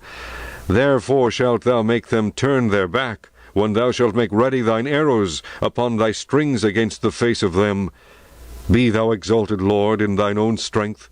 So will we sing and praise thy power. Psalm 22. To the chief musician upon Aijeleth Shahar, a psalm of David. My God, why hast thou forsaken me? Why art thou so far from helping me, and from the words of my roaring? O my God, I cry in the daytime, but thou hearest not, and in the night season, and am not silent. But thou art holy, O thou that inhabitest the praises of Israel. Our fathers trusted in thee. They trusted, and thou didst deliver them. They cried unto thee, and were delivered. They trusted in thee, and were not confounded. But I am a worm, and no man, a reproach of men, and despised of the people. All they that see me laugh me to scorn. They shoot out the lip, they shake the head, saying, He trusted on the Lord, that he would deliver him. Let him deliver him, seeing he delighted in him. But thou art he that took me out of the womb. Thou didst make me hope when I was upon my mother's breasts. I was cast upon thee from the womb. Thou art my God from my mother's belly. Be not far from me, for trouble is near, for there is none to help. Many bulls have compassed me, strong bulls of Bashan have beset me round. They gaped upon me with their mouths as a ravening and a roaring lion. I am poured out like water, and all my bones are out of joint. My heart is like wax, it is melted in the midst of my bowels. My strength is dried up like a potsherd, and my tongue cleaveth to my jaws, and thou hast brought me into the dust of death. For dogs have compassed me, the assembly of the wicked have enclosed me, they pierced my hands and my feet. I may tell all my bones, they look and stare upon me. They part my garments among them, and cast lots upon my vesture. But be not thou far from me, O Lord, O my strength. Haste thee to help me. Deliver my soul from the sword, my darling, from the power of the dog. Save me from the lion's mouth, for thou hast heard me from the horns of the unicorns. I will declare thy name unto my brethren. In the midst of the congregation will I praise thee. Ye that fear the Lord, praise him. All ye, the seed of Jacob, glorify him, and fear him, all ye, the seed of Israel. For he hath not despised nor abhorred the affliction of the afflicted, neither hath he hid his face from him, but when he cried unto him, he heard. My praise shall be of thee in the great congregation. I will pay my vows before them that fear him. The meek shall eat and be satisfied. They shall praise the Lord that seek him. Your heart shall live forever. All the ends of the world shall remember and turn unto the Lord, and all the kindreds of the nations shall worship before thee.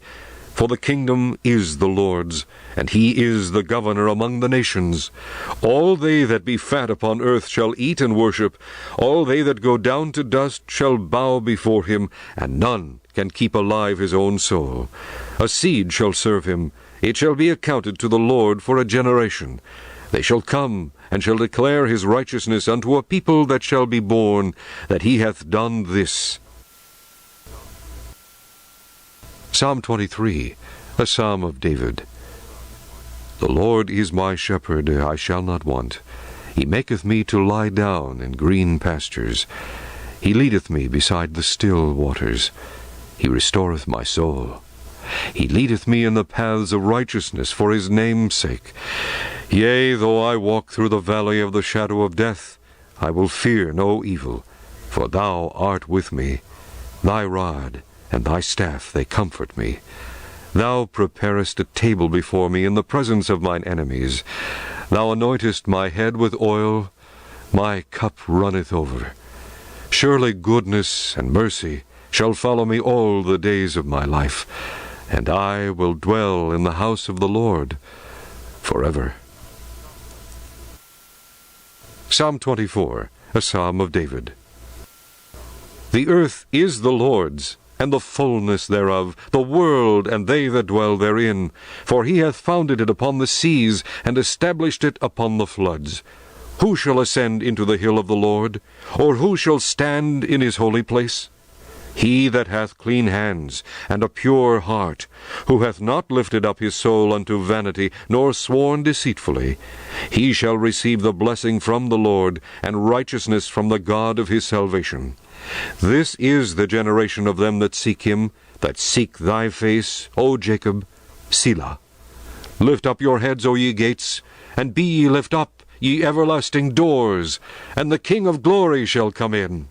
Who is this King of glory? The Lord strong and mighty, the Lord mighty in battle. Lift up your heads, O ye gates, even lift them up, ye everlasting doors, and the King of glory shall come in. Who is this King of glory? The Lord of hosts. He is the King of glory. Selah. Psalm 25, a psalm of David. Unto thee, O Lord, do I lift up my soul. O my God, I trust in thee. Let me not be ashamed. Let not mine enemies triumph over me. Yea, let none that wait on thee be ashamed. Let them be ashamed which transgress without cause. Shew me thy ways, O Lord, teach me thy paths. Lead me in thy truth, and teach me. For thou art the God of my salvation. On thee do I wait all the day. Remember, O Lord, thy tender mercies and thy loving kindnesses, for they have been ever of old. Remember not the sins of my youth, nor my transgressions. According to thy mercy remember thou me for thy goodness' sake, O Lord.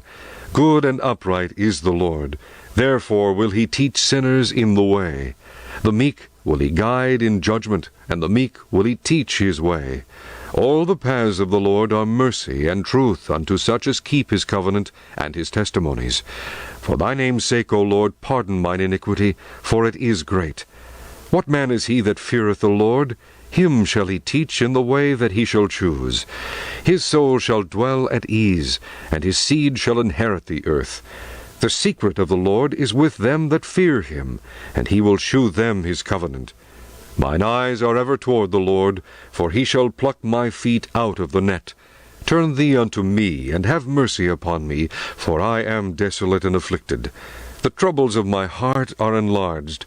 O bring thou me out of my distresses. Look upon mine affliction and my pain, and forgive all my sins. Consider mine enemies, for they are many, and they hate me with cruel hatred. O keep my soul, and deliver me. Let me not be ashamed, for I put my trust in thee. Let integrity and uprightness preserve me, for I wait on thee. Redeem Israel, O God, out of all his troubles. Psalm 26, a psalm of David. Judge me, O Lord, for I have walked in mine integrity. I have trusted also in the Lord, therefore I shall not slide. Examine me, O Lord, and prove me. Try my reins and my heart, for thy loving kindness is before mine eyes, and I have walked in thy truth. I have not sat with vain persons, neither will I go in with dissemblers. I have hated the congregation of evildoers, and will not sit with the wicked. I will wash mine hands in innocency. So will I compass thine altar, O Lord, that I may publish with the voice of thanksgiving, and tell of all thy wondrous works. Lord, I have loved the habitation of thy house, and the place where thine honor dwelleth. Gather not my soul with sinners, nor my life with bloody men, in whose hands is mischief, and their right hand is full of bribes. But as for me, I will walk in mine integrity. Redeem me, and be merciful unto me. My foot standeth in an even place. In the congregations will I bless the Lord. Psalm 27, a psalm of David. The Lord is my light and my salvation. Whom shall I fear? The Lord is the strength of my life. Of whom shall I be afraid? When the wicked, even mine enemies and my foes, came upon me to eat up my flesh, they stumbled and fell.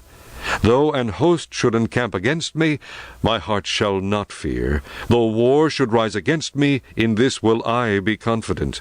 One thing have I desired of the Lord, that will I seek after, that I may dwell in the house of the Lord all the days of my life, to behold the beauty of the Lord, and to inquire in his temple. For in the time of trouble he shall hide me in his pavilion. In the secret of his tabernacle shall he hide me. He shall set me up upon a rock. And now shall mine head be lifted up above mine enemies round about me. Therefore will I offer in his tabernacle sacrifices of joy. I will sing, yea, I will sing praises unto the Lord. Hear, O Lord, when I cry with my voice. Have mercy also upon me, and answer me. When thou saidst, Seek ye my face, my heart said unto thee, Thy face, Lord, will I seek. Hide not thy face far from me. Put not thy servant away in anger. Thou hast been my help. Leave me not, neither forsake me, O God of my salvation. When my father and my mother forsake me, then the Lord will take me up.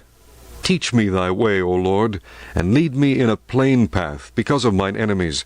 Deliver me not over unto the will of mine enemies, for false witnesses are risen up against me, and such as breathe out cruelty. I had fainted, unless I had believed to see the goodness of the Lord in the land of the living. Wait on the Lord. Be of good courage, and he shall strengthen thine heart. Wait, I say, on the Lord. Psalm 28, a psalm of David. Unto thee will I cry, O Lord, my rock. Be not silent to me, lest, if thou be silent to me, I become like them that go down into the pit. Hear the voice of my supplications when I cry unto thee, when I lift up my hands toward thy holy oracle. Draw me not away with the wicked, and with the workers of iniquity, which speak peace to their neighbors, but mischief is in their hearts. Give them according to their deeds, and according to the wickedness of their endeavors. Give them after the work of their hands. Render to them their desert.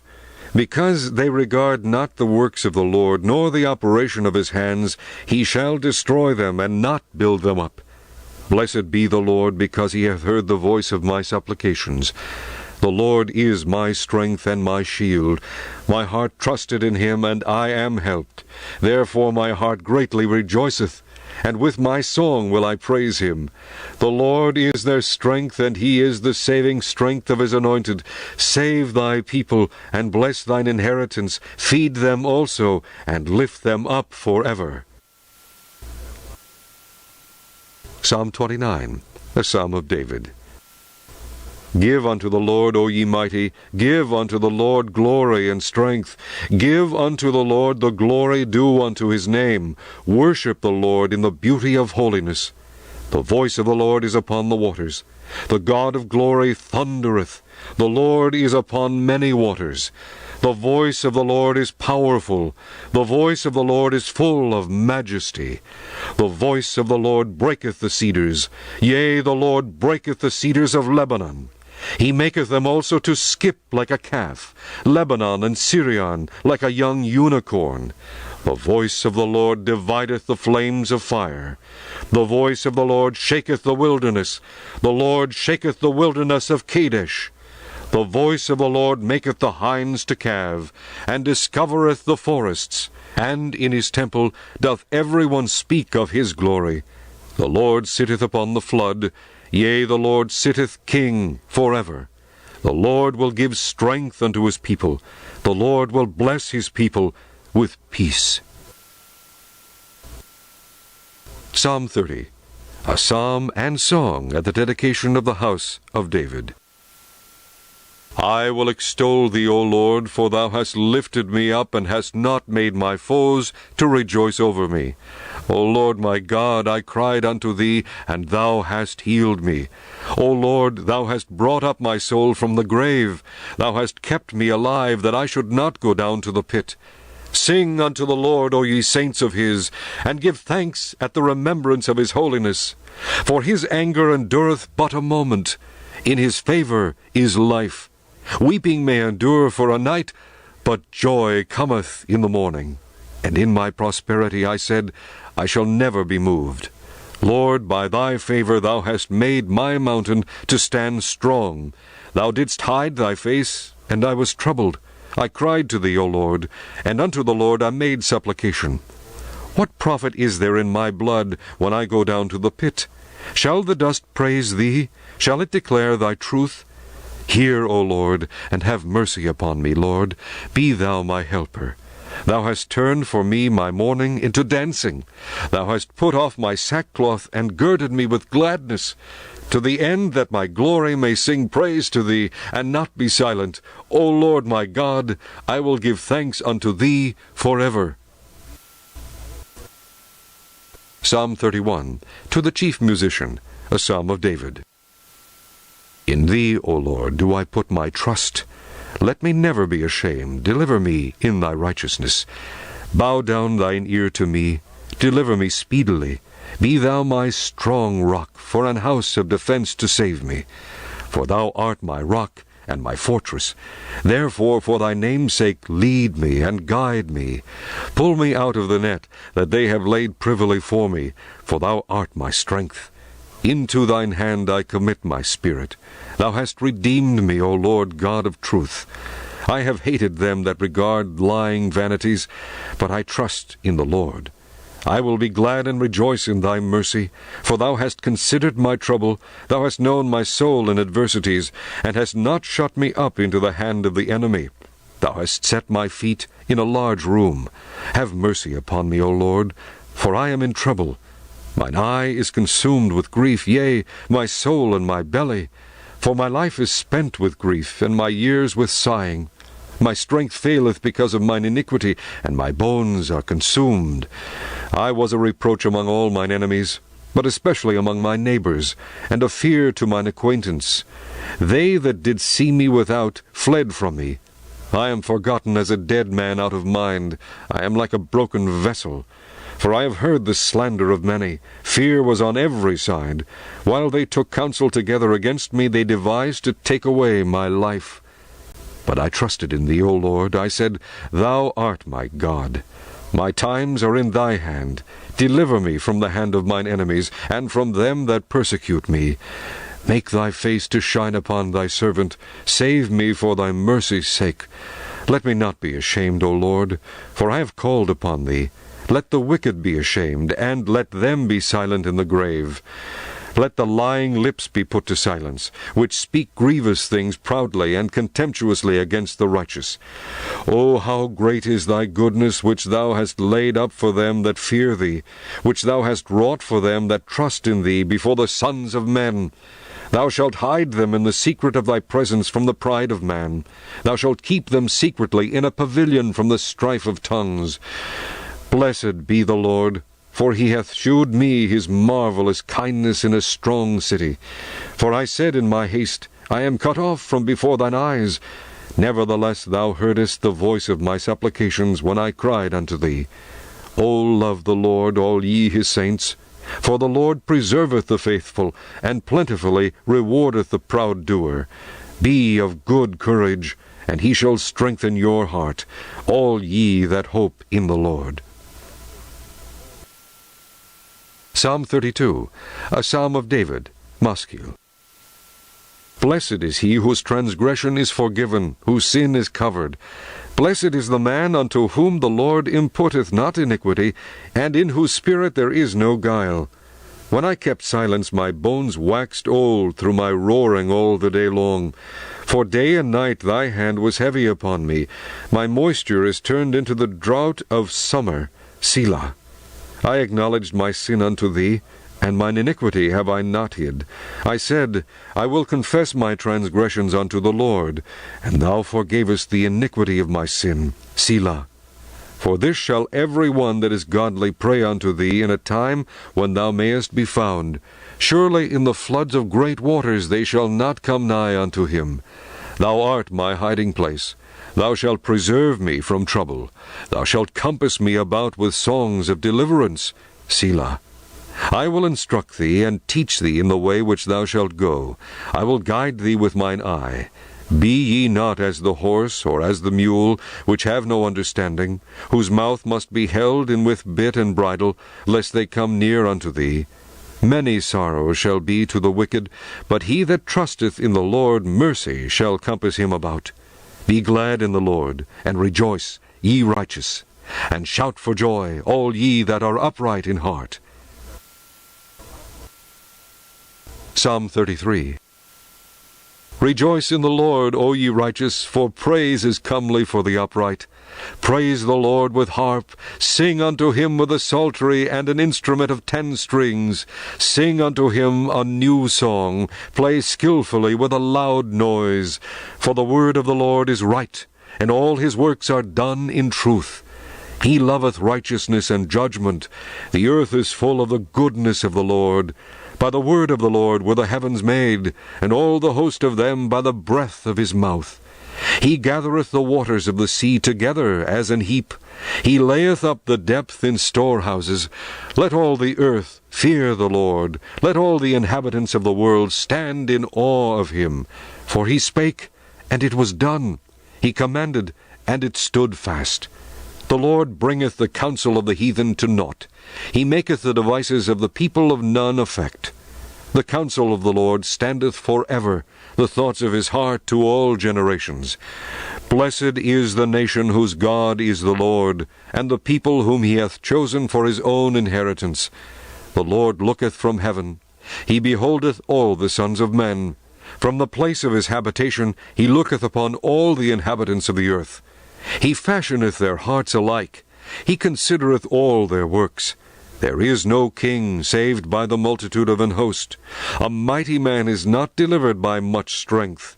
An horse is a vain thing for safety, neither shall he deliver any by his great strength.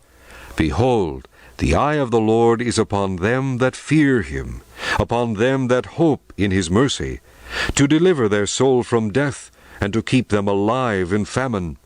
Our soul waiteth for the Lord. He is our help and our shield. For our heart shall rejoice in him, because we have trusted in his holy name. Let thy mercy, O Lord, be upon us, according as we hope in thee. Psalm 34, a psalm of David when he changed his behavior before Abimelech, who drove him away, and he departed. I will bless the Lord at all times. His praise shall continually be in my mouth. My soul shall make her boast in the Lord. The humble shall hear thereof, and be glad. O magnify the Lord with me, and let us exalt his name together. I sought the Lord, and he heard me, and delivered me from all my fears. They looked unto him, and were lightened, and their faces were not ashamed.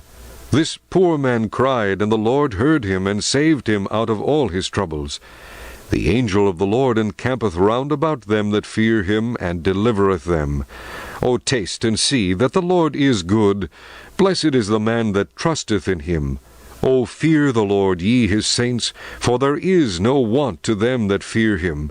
The young lions do lack and suffer hunger, but they that seek the Lord shall not want any good thing. Come, ye children, hearken unto me. I will teach you the fear of the Lord. What man is he that desireth life, and loveth many days, that he may see good? Keep thy tongue from evil, and thy lips from speaking guile. Depart from evil, and do good. Seek peace, and pursue it. The eyes of the Lord are upon the righteous, and his ears are open unto their cry. The face of the Lord is against them that do evil, to cut off the remembrance of them from the earth. The righteous cry, and the Lord heareth, and delivereth them out of all their troubles. The Lord is nigh unto them that are of a broken heart, and saveth such as be of a contrite spirit. Many are the afflictions of the righteous, but the Lord delivereth him out of them all. He keepeth all his bones, not one of them is broken. Evil shall slay the wicked, and they that hate the righteous shall be desolate. The Lord redeemeth the soul of his servants, and none of them that trust in him shall be desolate. Psalm 35, a psalm of David. Plead my cause, O Lord, with them that strive with me. Fight against them that fight against me. Take hold of shield and buckler, and stand up for mine help. Draw out also the spear, and stop the way against them that persecute me. Say unto my soul, I am thy salvation. Let them be confounded, and put to shame that seek after my soul. Let them be turned back, and brought to confusion that devise my hurt. Let them be as chaff before the wind, and let the angel of the Lord chase them. Let their way be dark and slippery, and let the angel of the Lord persecute them. For without cause have they hid for me their net in a pit, which without cause they have digged for my soul. Let destruction come upon him at unawares, and let his net that he hath hid catch himself. Into that very destruction let him fall. And my soul shall be joyful in the Lord. It shall rejoice in his salvation. All my bones shall say, Lord, who is like unto thee, which deliverest the poor from him that is too strong for him, yea, the poor and the needy from him that spoileth him? False witnesses did rise up. They laid to my charge things that I knew not. They rewarded me evil for good, to the spoiling of my soul. But as for me, when they were sick, my clothing was sackcloth. I humbled my soul with fasting, and my prayer returned into mine own bosom. I behaved myself as though he had been my friend or brother. I bowed down heavily as one that mourneth for his mother. But in mine adversity they rejoiced, and gathered themselves together. Yea, the abjects gathered themselves together against me, and I knew it not. They did tear me, and ceased not. With hypocritical mockers in feast they gnashed upon me with their teeth. Lord, how long wilt thou look on? Rescue my soul from their destructions, my darling from the lions. I will give thee thanks in the great congregation. I will praise thee among much people. Let not them that are mine enemies wrongfully rejoice over me, neither let them wink with the eye that hate me without a cause. For they speak not peace, but they devise deceitful matters against them that are quiet in the land. Yea, they opened their mouth wide against me, and said, Aha, aha, our eye hath seen it. This thou hast seen, O Lord. Keep not silence, O Lord, be not far from me. Stir up thyself, and awake to my judgment, even unto my cause, my God and my Lord. Judge me, O Lord my God, according to thy righteousness, and let them not rejoice over me. Let them not say in their hearts, Ah, so would we have it. Let them not say, We have swallowed him up. Let them be ashamed, and brought to confusion together that rejoice at mine hurt. Let them be clothed with shame and dishonor that magnify themselves against me. Let them shout for joy, and be glad, that favor my righteous cause. Yea, let them say continually, Let the Lord be magnified, which hath pleasure in the prosperity of his servant. And my tongue shall speak of thy righteousness, and of thy praise all the day long. Psalm 36, to the chief musician, a psalm of David, the servant of the Lord. The transgression of the wicked saith within my heart, that there is no fear of God before his eyes. For he flattereth himself in his own eyes, until his iniquity be found to be hateful. The words of his mouth are iniquity and deceit. He hath left off to be wise, and to do good. He deviseth mischief upon his bed. He setteth himself in a way that is not good. He abhorreth not evil. Thy mercy, O Lord, is in the heavens, and thy faithfulness reacheth unto the clouds. Thy righteousness is like the great mountains. Thy judgments are a great deep. O Lord, thou preservest man and beast. How excellent is thy loving kindness, O God! Therefore the children of men put their trust under the shadow of thy wings. They shall be abundantly satisfied with the fatness of thy house, and thou shalt make them drink of the river of thy pleasures. For with thee is the fountain of life. In thy light shall we see light. O continue thy loving kindness unto them that know thee, and thy righteousness to the upright in heart. Let not the foot of pride come against me, and let not the hand of the wicked remove me. There are the workers of iniquity fallen. They are cast down, and shall not be able to rise. Psalm 37, a psalm of David. Fret not thyself because of evildoers, neither be thou envious against the workers of iniquity, for they shall soon be cut down like the grass, and wither as the green herb. Trust in the Lord, and do good, so shalt thou dwell in the land, and verily thou shalt be fed. Delight thyself also in the Lord, and he shall give thee the desires of thine heart. Commit thy way unto the Lord, trust also in him, and he shall bring it to pass. And he shall bring forth thy righteousness as the light, and thy judgment as the noonday. Rest in the Lord, and wait patiently for him. Fret not thyself because of him who prospereth in his way, because of the man who bringeth wicked devices to pass. Cease from anger, and forsake wrath. Fret not thyself in any wise to do evil, for evildoers shall be cut off.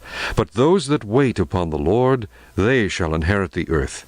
For yet a little while, and the wicked shall not be. Yea, thou shalt diligently consider his place, and it shall not be. But the meek shall inherit the earth, and shall delight themselves in the abundance of peace. The wicked plotteth against the just, and gnasheth upon him with his teeth. The Lord shall laugh at him, for he seeth that his day is coming. The wicked have drawn out the sword, and have bent their bow to cast down the poor and needy, and to slay such as be of upright conversation. The sword shall enter into their own heart, and their bows shall be broken. A little that a righteous man hath is better than the riches of many wicked.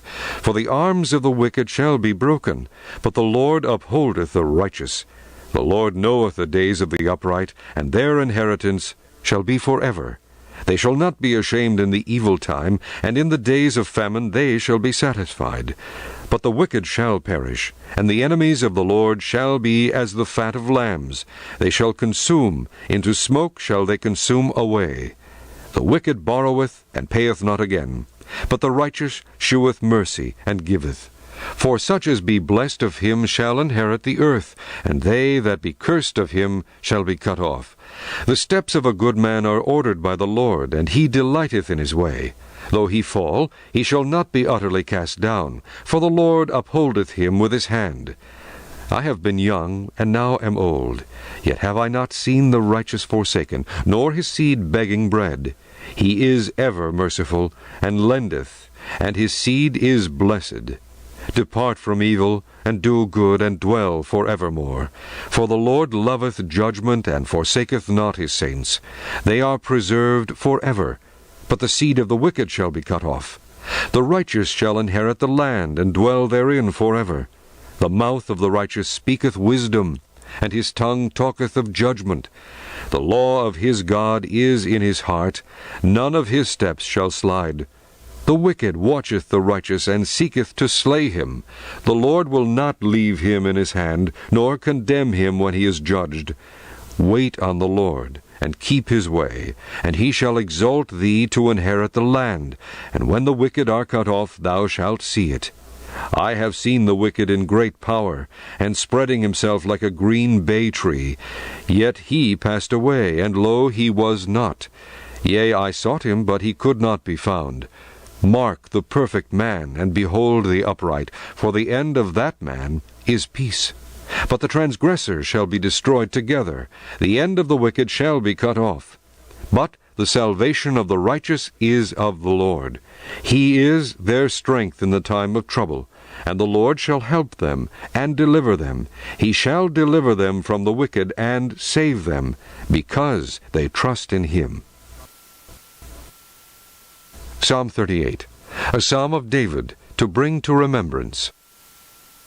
O Lord, rebuke me not in thy wrath, neither chasten me in thy hot displeasure. For thine arrows stick fast in me, and thy hand presseth me sore. There is no soundness in my flesh because of thine anger, neither is there any rest in my bones because of my sin. For mine iniquities are gone over mine head. As an heavy burden they are too heavy for me. My wounds stink, and are corrupt because of my foolishness. I am troubled, I am bowed down greatly. I go mourning all the day long, for my loins are filled with a loathsome disease, and there is no soundness in my flesh. I am feeble and sore broken. I have roared by reason of the disquietness of my heart. Lord, all my desire is before thee, and my groaning is not hid from thee. My heart panteth, my strength faileth me. As for the light of mine eyes, it also is gone from me. My lovers and my friends stand aloof from my sore, and my kinsmen stand afar off. They also that seek after my life lay snares for me, and they that seek my hurt speak mischievous things, and imagine deceits all the day long. But I, as a deaf man, heard not, and I was as a dumb man that openeth not his mouth. Thus I was as a man that heareth not, and in whose mouth are no reproofs. For in thee, O Lord, do I hope. Thou wilt hear, O Lord my God, for I said, Hear me, lest otherwise they should rejoice over me. When my foot slippeth, they magnify themselves against me. For I am ready to halt, and my sorrow is continually before me. For I will declare mine iniquity, I will be sorry for my sin. But mine enemies are lively, and they are strong, and they that hate me wrongfully are multiplied. They also that render evil for good are mine adversaries, because I follow the thing that good is. Forsake me not, O Lord, O my God, be not far from me. Make haste to help me, O Lord, my salvation. Psalm 39. To the chief musician, even to Jeduthun, a psalm of David. I said, I will take heed to my ways, that I sin not with my tongue. I will keep my mouth with a bridle, while the wicked is before me. I was dumb with silence, I held my peace, even from good, and my sorrow was stirred. My heart was hot within me. While I was musing, the fire burned. Then spake I with my tongue, Lord, make me to know mine end, and the measure of my days, what it is, that I may know how frail I am. Behold, thou hast made my days as an handbreadth, and mine age is as nothing before thee. Verily, every man at his best state is altogether vanity. Selah. Surely every man walketh in a vain shew, surely they are disquieted in vain. He heapeth up riches, and knoweth not who shall gather them. And now, Lord, what wait I for? My hope is in Thee. Deliver me from all my transgressions, and make me not the reproach of the foolish. I was dumb, I opened not my mouth, because Thou didst it. Remove Thy stroke away from me. I am consumed by the blow of Thine hand. When Thou with rebukes dost correct man for iniquity, Thou makest his beauty to consume away like a moth. Surely every man is vanity. Selah. Hear my prayer, O Lord, and give ear unto my cry. Hold not Thy peace at my tears. For I am a stranger with Thee, and a sojourner, as all my fathers were. O spare me, that I may recover strength, before I go hence, and be no more. Psalm 40. To the chief musician, a psalm of David. I waited patiently for the Lord, and He inclined unto me, and heard my cry. He brought me up also out of an horrible pit, out of the miry clay, and set my feet upon a rock, and established my goings. And He hath put a new song in my mouth, even praise unto our God. Many shall see it, and fear, and shall trust in the Lord. Blessed is that man that maketh the Lord his trust, and respecteth not the proud, nor such as turn aside to lies. Many, O Lord my God, are Thy wonderful works which Thou hast done, and Thy thoughts which are to usward. They cannot be reckoned up in order unto Thee. If I would declare and speak of them, they are more than can be numbered. Sacrifice and offering Thou didst not desire. Mine ears hast Thou opened. Burnt offering and sin offering hast Thou not required. Then said I, Lo, I come. In the volume of the book it is written of me, I delight to do Thy will, O my God, yea, Thy law is within my heart. I have preached righteousness in the great congregation. Lo, I have not refrained my lips, O Lord, Thou knowest. I have not hid Thy righteousness within my heart. I have declared Thy faithfulness and Thy salvation. I have not concealed Thy loving kindness and Thy truth from the great congregation. Withhold not Thou Thy tender mercies from me, O Lord. Let Thy loving kindness and Thy truth continually preserve me. For innumerable evils have compassed me about. Mine iniquities have taken hold upon me, so that I am not able to look up. They are more than the hairs of mine head. Therefore my heart faileth me. Be pleased, O Lord, to deliver me. O Lord, make haste to help me. Let them be ashamed and confounded together that seek after my soul, to destroy it. Let them be driven backward and put to shame that wish me evil. Let them be desolate for a reward of their shame that say unto me, Aha, aha. Let all those that seek Thee rejoice and be glad in Thee. Let such as love Thy salvation say continually, The Lord be magnified. But I am poor and needy, yet the Lord thinketh upon me. Thou art my help and my deliverer. Make no tarrying, O my God. Psalm 41. To the chief musician, a psalm of David. Blessed is he that considereth the poor. The Lord will deliver him in time of trouble. The Lord will preserve him and keep him alive, and he shall be blessed upon the earth, and Thou wilt not deliver him unto the will of his enemies. The Lord will strengthen him upon the bed of languishing.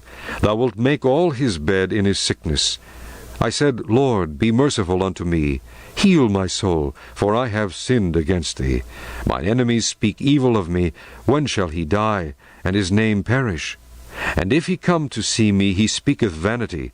His heart gathered iniquity to itself. When he goeth abroad, he telleth it. All that hate me whisper together against me. Against me do they devise my hurt. An evil disease, say they, cleaveth fast unto him. And now that he lieth, he shall rise up no more. Yea, mine own familiar friend, in whom I trusted, which did eat of my bread, hath lifted up his heel against me. But Thou, O Lord, be merciful unto me, and raise me up that I may requite them. By this I know that thou favorest me, because mine enemy doth not triumph over me. And as for me, thou upholdest me in mine integrity, and settest me before thy face forever. Blessed be the Lord God of Israel, from everlasting and to everlasting. Amen and Amen. Psalm 42, to the chief musician Maschil, for the sons of Korah. As the hart panteth after the water brooks, so panteth my soul after thee, O God. My soul thirsteth for God, for the living God. When shall I come and appear before God?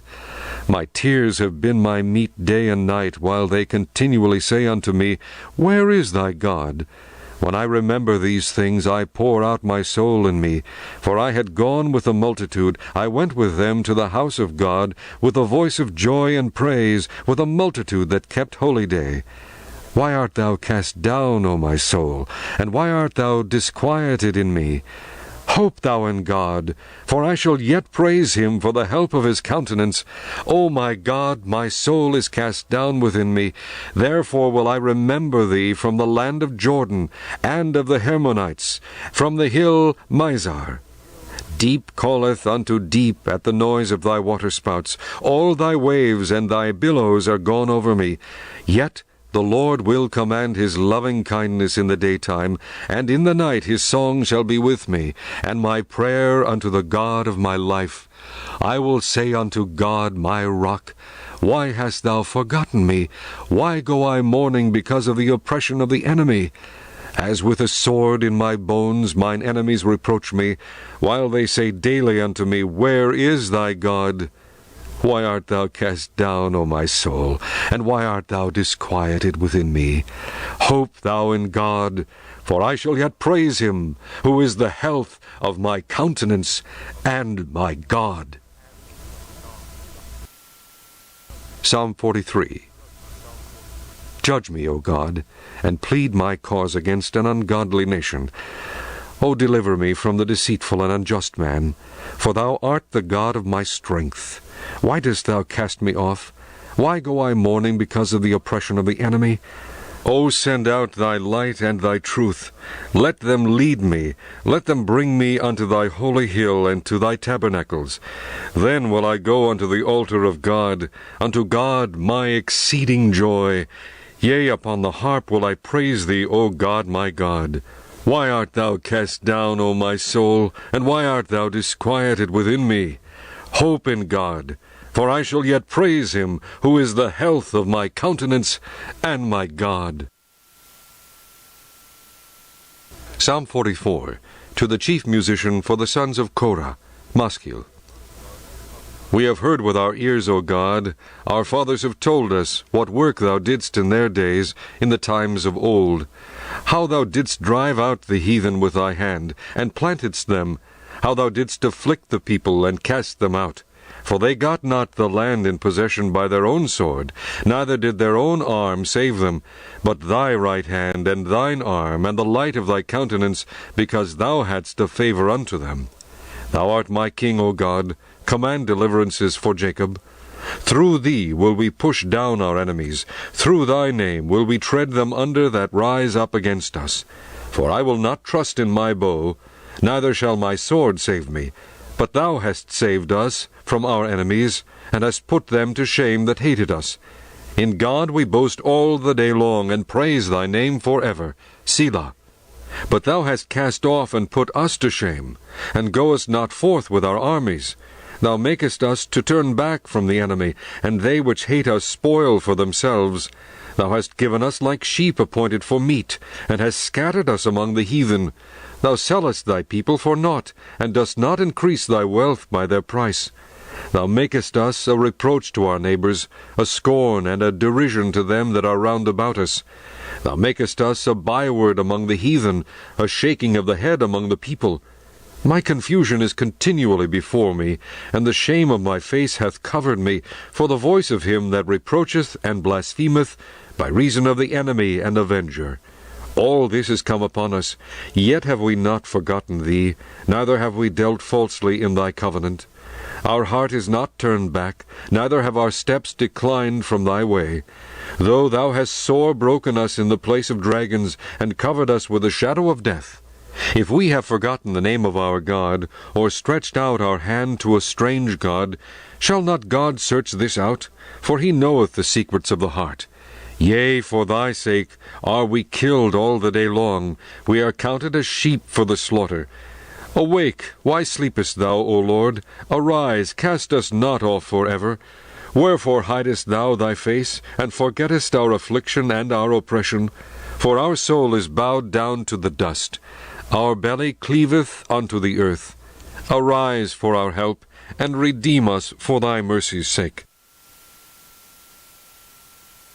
Psalm 45, to the chief musician upon Shoshanim, for the sons of Korah, Maskil, a song of loves. My heart is inditing a good matter. I speak of the things which I have made touching the king. My tongue is the pen of a ready writer. Thou art fairer than the children of men. Grace is poured into thy lips. Therefore God hath blessed thee forever.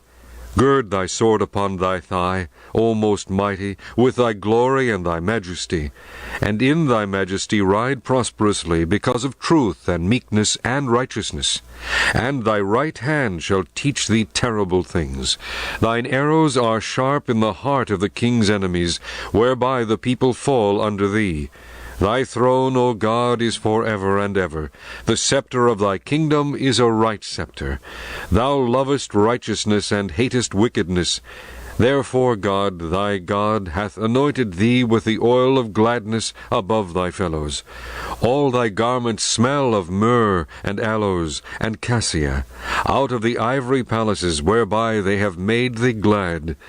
King's daughters were among thy honorable women. Upon thy right hand did stand the queen in gold of Ophir.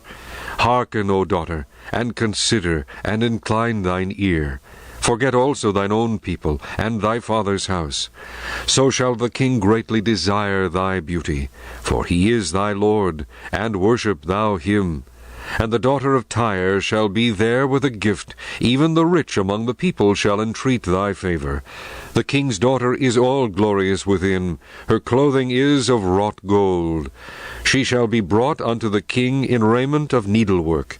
The virgins, her companions that follow her, shall be brought unto thee. With gladness and rejoicing shall they be brought. They shall enter into the king's palace. Instead of thy fathers shall be thy children, whom thou mayest make princes in all the earth. I will make thy name to be remembered in all generations. Therefore shall the people praise thee forever and ever. Psalm 46, to the chief musician, for the sons of Korah, a song upon Alamoth. God is our refuge and strength, a very present help in trouble.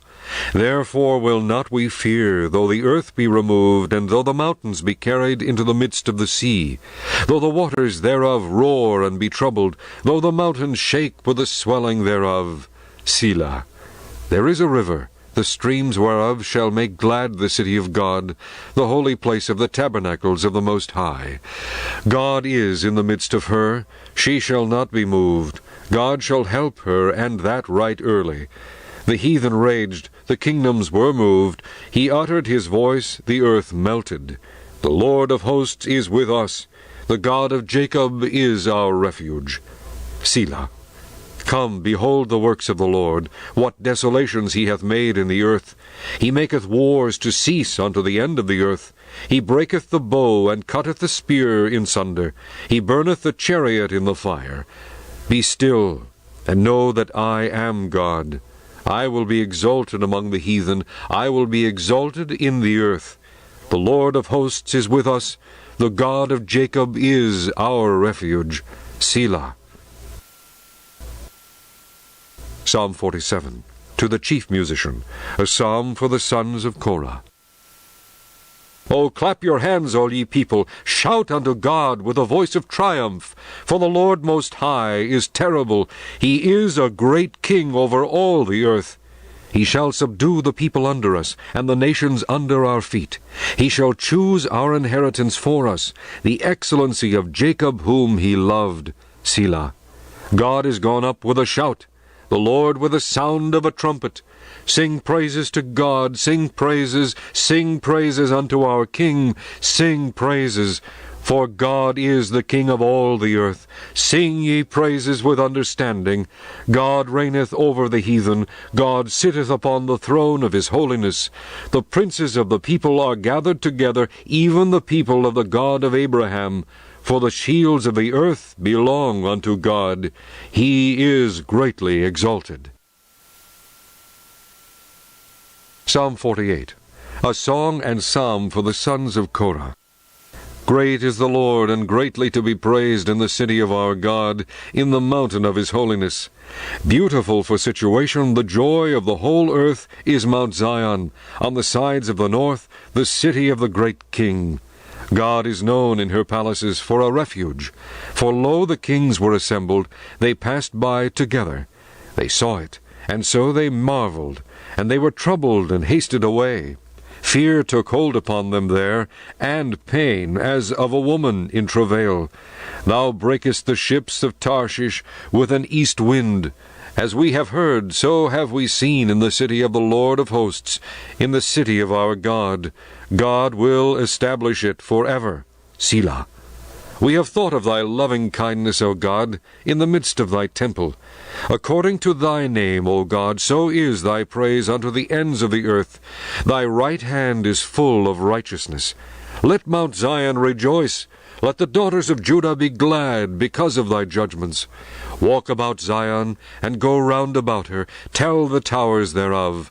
Mark ye well her bulwarks. Consider her palaces, that ye may tell it to the generation following. For this God is our God forever and ever.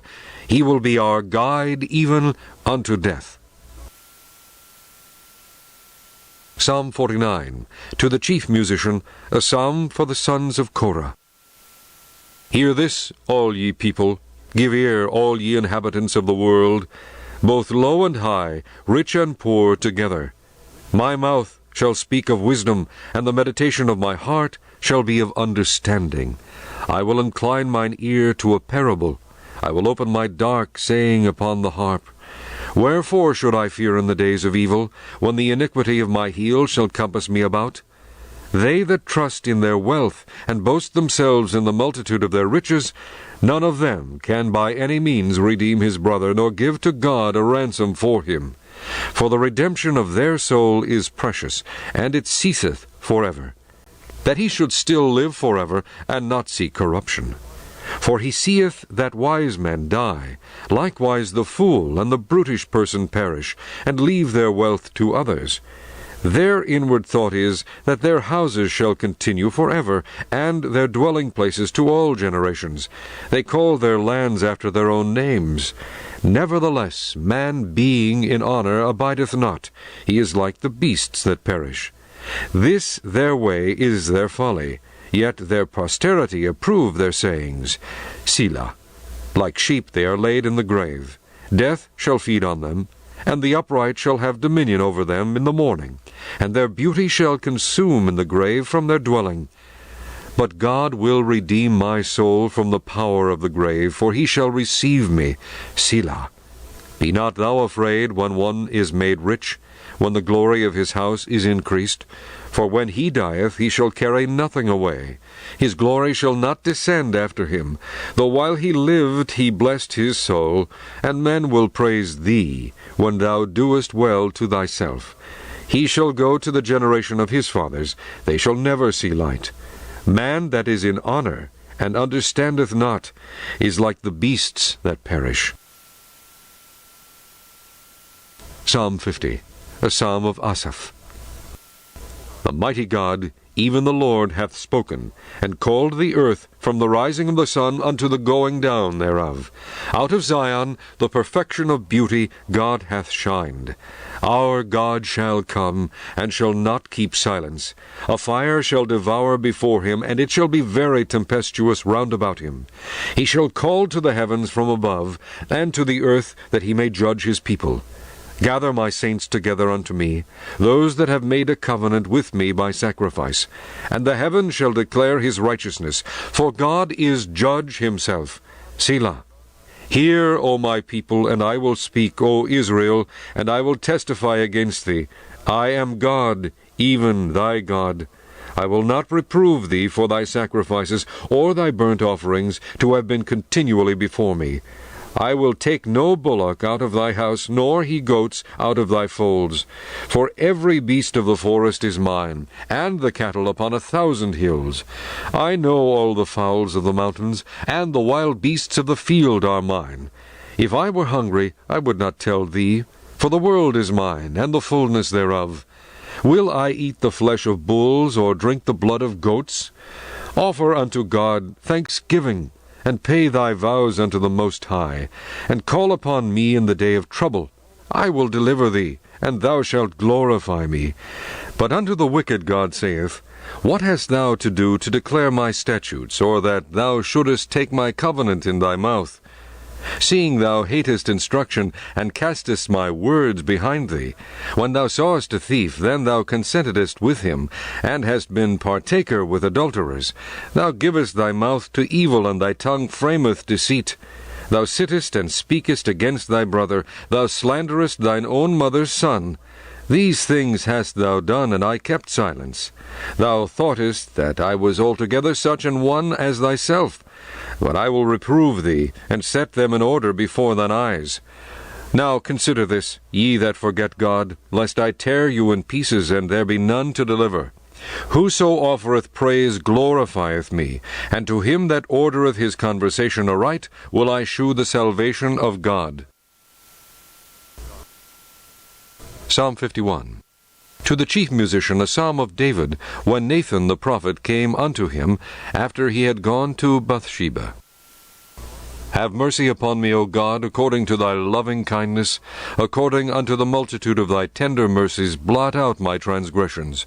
Wash me thoroughly from mine iniquity, and cleanse me from my sin. For I acknowledge my transgressions, and my sin is ever before me.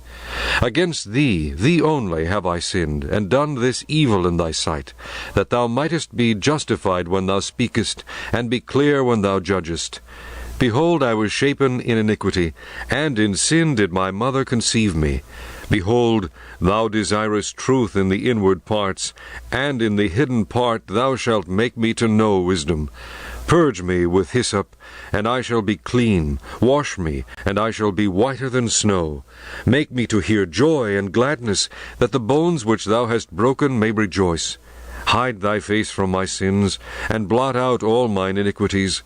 Create in me a clean heart, O God, and renew a right spirit within me. Cast me not away from thy presence, and take not thy Holy Spirit from me.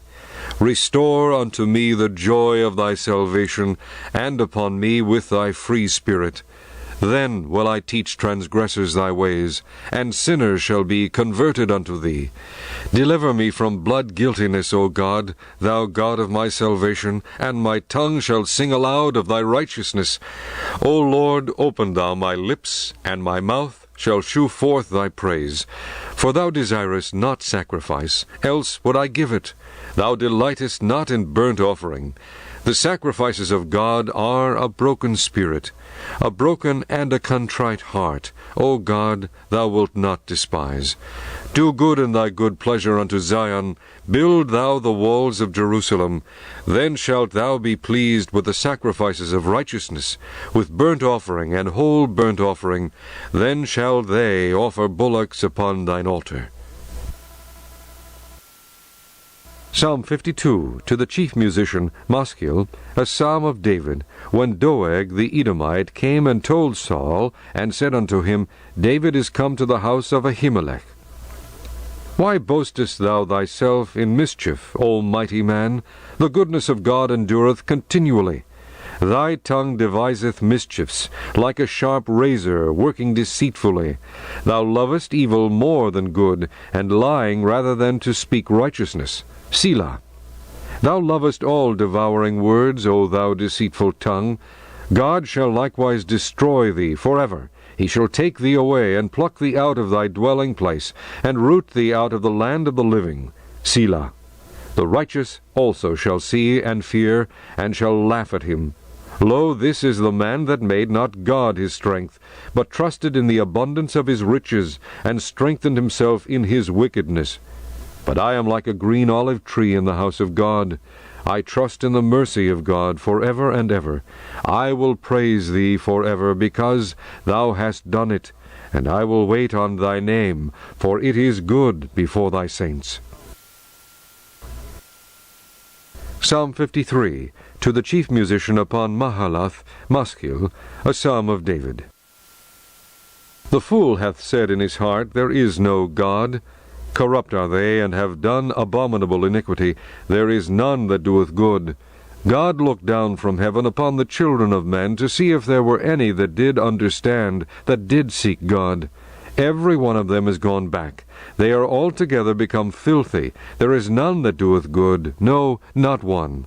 Have the workers of iniquity no knowledge, who eat up my people as they eat bread? They have not called upon God. There were they in great fear, where no fear was. For God hath scattered the bones of him that encampeth against thee. Thou hast put them to shame, because God hath despised them. O that the salvation of Israel were come out of Zion! When God bringeth back the captivity of his people, Jacob shall rejoice, and Israel shall be glad. Psalm 54, to the chief musician on Neginoth, Maschil, a psalm of David, when the Ziphims came and said to Saul, Doth not David hide himself with us? Save me, O God, by thy name, and judge me by thy strength. Hear my prayer, O God, give ear to the words of my mouth. For strangers are risen up against me, and oppressors seek after my soul. They have not set God before them. Selah. Behold, God is mine helper. The Lord is with them that uphold my soul. He shall reward evil unto mine enemies, cut them off in thy truth. I will freely sacrifice unto thee. I will praise thy name, O Lord, for it is good. For he hath delivered me out of all trouble, and mine eye hath seen his desire upon mine enemies. Psalm 55, to the chief musician on Neginoth, Maschil, a psalm of David. Give ear to my prayer, O God, and hide not thyself from my supplication. Attend unto me, and hear me. I mourn in my complaint, and make a noise, because of the voice of the enemy, because of the oppression of the wicked, for they cast iniquity upon me, and in wrath they hate me. My heart is sore pained within me, and the terrors of death are fallen upon me. Fearfulness and trembling are come upon me, and horror hath overwhelmed me. And I said, O that I had wings like a dove, for then would I fly away, and be at rest. Lo, then would I wander far off, and remain in the wilderness. Selah. I would hasten my escape from the windy storm and tempest. Destroy, O Lord, and divide their tongues, for I have seen violence and strife in the city. Day and night they go about it upon the walls thereof. Mischief also and sorrow are in the midst of it. Wickedness is in the midst thereof. Deceit and guile depart not from her streets. For it was not an enemy that reproached me. Then I could have borne it. Neither was it he that hated me that did magnify himself against me. Then I would have hid myself from him. But it was thou, a man mine equal, my guide, and mine acquaintance. We took sweet counsel together, and walked unto the house of God in company. Let death seize upon them, and let them go down quick into hell, for wickedness is in their dwellings and among them. As for me, I will call upon God, and the Lord shall save me. Evening and morning and at noon will I pray, and cry aloud, and he shall hear my voice. He hath delivered my soul in peace from the battle that was against me, for there were many with me.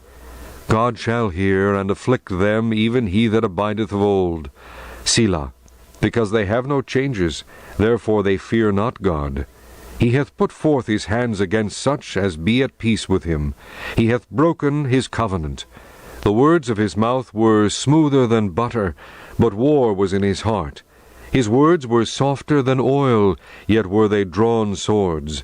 Cast thy burden upon the Lord, and he shall sustain thee. He shall never suffer the righteous to be moved. But thou, O God, shalt bring them down into the pit of destruction. Bloody and deceitful men shall not live out half their days, but I will trust in thee. Psalm 56, to the chief musician upon Jonathan Rechochim, Michtam of David, when the Philistines took him in Gath.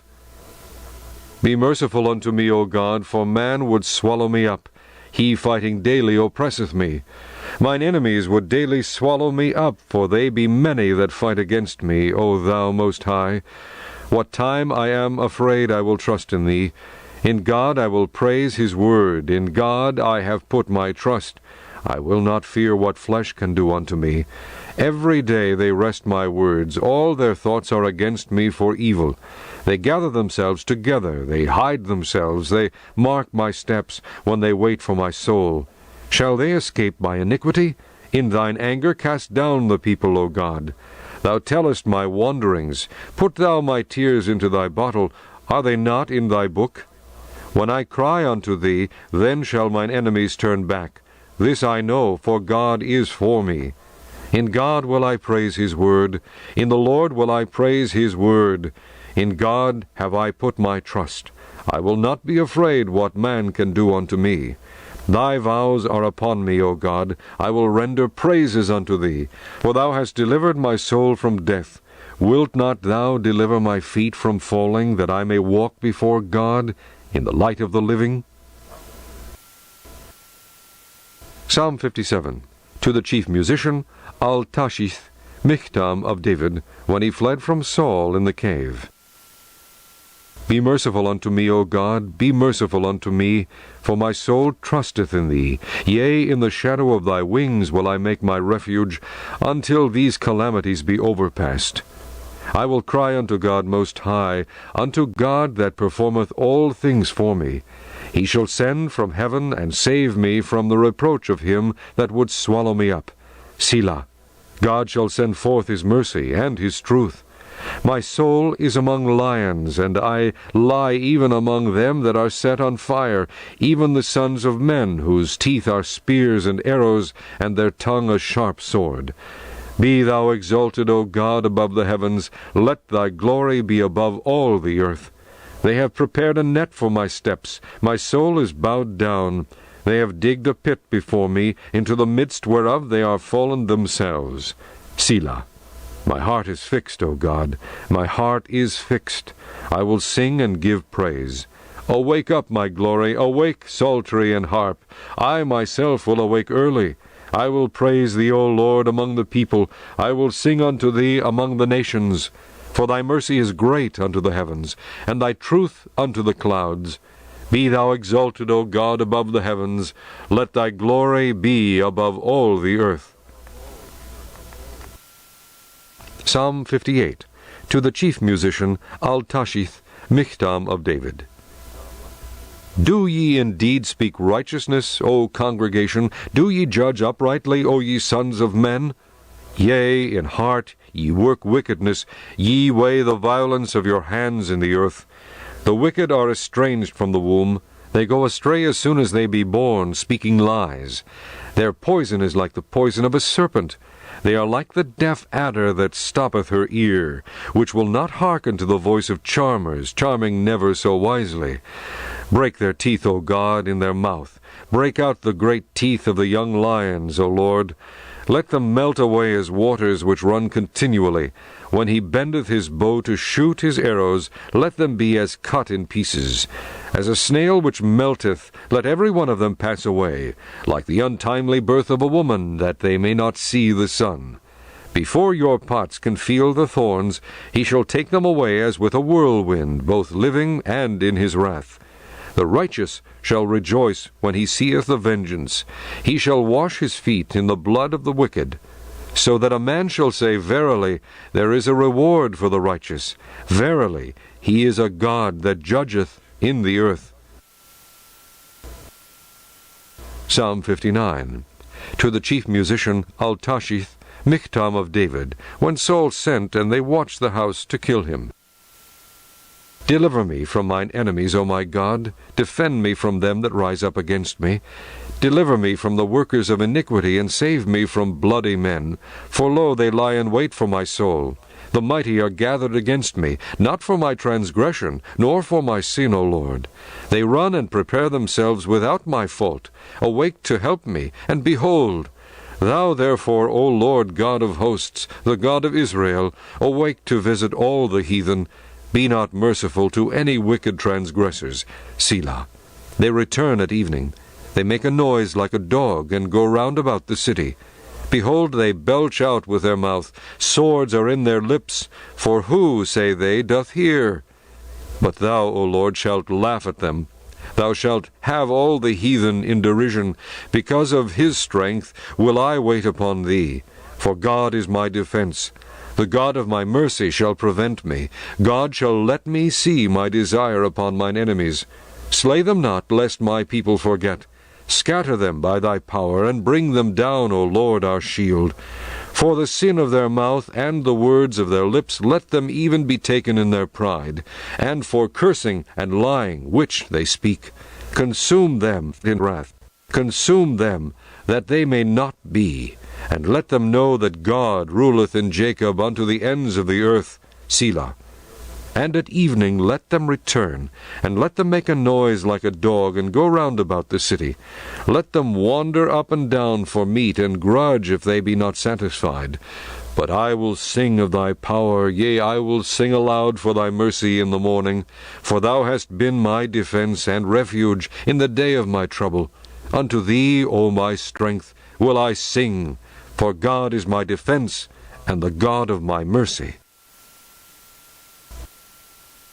Psalm 60. To the chief musician upon Shushan Eduth, Michtam of David, to teach, when he strove with Aram Naharaim, and with Aram Zobah, when Joab returned, and smote of Edom in the valley of Salt 12,000. O God, thou hast cast us off, thou hast scattered us, thou hast been displeased.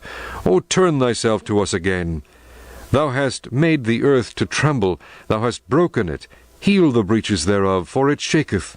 Thou hast shewed thy people hard things, thou hast made us to drink the wine of astonishment. Thou hast given a banner to them that fear thee, that it may be displayed because of the truth. Selah. That thy beloved may be delivered, save with thy right hand, and hear me. God hath spoken in his holiness. I will rejoice. I will divide Shechem, and mete out the valley of Succoth. Gilead is mine, and Manasseh is mine. Ephraim also is the strength of mine head. Judah is my lawgiver. Moab is my washpot. Over Edom will I cast out my shoe. Philistia, triumph thou because of me. Who will bring me into the strong city? Who will lead me into Edom? Wilt not thou, O God, which hast cast us off, and thou, O God, which didst not go out with our armies? Give us help from trouble, for vain is the help of man. Through God we shall do valiantly, for he it is that shall tread down our enemies. Psalm 61. To the chief musician upon Neginah, a psalm of David. Hear my cry, O God, attend unto my prayer, for the end of the earth will I cry unto thee, when my heart is overwhelmed. Lead me to the rock that is higher than I. For thou hast been a shelter for me, and a strong tower from the enemy. I will abide in thy tabernacle forever. I will trust in the covert of thy wings. Selah. For thou, O God, hast heard my vows. Thou hast given me the heritage of those that fear thy name. Thou wilt prolong the king's life, and his years as many generations. He shall abide before God forever. O prepare mercy and truth, which may preserve him. So will I sing praise unto thy name forever, that I may daily perform my vows. Psalm 62. To the chief musician, to Jeduthun, a psalm of David. Truly my soul waiteth upon God. From him cometh my salvation. He only is my rock and my salvation. He is my defense. I shall not be greatly moved. How long will ye imagine mischief against a man? Ye shall be slain all of you. As a bowing wall shall ye be, and as a tottering fence. They only consult to cast him down from his excellency. They delight in lies. They bless with their mouth, but they curse inwardly. Selah. My soul, wait thou only upon God, for my expectation is from him. He only is my rock and my salvation. He is my defense. I shall not be moved. In God is my salvation and my glory. The rock of my strength and my refuge is in God. Trust in him at all times, ye people. Pour out your heart before him. God is a refuge for us. Selah. Surely men of low degree are vanity, and men of high degree are a lie. To be laid in the balance, they are altogether lighter than vanity. Trust not in oppression, and become not vain in robbery. If riches increase, set not your heart upon them. God hath spoken once, twice have I heard this, that power belongeth unto God. Also unto thee, O Lord, belongeth mercy, for thou renderest to every man according to his work. Psalm 63, a psalm of David when he was in the wilderness of Judah. O God, thou art my God, early will I seek thee. My soul thirsteth for thee, my flesh longeth for thee, in a dry and thirsty land, where no water is, to see thy power and thy glory, so as I have seen thee in the sanctuary. Because thy loving kindness is better than life, my lips shall praise thee. Thus will I bless thee while I live. I will lift up my hands in thy name. My soul shall be satisfied as with marrow and fatness, and my mouth shall praise thee with joyful lips. When I remember thee upon my bed, and meditate on thee in the night watches. Because thou hast been my help, therefore in the shadow of thy wings will I rejoice. My soul followeth hard after thee. Thy right hand upholdeth me. But those that seek my soul to destroy it shall go into the lower parts of the earth. They shall fall by the sword. They shall be a portion for foxes. But the king shall rejoice in God. Every one that sweareth by him shall glory. But the mouth of them that speak lies shall be stopped. Psalm 64, to the chief musician, a psalm of David. Hear my voice, O God, in my prayer. Preserve my life from fear of the enemy. Hide me from the secret counsel of the wicked, from the insurrection of the workers of iniquity, who whet their tongue like a sword, and bend their bows to shoot their arrows, even bitter words, that they may shoot in secret at the perfect. Suddenly do they shoot at him, and fear not. They encourage themselves in an evil matter. They commune of laying snares privily. They say, Who shall see them? They search out iniquities. They accomplish a diligent search. Both the inward thought of every one of them and the heart is deep. But God shall shoot at them with an arrow. Suddenly shall they be wounded. So they shall make their own tongue to fall upon themselves. All that see them shall flee away. And all men shall fear, and shall declare the work of God, for they shall wisely consider of his doing. The righteous shall be glad in the Lord, and shall trust in him, and all the upright in heart shall glory. Psalm 65, to the chief musician, a psalm and song of David. Praise waiteth for thee, O God, in Sion, and unto thee shall the vow be performed. O thou that hearest prayer, unto thee shall all flesh come. Iniquities prevail against me. As for our transgressions, thou shalt purge them away. Blessed is the man whom thou choosest, and causest to approach unto thee, that he may dwell in thy courts. We shall be satisfied with the goodness of thy house, even of thy holy temple. By terrible things in righteousness wilt thou answer us, O God of our salvation, who art the confidence of all the ends of the earth, and of them that are afar off upon the sea, which by his strength setteth fast the mountains, being girded with power, which stilleth the noise of the seas, the noise of their waves, and the tumult of the people. They also that dwell in the uttermost parts are afraid at thy tokens. Thou makest the outgoings of the morning and evening to rejoice. Thou visitest the earth, and waterest it. Thou greatly enrichest it with the river of God, which is full of water. Thou preparest them corn, when thou hast so provided for it. Thou waterest the ridges thereof abundantly. Thou settlest the furrows thereof. Thou makest it soft with showers.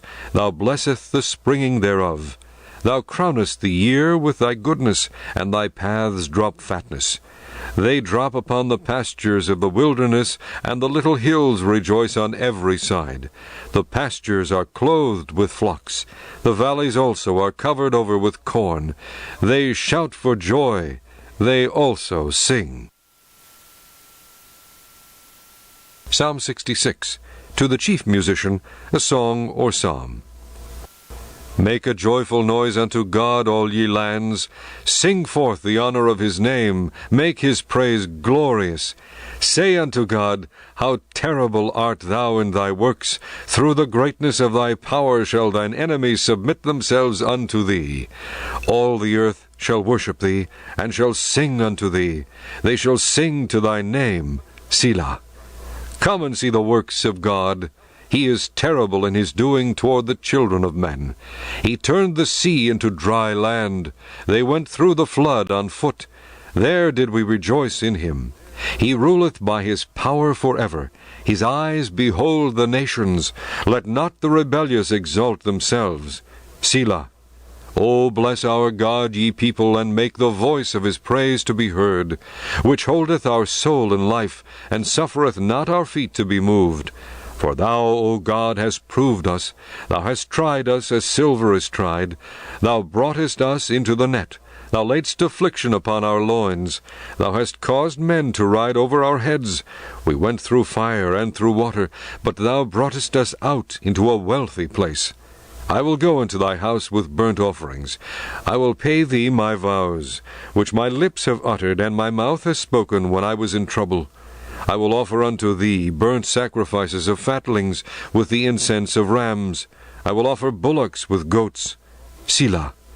Come and hear, all ye that fear God, and I will declare what he hath done for my soul. I cried unto him with my mouth, and he was extolled with my tongue. If I regard iniquity in my heart, the Lord will not hear me. But verily God hath heard me. He hath attended to the voice of my prayer. Blessed be God, which hath not turned away my prayer, nor his mercy from me. Psalm 67. To the chief musician on Neginoth, a psalm or song. God be merciful unto us, and bless us, and cause his face to shine upon us, Selah. That thy way may be known upon earth, thy saving health among all nations. Let the people praise thee, O God, let all the people praise thee. O let the nations be glad and sing for joy, for thou shalt judge the people righteously, and govern the nations upon earth, Selah. Let the people praise thee, O God, let all the people praise thee. Then shall the earth yield her increase, and God, even our own God, shall bless us. God shall bless us, and all the ends of the earth shall fear him. Psalm 68. To the chief musician, a psalm or song of David. Let God arise, let his enemies be scattered, let them also that hate him flee before him. As smoke is driven away, so drive them away. As wax melteth before the fire, so let the wicked perish at the presence of God. But let the righteous be glad. Let them rejoice before God. Yea, let them exceedingly rejoice. Sing unto God, sing praises to his name. Extol him that rideth upon the heavens by his name Yah, and rejoice before him.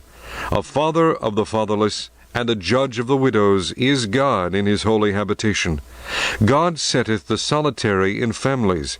He bringeth out those which are bound with chains. But the rebellious dwell in a dry land.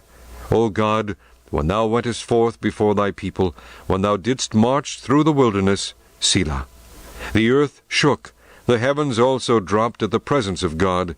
Even Sinai itself was moved at the presence of God, the God of Israel. Thou, O God, didst send a plentiful rain, whereby thou didst confirm thine inheritance when it was weary. Thy congregation hath dwelt therein. Thou, O God, hast prepared of thy goodness for the poor. The Lord gave the word. Great was the company of those that published it. Kings of armies did flee apace, and she that tarried at home divided the spoil. Though ye have lien among the pots, yet shall ye be as the wings of a dove covered with silver, and her feathers with yellow gold. When the Almighty scattered kings in it, it was white as snow in Salmon. The hill of God is as the hill of Bashan, an high hill as the hill of Bashan. Why leap ye high hills? This is the hill which God desireth to dwell in. Yea, the Lord will dwell in it forever. The chariots of God are 20,000, even thousands of angels. The Lord is among them, as in Sinai, in the holy place. Thou hast descended on high. Thou hast led captivity captive. Thou hast received gifts for men, yea, for the rebellious also, that the Lord God might dwell among them. Blessed be the Lord, who daily loadeth us with benefits, even the God of our salvation. Selah. He that is our God is the God of salvation, and unto God the Lord belong the issues from death. But God shall wound the head of his enemies, and the hairy scalp of such as one as goeth on still in his trespasses. The Lord said, I will bring again from Bashan, I will bring my people again from the depths of the sea, that thy foot may be dipped in the blood of thine enemies, and the tongue of thy dogs in the same. They have seen thy goings, O God, even the goings of my God, my King, in the sanctuary. The singers went before, the players on instruments followed after. Among them were the damsels playing with timbrels. Bless ye God in the congregations, even the Lord from the fountain of Israel. There is little Benjamin with their ruler, the princes of Judah and their council, the princes of Zebulun and the princes of Naphtali. Thy God hath commanded thy strength. Strengthen, O God, that which thou hast wrought for us. Because of thy temple at Jerusalem shall kings bring presents unto thee. Rebuke the company of spearmen, the multitude of the bulls, with the calves of the people, till every one submit himself with pieces of silver. Scatter thou the people that delight in war. Princes shall come out of Egypt. Ethiopia shall soon stretch out her hands unto God. Sing unto God, ye kingdoms of the earth. O sing praises unto the Lord. Selah. To him that rideth upon the heavens of heavens, which were of old, lo, he doth send out his voice, and that a mighty voice. Ascribe ye strength unto God. His excellency is over Israel, and his strength is in the clouds. O God, thou art terrible out of thy holy places. The God of Israel is he that giveth strength and power unto his people. Blessed be God. Psalm 69, to the chief musician upon Shoshanim, a psalm of David. Save me, O God, for the waters are come in unto my soul. I sink in deep mire where there is no standing. I am come into deep waters where the floods overflow me. I am weary of my crying, my throat is dried, mine eyes fail, while I wait for my God. They that hate me without a cause are more than the hairs of mine head. They that would destroy me, being mine enemies wrongfully, are mighty. Then I restored that which I took not away. O God, thou knowest my foolishness, and my sins are not hid from thee. Let not them that wait on thee, O Lord God of hosts, be ashamed for my sake. Let not those that seek thee be confounded for my sake, O God of Israel. Because for thy sake I have borne reproach. Shame hath covered my face. I am become a stranger unto my brethren, and an alien unto my mother's children. For the zeal of thine house hath eaten me up, and the reproaches of them that reproached thee are fallen upon me. When I wept and chastened my soul with fasting, that was to my reproach. I made sackcloth also my garment, and I became a proverb to them. They that sit in the gate speak against me, and I was the song of the drunkards. But as for me, my prayer is unto thee, O Lord, in an acceptable time. O God, in the multitude of thy mercy hear me, in the truth of thy salvation. Deliver me out of the mire, and let me not sink. Let me be delivered from them that hate me, and out of the deep waters. Let not the water flood overflow me, neither let the deep swallow me up, and let not the pit shut her mouth upon me. Hear me, O Lord, for thy loving kindness is good. Turn unto me according to the multitude of thy tender mercies, and hide not thy face from thy servant, for I am in trouble. Hear me speedily. Draw nigh unto my soul, and redeem it. Deliver me because of mine enemies. Thou hast known my reproach, and my shame, and my dishonor. Mine adversaries are all before thee. Reproach hath broken my heart, and I am full of heaviness. And I looked for some to take pity, but there was none, and for comforters, but I found none. They gave me also gall for my meat, and in my thirst they gave me vinegar to drink. Let their table become a snare before them, and that which should have been for their welfare, let it become a trap. Let their eyes be darkened, that they see not, and make their loins continually to shake. Pour out thine indignation upon them, and let thy wrathful anger take hold of them.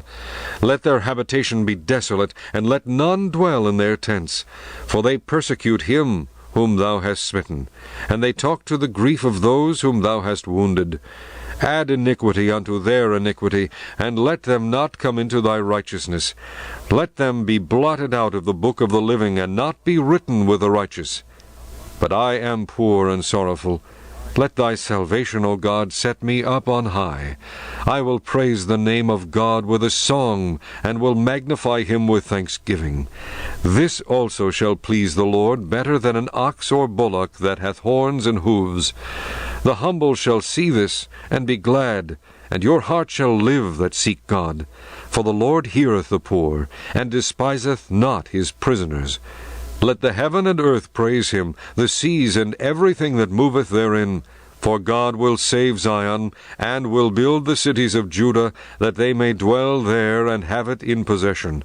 The seed also of his servants shall inherit it, and they that love his name shall dwell therein. Psalm 70. To the chief musician, a psalm of David, to bring to remembrance. Make haste, O God, to deliver me. Make haste to help me, O Lord. Let them be ashamed and confounded that seek after my soul. Let them be turned backward and put to confusion that desire my hurt. Let them be turned back for a reward of their shame that say, Aha, aha. Let all those that seek thee rejoice and be glad in thee, and let such as love thy salvation say continually, Let God be magnified. But I am poor and needy. Make haste unto me, O God. Thou art my help and my deliverer. O Lord, make no tarrying. Psalm 71. In thee, O Lord, do I put my trust. Let me never be put to confusion. Deliver me in thy righteousness, and cause me to escape. Incline thine ear unto me, and save me. Be thou my strong habitation, whereunto I may continually resort.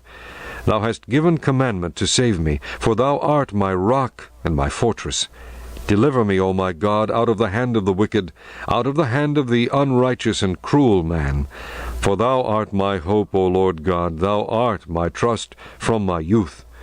By thee have I been holden up from the womb. Thou art he that took me out of my mother's bowels. My praise shall be continually of thee. I am as a wonder unto many, but thou art my strong refuge. Let my mouth be filled with thy praise and with thy honor all the day. Cast me not off in the time of old age. Forsake me not when my strength faileth. For mine enemies speak against me, and they that lay wait for my soul take counsel together, saying, God hath forsaken him. Persecute and take him, for there is none to deliver him. O God, be not far from me. O my God, make haste for my help. Let them be confounded and consumed that are adversaries to my soul. Let them be covered with reproach and dishonor that seek my hurt. But I will hope continually, and will yet praise thee more and more. My mouth shall shew forth thy righteousness, and thy salvation all the day, for I know not the numbers thereof. I will go in the strength of the Lord God. I will make mention of thy righteousness, even of thine only. O God, thou hast taught me from my youth, and hitherto have I declared thy wondrous works. Now also, when I am old and grey-headed, O God, forsake me not, until I have shewed thy strength unto this generation, and thy power to every one that is to come. Thy righteousness also, O God, is very high, who hast done great things. O God, who is like unto thee? Thou which hast shewed me great and sore troubles, shalt quicken me again, and shalt bring me up again from the depths of the earth. Thou shalt increase my greatness, and comfort me on every side. I will also praise thee with a psaltery, even thy truth, O my God. Unto thee will I sing with a harp, O thou Holy One of Israel. My lips shall greatly rejoice when I sing unto thee, and my soul which thou hast redeemed. My tongue also shall talk of thy righteousness all the day long, for they are confounded, for they are brought unto shame that seek my hurt. Psalm 72, a psalm for Solomon. Give the king thy judgments, O God, and thy righteousness unto the king's son.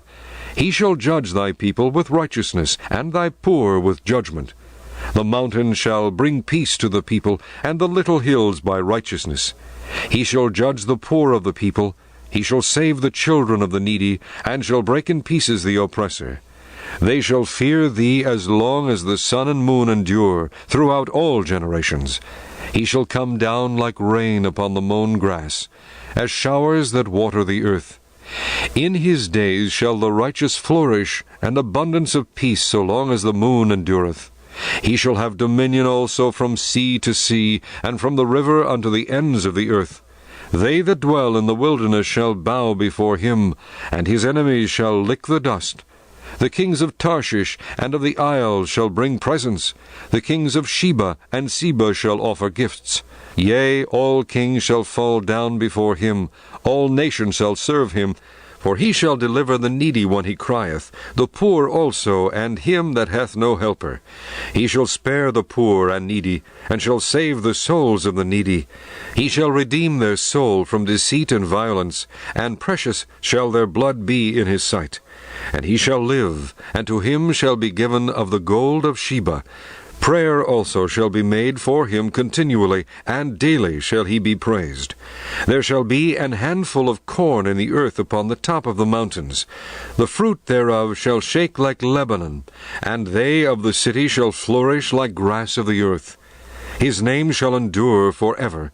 His name shall be continued as long as the sun, and men shall be blessed in him. All nations shall call him blessed. Blessed be the Lord God, the God of Israel, who only doeth wondrous things. And blessed be his glorious name forever. And let the whole earth be filled with his glory. Amen and Amen. The prayers of David the son of Jesse are ended. Psalm 73, a psalm of Asaph. Truly God is good to Israel, even to such as are of a clean heart. But as for me, my feet were almost gone, my steps had well nigh slipped. For I was envious at the foolish, when I saw the prosperity of the wicked. For there are no bands in their death, but their strength is firm. They are not in trouble as other men, neither are they plagued like other men. Therefore pride compasseth them about as a chain. Violence covereth them as a garment. Their eyes stand out with fatness. They have more than heart could wish. They are corrupt and speak wickedly concerning oppression. They speak loftily. They set their mouth against the heavens, and their tongue walketh through the earth. Therefore his people return hither, and waters of a full cup are wrung out to them. And they say, How doth God know? And is there knowledge in the Most High? Behold, these are the ungodly, who prosper in the world. They increase in riches. Verily I have cleansed my heart in vain, and washed my hands in innocency. For all the day long have I been plagued, and chastened every morning. If I say, I will speak thus, behold, I should offend against the generation of thy children. When I thought to know this, it was too painful for me, until I went into the sanctuary of God. Then understood I their end. Surely thou didst send them in slippery places. Thou castedst them down into destruction. How are they brought into desolation, as in a moment? They are utterly consumed with terrors. As a dream when one awaketh, so, O Lord, when thou awakest, thou shalt despise their image. Thus my heart was grieved, and I was pricked in my reins. So foolish was I, and ignorant. I was as a beast before thee. Nevertheless I am continually with thee. Thou hast holden me by my right hand. Thou shalt guide me with thy counsel, and afterward receive me to glory. Whom have I in heaven but thee? And there is none upon earth that I desire beside thee. My flesh and my heart faileth, but God is the strength of my heart, and my portion forever. For lo, they that are far from thee shall perish. Thou hast destroyed all them that go a-whoring from thee. But it is good for me to draw near to God. I have put my trust in the Lord God, that I may declare all thy works. Psalm 74. Maskil of Asaph. O God, why hast thou cast us off forever? Why doth thine anger smoke against the sheep of thy pasture? Remember thy congregation, which thou hast purchased of old, the rod of thine inheritance, which thou hast redeemed, this Mount Zion, wherein thou hast dwelt. Lift up thy feet unto the perpetual desolations, even all that the enemy hath done wickedly in the sanctuary. Thine enemies roar in the midst of thy congregations. They set up their ensigns for signs. A man was famous according as he had lifted up axes upon the thick trees. But now they break down the carved work thereof at once with axes and hammers. They have cast fire into thy sanctuary. They have defiled by casting down the dwelling place of thy name to the ground. They said in their hearts, Let us destroy them together. They have burned up all the synagogues of God in the land. We see not our signs. There is no more any prophet, neither is there among us any that knoweth how long. O God, how long shall the adversary reproach? Shall the enemy blaspheme thy name forever? Why withdrawest thou thy hand, even thy right hand? Pluck it out of thy bosom. For God is my King of old, working salvation in the midst of the earth. Thou didst divide the sea by thy strength. Thou breakest the heads of the dragons in the waters. Thou breakest the heads of Leviathan in pieces, and gavest him to be meat to the people inhabiting the wilderness. Thou didst cleave the fountain and the flood. Thou driedst up mighty rivers. The day is thine, the night also is thine. Thou hast prepared the light and the sun. Thou hast set all the borders of the earth. Thou hast made summer and winter. Remember this, that the enemy hath reproached, O Lord, and that the foolish people have blasphemed thy name. O deliver not the soul of thy turtle-dove unto the multitude of the wicked. Forget not the congregation of thy poor forever. Have respect unto the covenant, for the dark places of the earth are full of the habitations of cruelty. O let not the oppressed return ashamed. Let the poor and needy praise thy name. Arise, O God, plead thine own cause. Remember how the foolish man reproacheth thee daily. Forget not the voice of thine enemies. The tumult of those that rise up against thee increaseth continually. Psalm 75. To the chief musician, Altashith, a psalm or song of Asaph. Unto thee, O God, do we give thanks. Unto thee do we give thanks. For that thy name is near, thy wondrous works declare. When I shall receive the congregation, I will judge uprightly. The earth and all the inhabitants thereof are dissolved. I bear up the pillars of it. Selah. I said unto the fools, Deal not foolishly, and to the wicked, Lift not up the horn. Lift not up your horn on high. Speak not with a stiff neck. For promotion cometh neither from the east, nor from the west, nor from the south. But God is the judge. He putteth down one, and setteth up another. For in the hand of the Lord there is a cup, and the wine is red. It is full of mixture, and he poureth out of the same. But the dregs thereof, all the wicked of the earth, shall wring them out, and drink them. But I will declare forever, I will sing praises to the God of Jacob.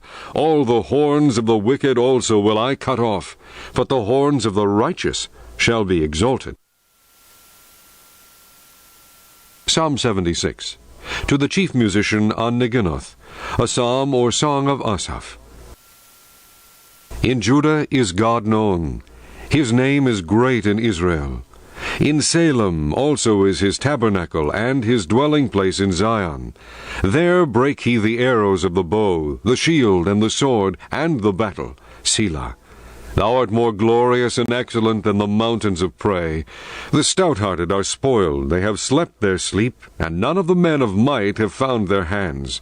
At thy rebuke, O God of Jacob, both the chariot and horse are cast into a dead sleep. Thou, even thou, art to be feared, and who may stand in thy sight when once thou art angry? Thou didst cause judgment to be heard from heaven. The earth feared and was still. When God arose to judgment, to save all the meek of the earth, Selah. Surely the wrath of man shall praise thee, the remainder of wrath shalt thou restrain.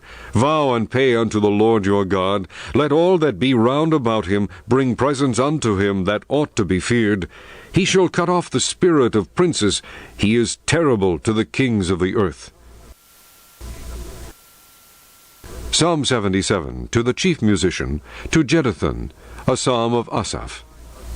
I cried unto God with my voice, even unto God with my voice, and he gave ear unto me. In the day of my trouble I sought the Lord.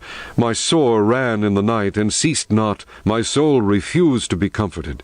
I remembered God, and was troubled. I complained, and my spirit was overwhelmed. Selah. Thou holdest mine eyes waking. I am so troubled that I cannot speak. I have considered the days of old, the years of ancient times.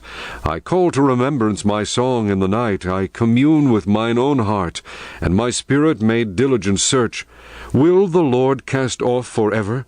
And will he be favorable no more? Is his mercy clean gone forever? Doth his promise fail forevermore? Hath God forgotten to be gracious? Hath he in anger shut up his tender mercies? Selah. And I said, This is my infirmity, but I will remember the years of the right hand of the Most High. I will remember the works of the Lord. Surely I will remember thy wonders of old. I will meditate also of all thy work, and talk of thy doings. Thy way, O God, is in the sanctuary. Who is so great a God as our God? Thou art the God that doest wonders. Thou hast declared thy strength among the people. Thou hast with thine arm redeemed thy people, the sons of Jacob and Joseph. Selah.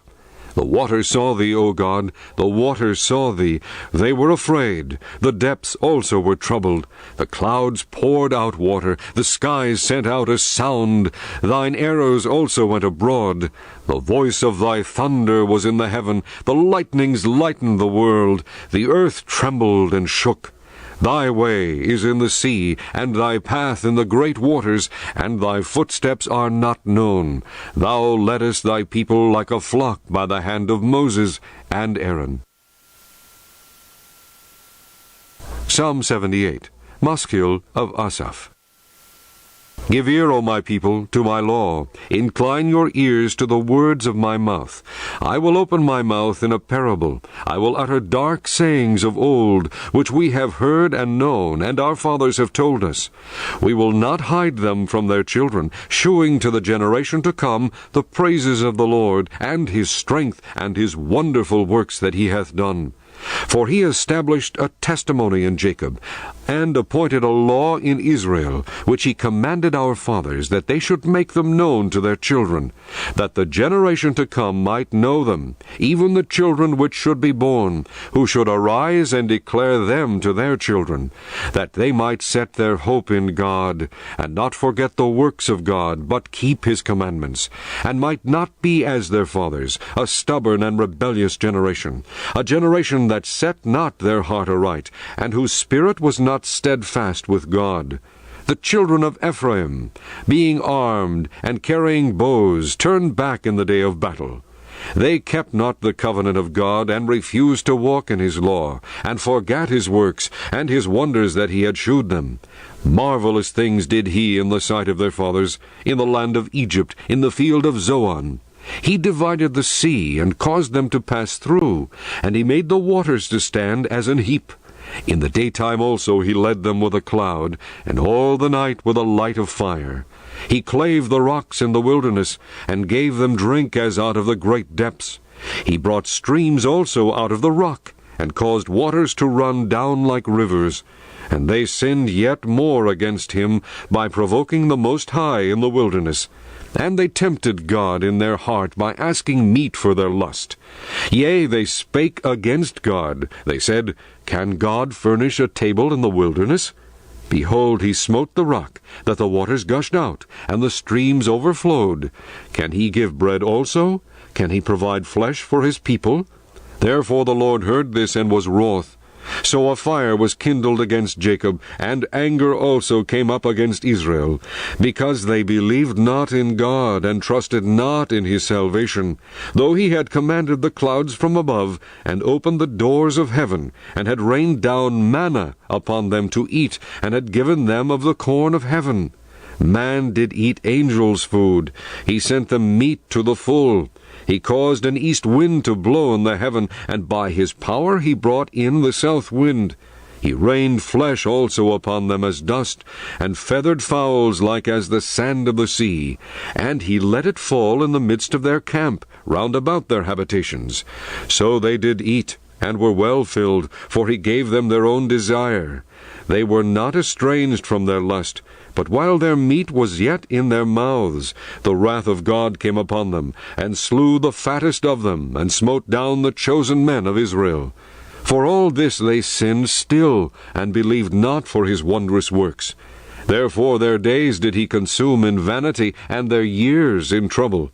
When he slew them, then they sought him, and they returned and inquired early after God. And they remembered that God was their rock, and the high God their Redeemer. Nevertheless they did flatter him with their mouth, and they lied unto him with their tongues. For their heart was not right with him, neither were they steadfast in his covenant.